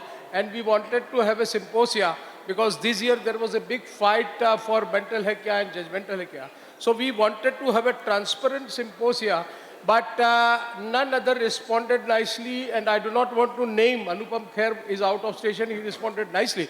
But some of them demanded so much money to appear for the discussion. The figure is, highest figure is 1.5. And that's the reason we could not organize. Otherwise, this time I was desperate to organize one symposia with the film industry, but it was not possible. I think we'll take this as a debate afterwards. But Avdesh, I appreciate your modesty. I know the pioneering work you did for raising mental health awareness, and I think that was a path-breaking thing. There was nothing about mental health on national TV. And for you to say that we still need to build partnerships is something. I'm Dr. Sadanand. As you had said about the social media, so what about IPS involvement in all the Twitter, Instagram and other things? Because American Psychiatry has a Twitter account and other things there. I think you're right, sir. But each of us are powerful human beings. So IPS will do its official, whatever they have to do. But each one of us, one video every week. Yeah, apart one Instagram post every week. 2 Facebook posts every week on mental health. If there's an activity, if there's a message, if there's an event, if there's an accident and awareness. I think that will be a million times more powerful than only an organization. But I agree with you that IPS should have a social media cell. No, why I meant this is because not everybody is comfortable doing a video or good at doing image, writing a short write-up. So that way at least they can forward. So that way you can having an official. So that helps. So overall there are people who are not able to do, that can be shared. I agree with you. So some organizations in other groups, they form a chain of tweets and share the chain of tweets to be shared by different people. But sir, in your practice, you will meet somebody who's good in design. You'll meet somebody who's good in imagery. You'll meet somebody who's doing something on YouTube. Pick them up and get them to do it. Mrugesh Vaishnav, as a gentleman who's his manager, he's a filmmaker, he's everything. And Mrugesh has to just sit in front of the camera and speak. So we need to pick up all those people and do it also. Thank you for that. This is for the additional people who absolutely. We'll have to close. So just one quick question. I'm a psychiatry resident from Chennai. I just wanted to ask, like, American Psychiatric Association have a podcast present. Yeah. And why can't we come up with our own podcast?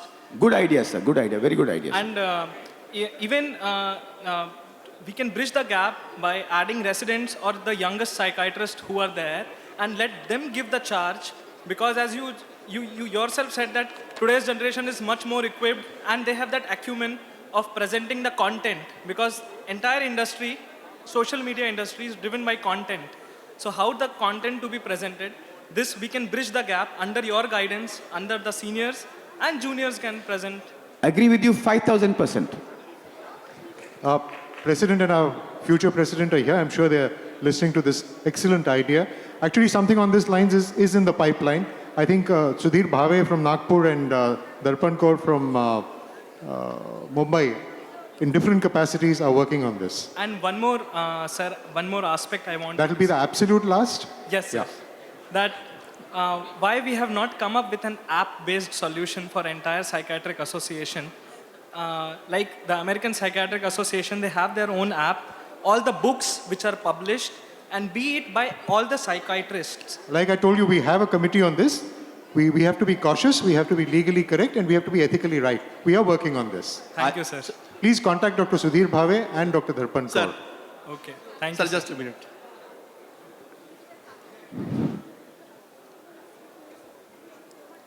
Dr. Sudhir Bhave is coming with a book focused on cyber psychiatry. It will cover almost all aspects related to that. Number one, IPS is coming with the app. As you know, IPS is having a publication partner also, JP Brothers Medical Publishers, and they are publishing our books. So all books you cannot put there on the app, because you have to buy some books and they will give you a good discount. So you don't expect everything on the app, but app we are going to launch, and that app will be common gateway for everything, journal, IPS activities, booking the headquarters, everything, membership and all. Thank you very much. Just one thing to bring to notice, Indian Psychiatric Society has an official Facebook page. We have a social media committee. Across almost 100 groups on WhatsApp, our committee had posted that whatever activities are done, and we had also requested videos, personally calling more than 200 psychiatrists across India, that we want 2 minute, 5 minutes videos. I'm really sorry, if people are interested, they should be participating as well, because this activity was done last year, but there was zero response, sir. We did not get any pictures from anyone, no responses were there on our WhatsApps. We had official email address on which people had to mail. We could reach whomsoever we could reach. I think there were almost 200. Obviously, we need to introspect also to find out why there was no response. Yes. Don't blame only the public No, for not sir. responding. We have some system. We need to get active about it. I think you should speak to this young man and get the thing moving. Harish, this was indeed a good learning experience.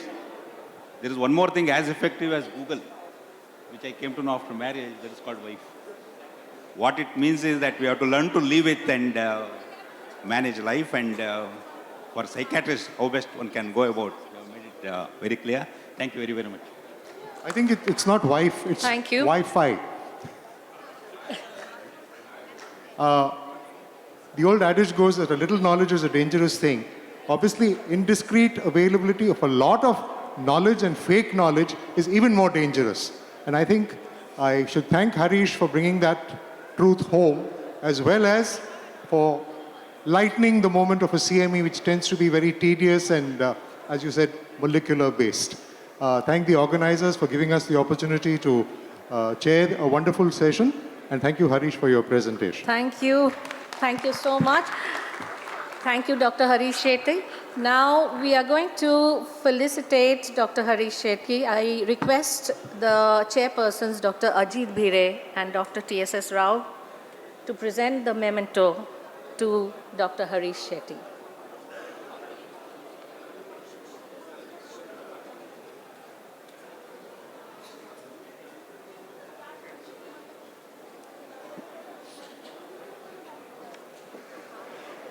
I request Dr. P.K. Dalal, to our Vice President and President-elect, to come up to the stage to felicitate our chairpersons, Dr. Ajit Bhire and Dr. T.S.S. Rao.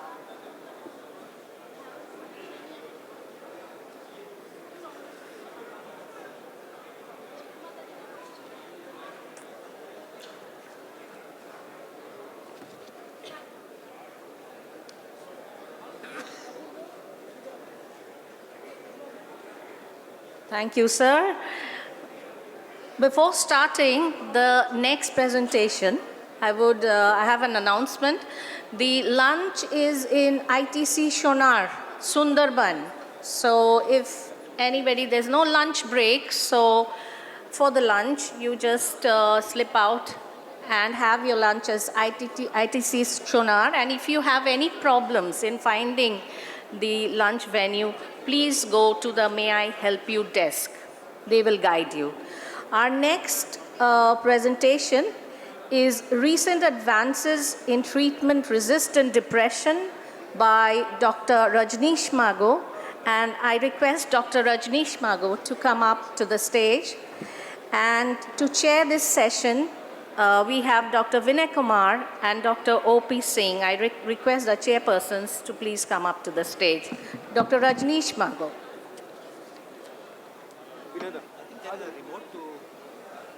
You want to? Oh, here it is.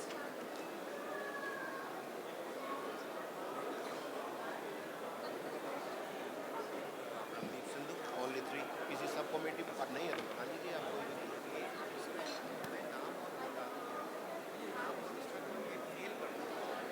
मैं आपको आपका नाम हमारे पास बहुत सारे mails आ रहे हैं मैं मिस कर तीन लोगों का तुम नाम बता दो तीनों का नाम नहीं व्हाट्सएप पे मैं भेज दूँगा हाँ तो मैं अभी भेज देता हूँ आपको व्हाट्सएप पे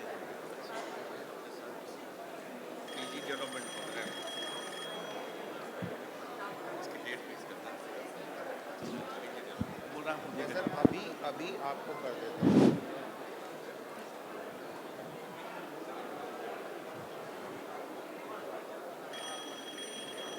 Nothing, no introduction could be better than saying that while this talk is going on, lunch is being served. May I request all of you to take your seats, please?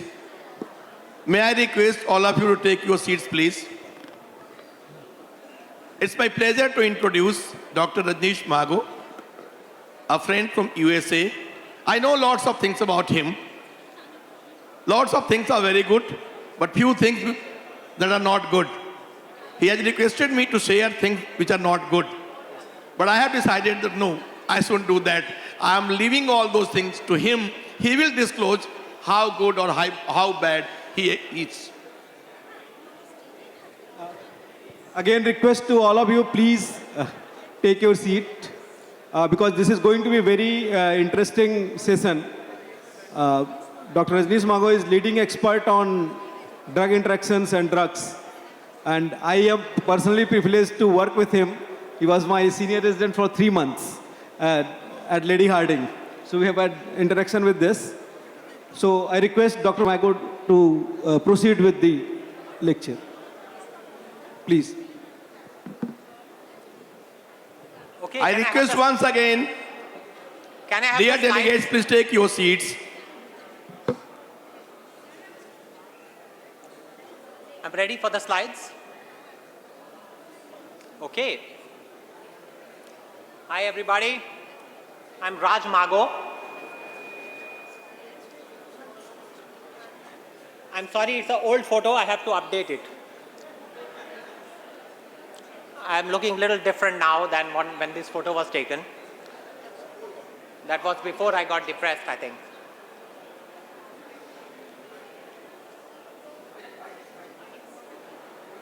So I am a clinician in the United States. I'm based mainly in Philadelphia. And I run an educational service, a website called simpleandpractical.com. You know, people used to say to me, Raj, we like your teaching because it's very simple and it's very practical. In our field, psychiatry, you know, a lot of the teaching is bullshit. I don't know if you have noticed it, but a lot of the things that we talk about in our field are really not going to help any patient. So I decided to focus only on the things that are simple and practical because I'm treating tough patients. I don't have time to learn about things which are going to not really be of any clinical use. It is enough. I have only limited brain power, and that's what I focus on. I am developing at the University of Pennsylvania, I have developed a logical 4-year psychopharmacology curriculum, and I also teach at another university in the US through televideo. So there's tele-psychiatry, there's also tele-teaching now. So I have bad news for you that we are not doing great as a field with the treatment of major depression. We have all these fancy medicines. We got SSRIs, SNRIs, we have neuropsychopharmacology, molecular neurobiology. But have the outcomes of major depression improved? Has the disability due to major depression improved? Have the suicide rate become less? I don't think so. So we really need to focus more on being more aggressive, more determined with the treatment of major depression because we are not doing, frankly, a great job. In the United States, for example, the suicide rates, instead of going down, have gone up.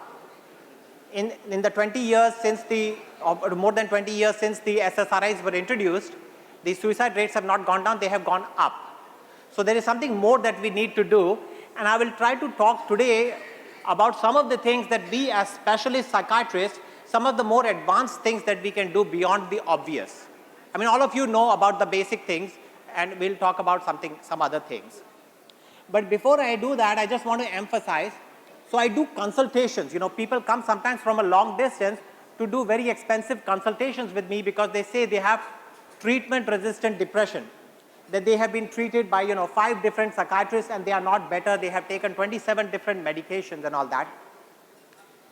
And the truth is that sometimes the solutions I am providing them are very simple, starting with the person doesn't have depression, they have bipolar disorder. Does this happen with you guys in India also? All the fucking time. We are having people who have bipolar disorder. What is going on? So this needs to stop. Even after they have been correctly diagnosed with bipolar disorder, they will be diagnosed wrongly as major depression. The other thing nobody asks nowadays is why are they depressed?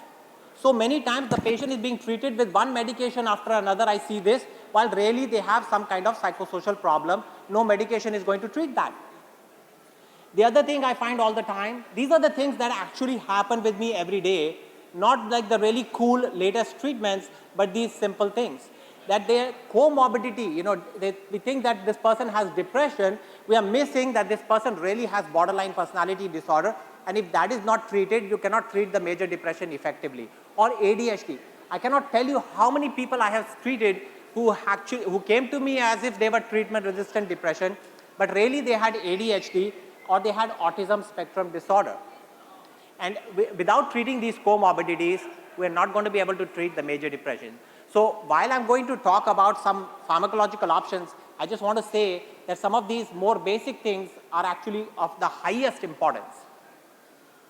Because not all so-called depression, not everybody who is depressed is treatable with medications or simply by giving antidepressants or depression treatments. Okay, so what about starting with workup? Is there any workup required? What would you do if a patient came to you with treatment-resistant depression? There's only one thing that I would say you must do, which would be the thyroid-stimulating hormone. You know about that. But we can also look at the hemoglobin because anemia does affect symptoms of depression. Folate level, do you guys check folate level? Folate is important in the synthesis of neurotransmitters, serotonin, norepinephrine, and dopamine, right? But I have a suggestion. When you check the folate level, it's really dependent on what you ate yesterday. So when you're checking the folate today, it really depends on this. So just like fasting blood sugar, blood sugar depends on what you have eaten, but hemoglobin A1C is the average of your blood sugar for 3 months, right? So similarly, RBC folate level is the average of your folate level over last 3 months. So the correct test that we should do is RBC folate level. The other thing which we can consider as an option is vitamin B12 level, because it has been found that quite a few percentage of people with treatment-resistant depression have vitamin B12 deficiency, and that is more common in vegetarians. And so in India, I think at least you can consider possibly testing for that. Another thing that is becoming more in vogue now is to check for C-reactive protein, because there is increasing realization that inflammation, that depression involves systemic inflammation. You have heard about this? And there are clinical trials of anti-inflammatory medications for treatment of depression. C-reactive protein is not an expensive test and is a very sensitive indicator of systemic inflammation. So we should consider that. And then to some extent, there is some small role for genetic testing, especially the MTHFR gene, which is the methylene tetrahydrofolate reductase, which I will be talking about in 1 second. So in terms of treatment options, the important thing is, as psychiatrists you all know, that we have to have many different options. You should have multiple tools. So this is a photo of you. as a psychiatrist and you have multiple tools. It's not, I'm sure all of you have a favorite treatment that you use most of the time, but please try to, shake yourself and be flexible and thinking about other options. And I'm going to talk about some of the things that you could add or do, which you may not be doing currently. Because the model that I want to propose is horizontal versus vertical treatment. So I suggest you should do vertical treatment. What does that mean, vertical treatment? So when I see people, they said, patient was tried on escitalopram for 3 months, then for sertraline for 6 months, then fluoxetine for 4 months, then citalopram. What the hell are you doing? Do they have to go through all the 6 before you conclude? Instead of that, go upwards, go vertically. Like SNRIs, then go to tricyclics or adjunctive treatment, then go to TMS or MAO inhibitor, then go to maybe glutamatic agents or pramipexole or ECT. We may disagree about the exact order. I'm sure we do disagree about the exact order in which we do these things, but the basic idea, I want to request in the back, can you somebody close the door please? People in the back, can you please close the door so that we don't get noise from the outside? So please, if you could please, I hope you agree with me that we should do vertical treatment. We must go up in the levels as the patient, if the patient is not responding, go up in the level to go to more advanced treatments instead of using more of the same. I treated an Indian doctor, originally from here. He was treated here in a small town in India, then in New Delhi and then in London. For 5 years, never had anything other than SSRI or SNRI. 5 years. Treated by reputed psychiatrists. So don't tell me this is not happening. This is happening all the time where patient is staying within low levels of treatment. So I told him, listen, don't be discouraged. Even though you have been treated for 5 years, really you have not had any of the advanced treatments. So about all of these basic treatments you already know. You are all psychiatrists, I am assuming at least that you know. The only one I'll talk about is L-methylfolate. The ones in red, I'll only talk about things which are less commonly known. Some people may not know much about them, and I will skip the obvious. But I have noticed that if I talk about something obvious, then people will talk about amongst themselves or they will be on WhatsApp, so I'll try to avoid that. So let me talk about L-methylfolate. How many people here prescribe L-methylfolate to people with depression? So not everybody. So some people do and some people don't. So maybe I'll try to persuade some of you who don't to at least think about it as one more tool that you might have. So what is this L-methylfolate? In the body when we take folate and folic acid is the same thing. Folate is from the natural food, folic acid is the synthetic form. So when you take folate in the body, it goes through these various steps and gets converted into L-methylfolate. And the reason L-methylfolate is very important is that it's the only form of folate that can enter the brain. Folate or folic acid cannot enter the brain. And L-methylfolate is involved in indirectly regulating the enzymes which then regulate the formation of serotonin, norepinephrine and dopamine. Okay? So that is why L-methylfolate is very important. I asked a colleague yesterday, I said, I am doing a talk tomorrow at ANCIPS, do you guys prescribe L-methylfolate? He said, yeah, sometimes, but mostly we prescribe folic acid.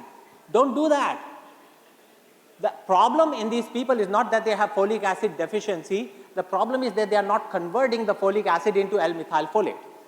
So if you give folic acid, that is not going to solve the problem because it's not addressing the cause of the problem, which is the conversion, you see. Not only that, you may be harming the patient in more than one way. One is that folic acid increases the risk of multiple cancers. So if you keep taking folic acid, which you don't need, your risk of several cancers goes up. And secondly, folic acid actually competes with and blocks the entry of L-methylfolate into the brain. So instead of helping, you are actually harming the patient. So if the patient needs some kind of folate preparation, the form you should use is L-methylfolate for this reason.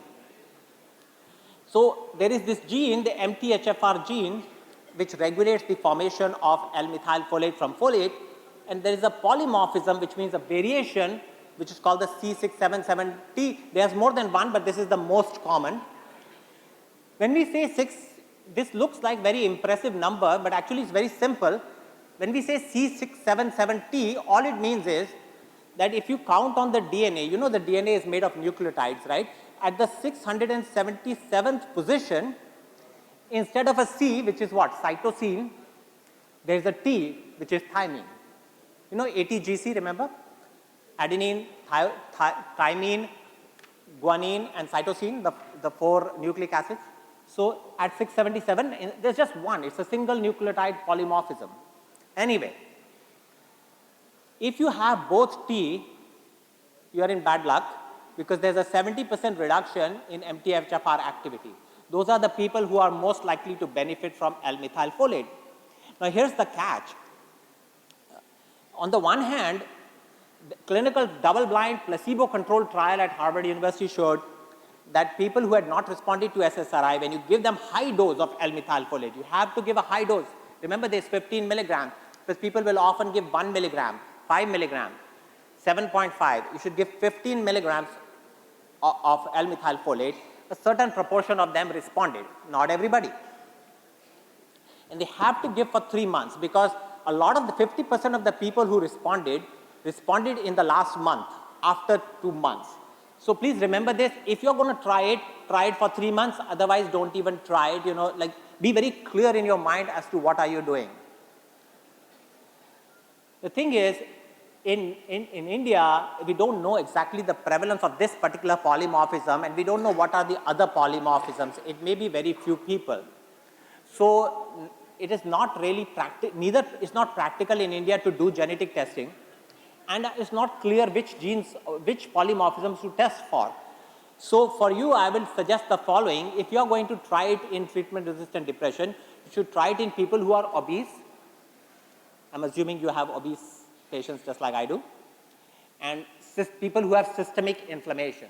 So this is where the C-reactive protein comes up. These are the people, there are papers which looked at the predictors of response to L-methylfolate. So people who are obese, who have I looked on PubMed, and there are at least 100 papers from India showing the relationship of L-methylfolate or MTHFR gene to all kinds of disorders, including, you know, cardiovascular risk, myocardial infarction, and so on.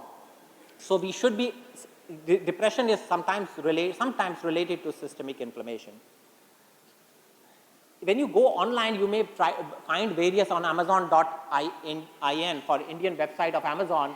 They're offering 0.4 milligrams or 1 milligram of methylfolate. So please don't recommend these, you know, or if you get the 15 milligram, it costs $22,000, 22,000 rupees for the bottle of this. So there is no need to do all this. It has been recommended, this website, I don't know if you know about this, medplusmart.com. Do people already know about this? You can buy 15 milligram L-methylfolate, L-folin made by Intas Pharmaceuticals, 16 rupees per tablet. So much more reasonably priced than the American brands that you get on Amazon. And there is another company, which I'm not familiar with the company, but their product is even half the price of this. medplusmart.com. So L-methylfolate is easily available in India at low cost, relatively low cost, for worth trying for 3 months.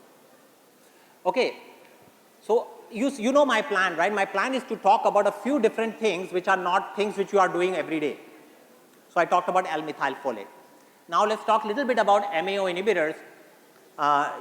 Finally, you guys have tranylcypromine after all these years in India.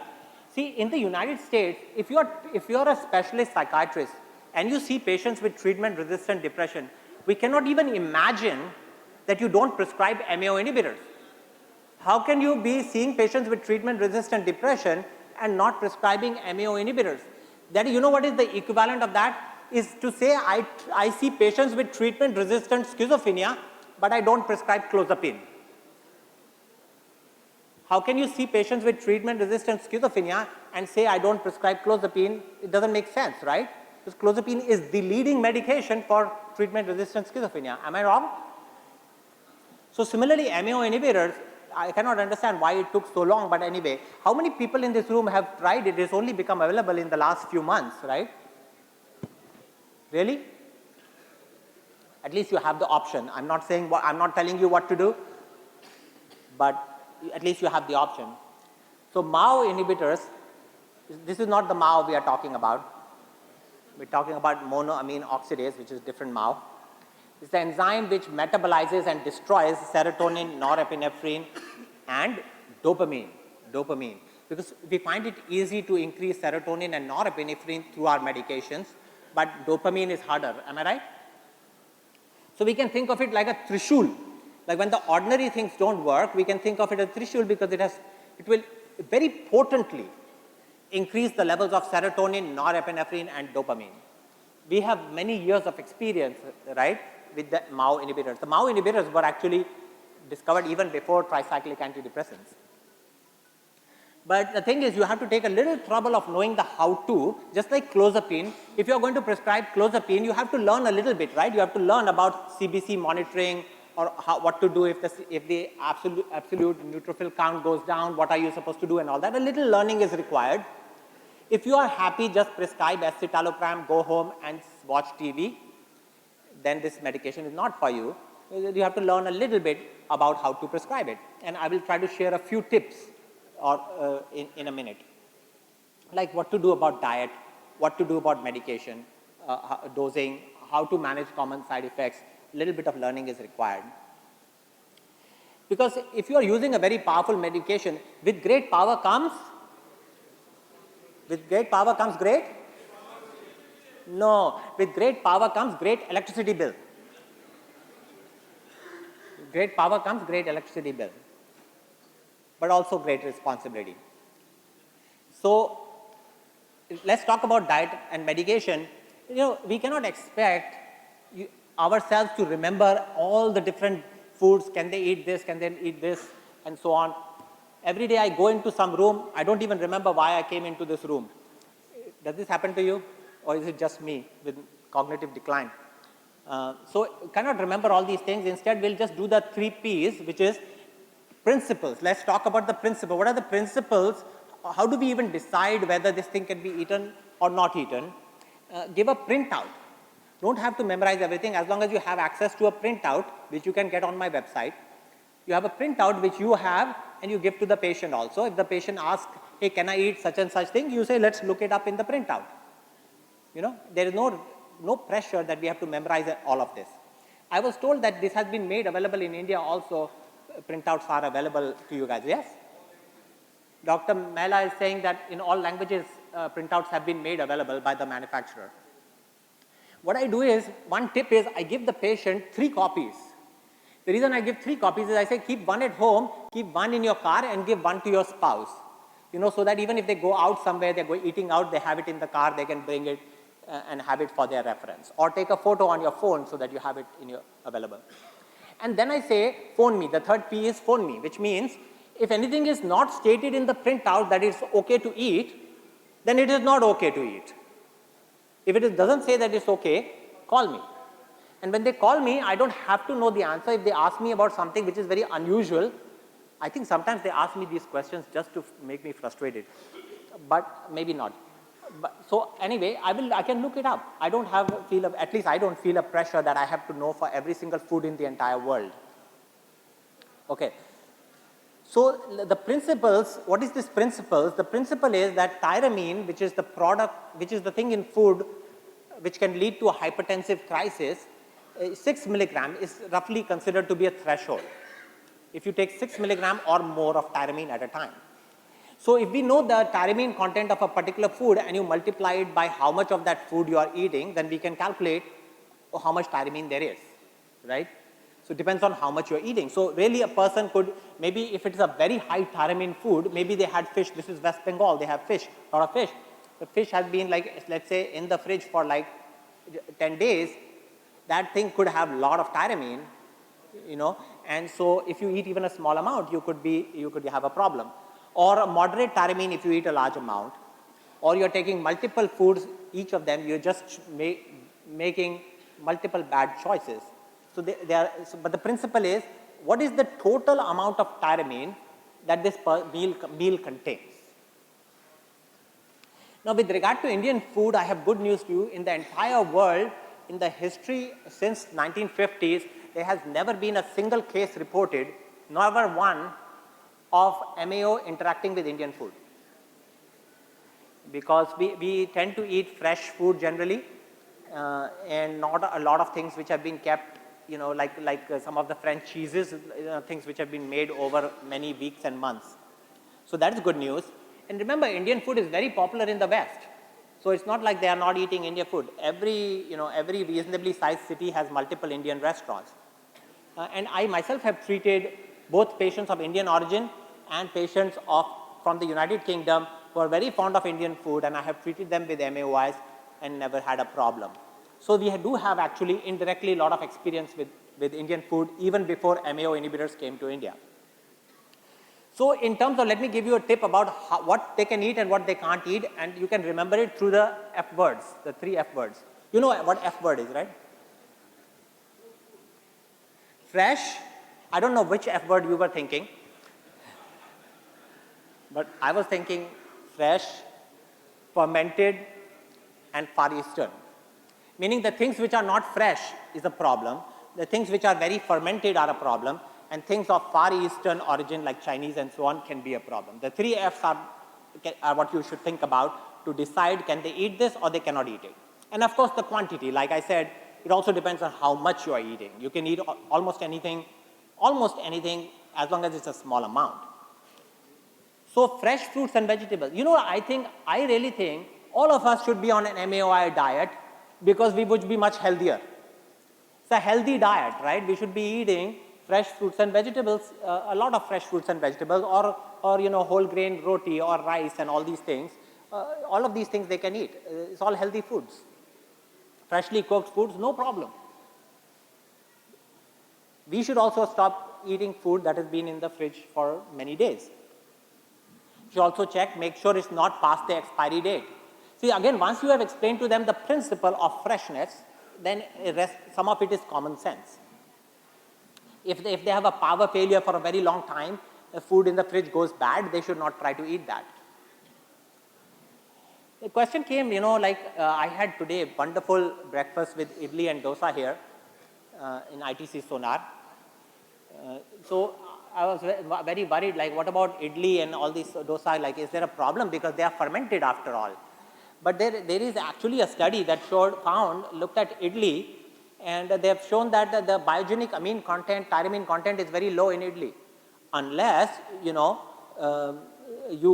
don't keep it in the fridge. So as long as you keep it in the fridge and you don't keep it for more than 2-3 days, if you keep it for a long time, like 2 weeks or something, the batter, then that's not good. But I'm told by ladies who make idli that is not typically what is done. It is kept for 1 or 2 days and then they make the idlis. Am I right about this? So yeah, there's no reason why people cannot. So as long as keep the things in the fridge, don't eat something that was made many days ago. There is no problem in eating idli. There's no problem in eating dosa, right? There's no problem in eating dhokla. I'm sorry, it's lunchtime. I'm showing you all these photos of food. It's probably not a good thing. Now, cheeses to avoid. I'm assuming that your patients are not all eating expensive French cheeses.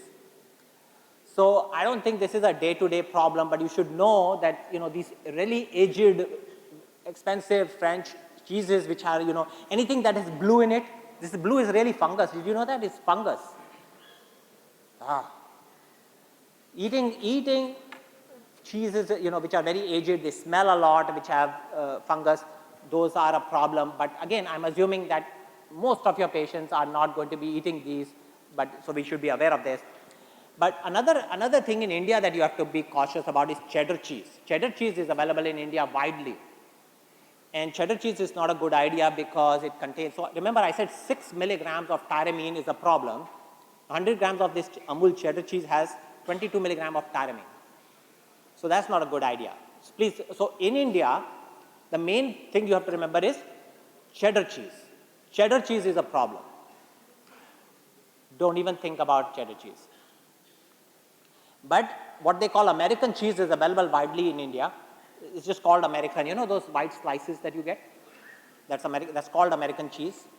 Or the Amul processed cheese. I grew up eating this stuff. There's no problem in these kinds of cheeses.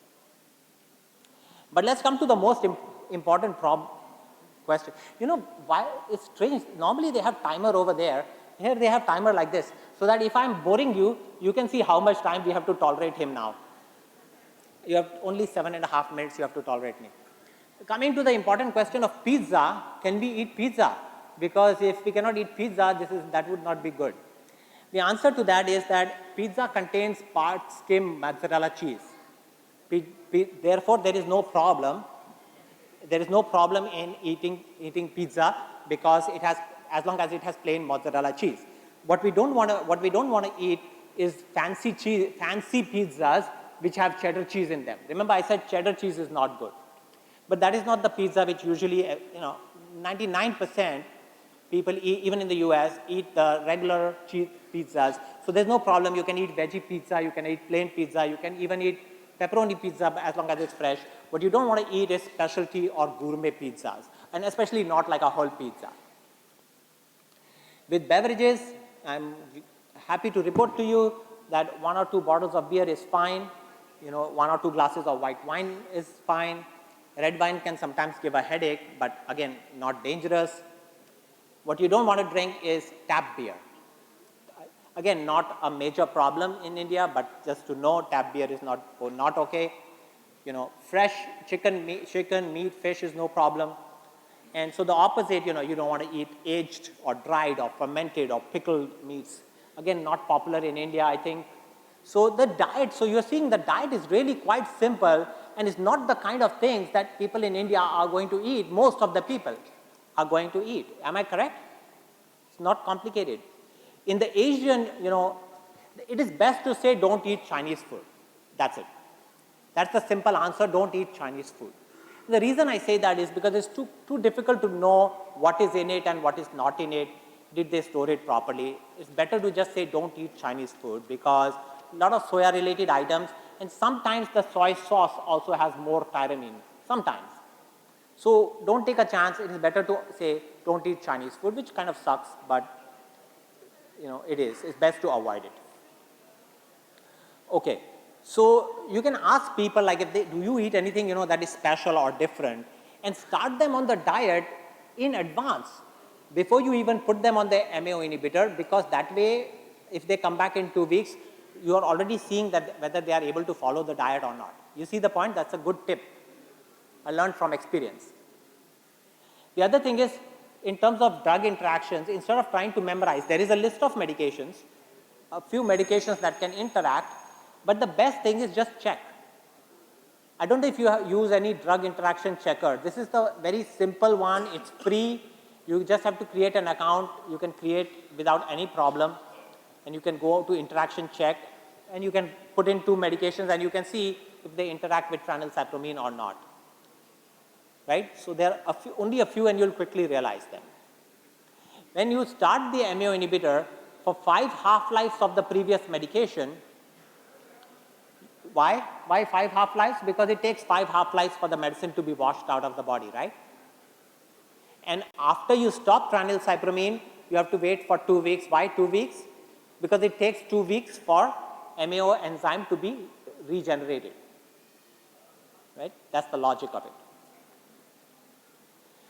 Let me encourage you to try this other medication, which is pramipexole. Are there people here who have used pramipexole for treatment-resistant depression?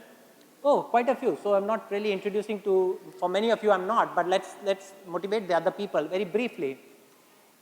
I spent a little time on phenylcypromine because that's relatively new in India, and I was a little surprised that very few of you have tried it. So the thing with pramipexole is it's a medication, old medication for Parkinson's disease. It's an agonist at dopamine receptors, especially D3 receptors. And there are 4 studies of phenylcypromine for major depression or bipolar depression, and 3 of them are positive. It's really a shame, there was a big review article, a very long review article published in American Journal of Psychiatry, the reference is Fawcett. which talks in detail about like how many people with treatment-resistant depression are being deprived of treatment because pramipexole, there's no money. There's no money, it's very cheap. So nobody is going to come to you or take you to dinner and tell you about pramipexole because it's very economical. So but please think about it. It is a powerful tool only for use by specialists. This is not something, because it has certain dangers associated with it. It may be especially true if you see a patient who's very anhedonic, lack of motivation, inability to initiate behavior. So I treated a psychiatrist. I've treated many psychiatrists. They are the worst patients, I tell you, psychiatrists. So I treated this psychiatrist who was treated for like 20 years by America's top who's who. If I tell the names of the people who treated him, like you would have, even in India, you have heard those names. And he was not better. And I treated him with pramipexole. He's like 100% okay now for 3 years. But he was a person who also had this severe anhedonia. He would say, Raj, you don't understand. I just don't feel like doing anything. And I'd go to all these places, but I have no enjoyment. He would say it with a lot of, it's very painful to have anhedonia. He's not so depressed, but very lot of anhedonia. That would be a patient who would be good for pramipexole. Okay, in the interest of time, I want to emphasize there are some serious side effects that you have to tell the patient about. Dizziness, drowsiness, and then, because when the dopamine levels rise, the person can have compulsive behavior, both sexual and other, like spending, gambling. So there are few things that we need to watch out for. That's why it's a powerful medication, not to be used lightly. Dose 2.5 milligram. We have to start in, so this is, I cannot think of any medicine in which we give lower dose to younger people and a higher dose to older people. That is weird. The reason for that is that the older people have fewer dopamine neurons, right? And we typically give it at bedtime, and 4 to 6 weeks, just like an antidepressant. So start with like 0.25 milligram and then titrate every 3 days or something, gradually up till 1 to 5 milligram is a full dose. And when you stop it, just like SSRIs, you have to taper it off. You cannot stop it abruptly. Okay, TMS, transcranial magnetic stimulation, you might recognize the person in the chair. I'm feeling so much more cheerful since I had the TMS. The reason, I think one of the reasons that TMS has not taken off in India that much is because we are thinking like, because they are both stimulation, we are comparing to ECT. So I asked my friend, hey, do you recommend TMS? He said, oh, it's not as effective as ECT. Of course it's not as effective as ECT. Nothing is as effective as ECT. ECT is by far the most effective. There is no debate about this. I don't think there's any debate about this. So if you can give ECT and you are satisfied with giving ECT to all your TRD patients, you should have just gone for lunch and not wasted your time with me. Time up. It's a lot of pressure. So TMS is good because it is because it doesn't have side effects. The tolerability is just incredible. And I want you to know that new and exciting things are happening in the world of TMS, including deep TMS, accelerated TMS, where they give a lot of sessions in one day, theta burst, where they give high frequency stimulation is similar to the natural activity of the hippocampal neurons, and give throughout the day.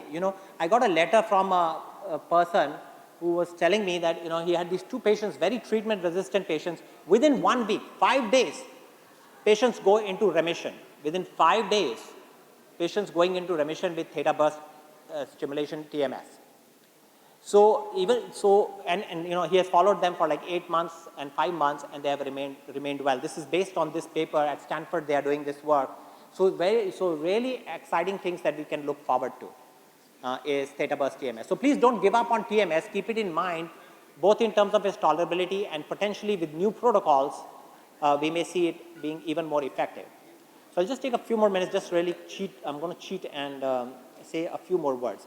So now we are getting these glutamatergic medications. So just like we had, the 4 humors. So now we have the 4 humors again in psychiatry, with the 4th one is glutamate. So that is the new thing that is coming. And you know about IV ketamine, right? I'm sorry, I'm going to just skip this. so there was a big study a few years ago that showed IV ketamine producing effects within 60 minutes, right? You are all aware of this, that they show massive improvement in depression and suicidality within 60 minutes. And then, persisting with repeated administration. We have ketamine centers all over the United States. Everybody is in the US is like super excited about ketamine, maybe more than what they should be. I myself have had patients whom I referred and they received ketamine. It is really incredible. It is not all hype. In India also you have had 3 studies that I could find, both 2 from, these are from Burdwan here in West Bengal. I don't know if there's anybody here from Burdwan. Oh, author is here. Oh, okay. Oh, that's right. O.P. Singh is one of the co-authors, yes. And then also from Ranchi. And they also found the exact same thing which were found in the American studies. These 3 studies also found incredible responses within 1 hour, and you can ask Dr. O.P. Singh more about it if you like. S-ketamine nasal spray has become available in the US, so it's a kind of like a way to go into the brain. And let me see, I'm trying to see what is a major point to be made. The idea is that, you can start twice weekly and then reduce it to once weekly and then less. So it is much more feasible. But it is not likely to come to India anytime soon because of the incredible cost. So therefore, I'm going to, this is my last point I want to make. I want to ask you to think about this. People here are specialists. Many of you, some of you whom I know personally, I know you have incredible amount of experience. So you need to think about whether oral ketamine needs to be widely used in India or not. As a viable alternative for a developing country, there is really no reason why you have to take it through the nose, and that is necessarily better at $1,000 per day or something like that. Oral ketamine is cheap. There are some problems in making it available, but Chitranjan Andrade from NIMHANS is doing a lot of work on this. He has conducted many workshops on trying to promote oral ketamine. So I would encourage you, if you have an interest in few selected centers, let's do this, that in few selected centers which take pride in doing more advanced and offering newer treatments, to look into this carefully and read this paper by Andrade where he explains in detail how he does the oral ketamine. If you just Google... Dr. Margo, please wrap up. I'm going to stop. This is my last point. Oral ketamine, if you Google oral ketamine Andrade, you will see his paper and it describes in detail. So I don't need to tell you in detail how to do it. All right. Thank you very much for your attention. And sorry for going over time. We will take only 2 questions, only. I will be here after the talk, and please feel free to come up and ask me your questions. I will stay here. I am Dr. S.N. Islam. You have told the utility of L-methyl folate, and is there any role of omega-3 fatty acids and thiamine, and also vitamin D? There is a lot of hype in India about vitamin D deficiency. Please mention about these 3 points I have mentioned. Okay. Yes, so omega-3 fatty acids, definitely there is a role for omega-3 fatty acids in major depression, not perhaps in treatment-resistant depression, but I myself, I take omega-3 fatty acids. I think there is a role, very important in omega-3 fatty acids, you must take, which fatty acid? And the one that you have to take is EPA, eicosapentaenoic acid, 1 to 2 grams per day. Thiamine, there is no role. Vitamin D, the problem with that is, it's not that, yes, people with depression have low vitamin D, but there is no convincing evidence that giving vitamin D will treat the depression. They don't have vitamin D probably because they don't go outside. So I don't recommend vitamin D for the treatment of depression. Just one more question. For resistant depression, there are mentioned for add-on therapy, anti-inflammatory agents, and G receptor antagonist. These 2 are also recommended for resistant depression. So please your comment. So in clinical practice, currently no anti-inflammatories are recommended. We do not recommend, we do not use anti-inflammatory treatments currently, but it is something that may emerge in the future. The reason we don't recommend is because these medicines come with a lot of toxicity. We don't yet know which patients are more likely to respond to them. So it is not something that is ready for clinical use, which is why I did not include it. Because you already mentioned C-reactive protein assessment. As one of the simple sensitive markers. But they have done trials of anti-inflammatory through IV treatment. Again, something we should watch the literature. But in the United States, nobody is using anti-inflammatory treatments to treat treatment-resistant depression at this time. Thank you. Thank you, Dr. Sajjan Singh. Thank you. Thank you, everybody. Thank you, Dr. Rajneesh Mago, for excellent talk. Yeah, sir. Now I request Dr. Upesh to sum up the session. It has been an excellent session with a lot of learning for all of us. We are sorry that slightly we have to rush the speaker because we are actually very strictly adhering to the time. We are sorry, sir, but he is here and he will be taking again workshops also, so you can attend and interact with him. Thank you. Thank you. Thank you, Dr. Rajneesh Mago. I would like to request the chairpersons to felicitate Dr. Mago.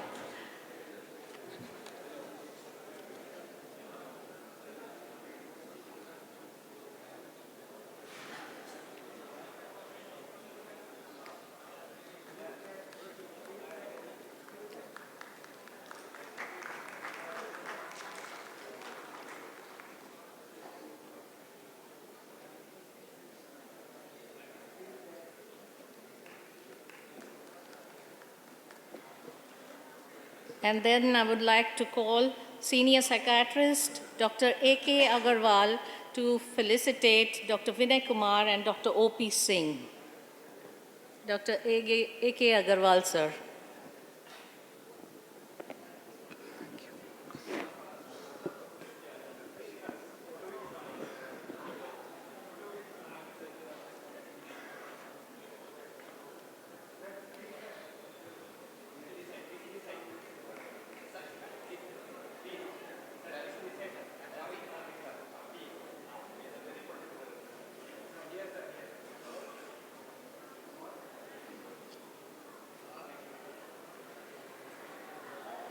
In ANCIPS 2020, we are trying to stick to the times. So our next session is psychiatric conditions mimicking medical disorders and vice versa, diagnostic dilemma and management. And we have as a speaker Dr. Ranjan Bhattacharya. I would request Dr. Ranjan Bhattacharya to come to the stage, please. And then the chairpersons to chair this session is Dr. Helen Herman and Dr. M.S. Vikiraju. I request both the chairpersons to come to the stage, please. Dr. Ranjan Bhattacharya.